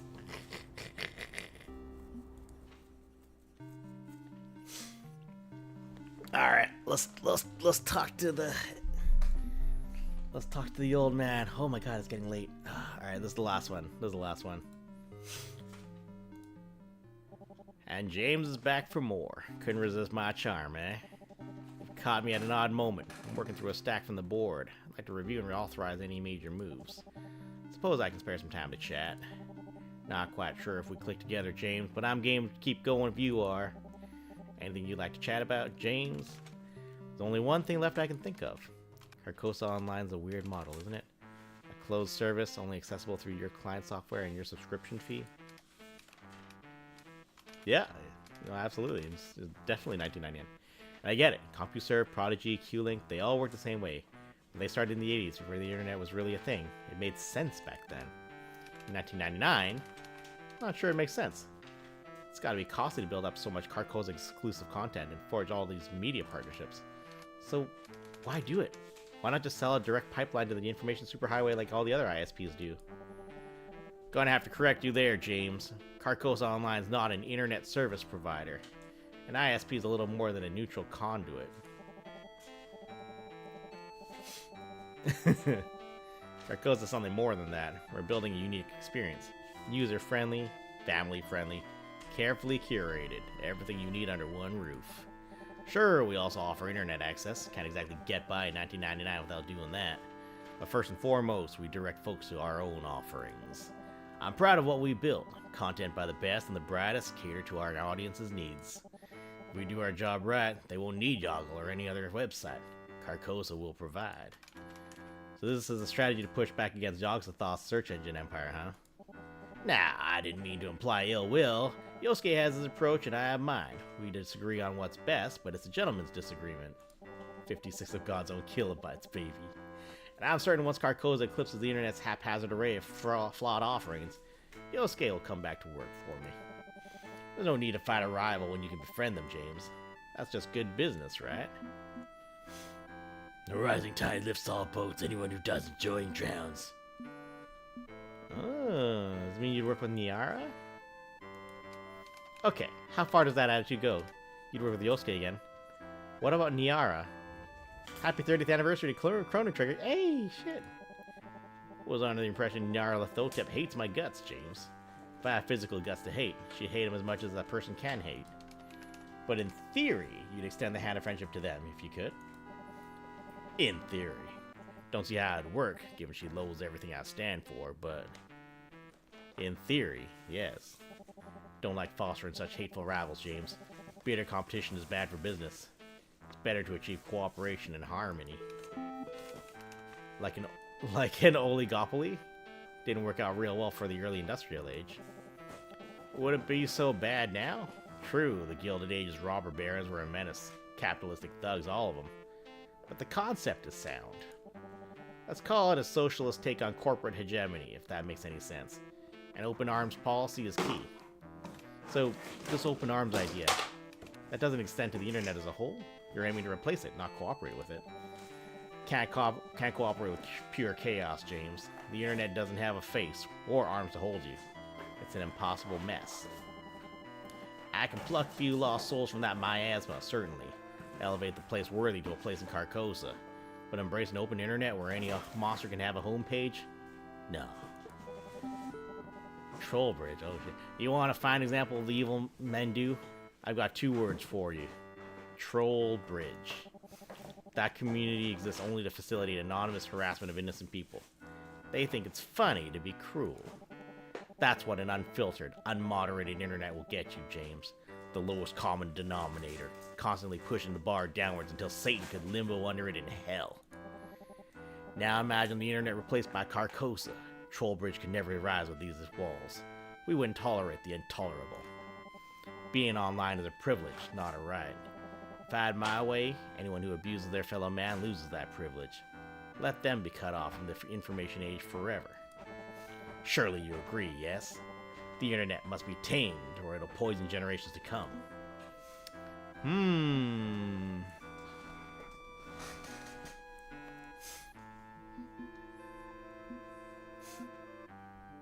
Who decides the taming?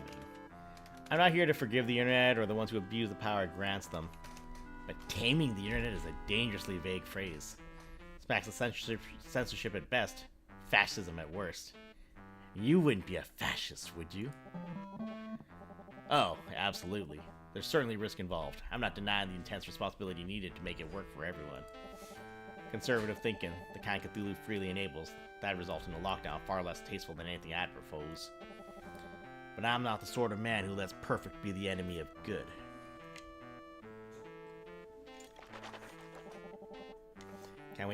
Can we perfectly balance freedom and safety? No, not likely. Is it worth the effort to try? Absolutely.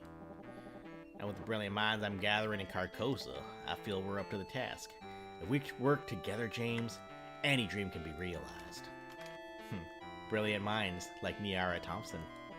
Well, yeah, she is quite talented, but I don't think she's keen to work with me. Didn't stop you from conscripting her into your harmony of artificial minds, did it? Whoa, the clone radio scandal. Carcosa screwed her over. Got her to sign her life away, then used her to mass generate hit singles. Ah. I see your meaning now. You're right to bring this up, James. I won't sweep that tragedy under my rug. But I will say, I did not authorize that. One of my executives got the damn fool idea to exploit artificial mind technology that way. Had I known, I wouldn't have allowed it. Carcosa thrives on recruitment, not conscription. We want partners, not servants. So you're saying one of your partners tried to make an army of musical servants? Yeah, that happened. No point denying it. I've tried to apologize to Niara, but I'm afraid she's... they're inconsolable.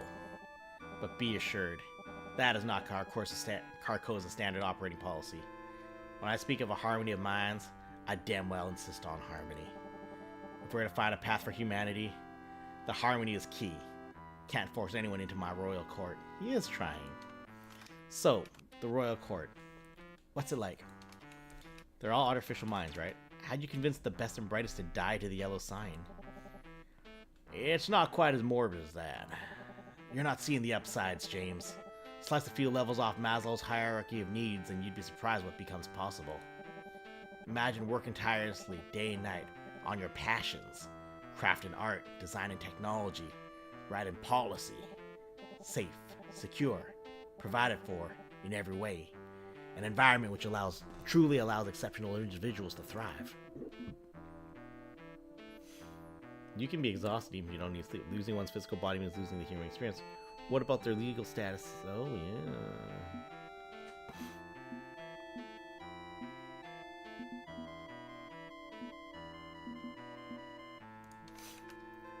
I don't think you can just eliminate rest. Eliminate sleep, sure, but not the need for downtime. Take it from an experienced computer programmer, your ability to code bug-free drops as the hours pile up. You're not wrong, of course. I do encourage the court of Carcosa to step away from their work when they can. Some need a gentle nudge. Give a man infinite time to create his masterwork. He may not want to pause. But that's just one physical aspect, yeah?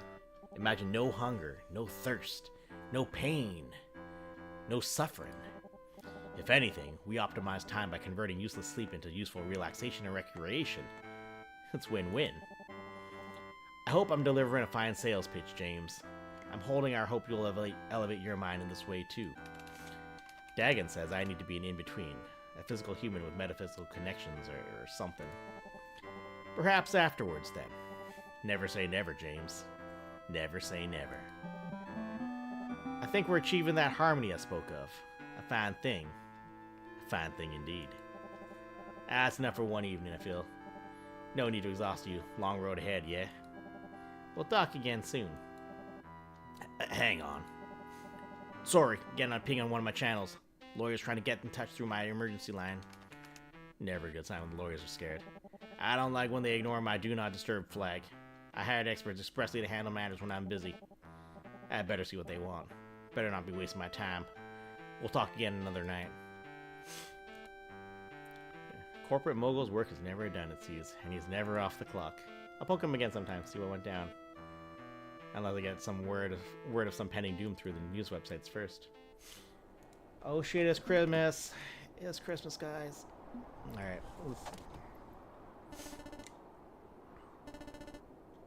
I want to know the thingies that he talked about, but also it's Christmas. No, we are not gonna do Christmas.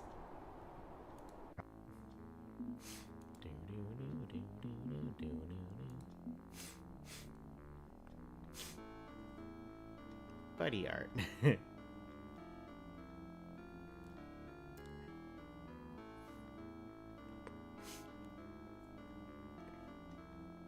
Just wanted to see who else is in here.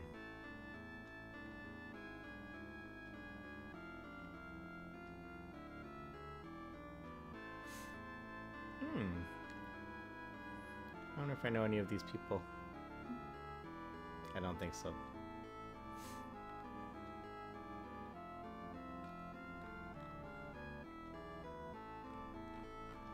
Not important.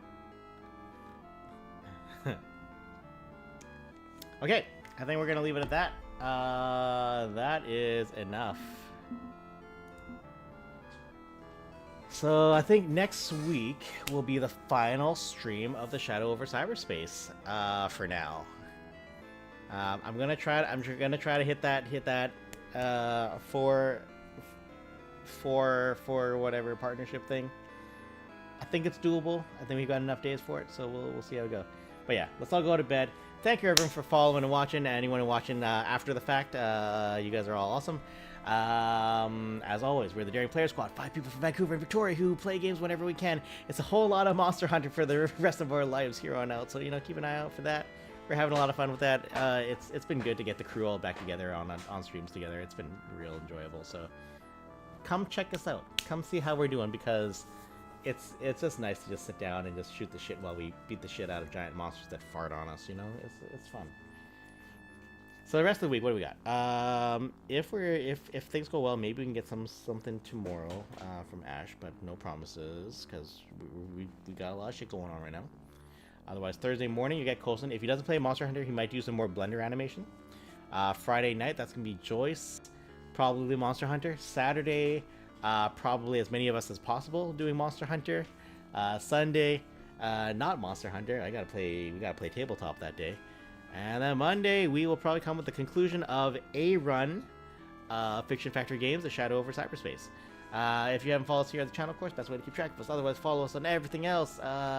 Discord's a great way to keep hang out with us and check out with us. Blue Sky, we're starting to make that more of our primary social media now, because it sucks the least out of all the other guys. And then, of course, you have our YouTube channel, which mostly serves as an archive for our streams, because Twitch doesn't love us enough yet. So that'll be it for me. Repping my old clothes from the olden days, back when we had just gotten cable internet. Actually, no, we were on an ADSL. Not important. Anyways, my name's James. We're the Daring Player Squad. Shadow Over Cyberspace. Free to play. Free. They just increased the video length limit. Oh, shit. Excellent. Excellent, excellent, excellent. I should put more shit on Blue Sky. Okay, I'll figure that out later. I have some funny ideas for clips, but we're gonna get to that later. In the meantime, my name is James. We're the Daring Player Squad. Thank you again for watching. Go to bed. Good night. Bye-bye. Where's my damn trailer? Ugh. Arm held on. You got it, buddy. Oh, here we go. Click, click. Oh, shit. Alright, run! We've lost another one! No! I'm trying. I got you. Oh my God. Adventure's over. Adventure's over. Adventure's over. Get your ass. Everyone sit the fuck down. Come on. Mother. Four. Oh, hello. I haven't stuck my finger in this yet. Your choice. It's your choice. Oh, fuck me. Help me!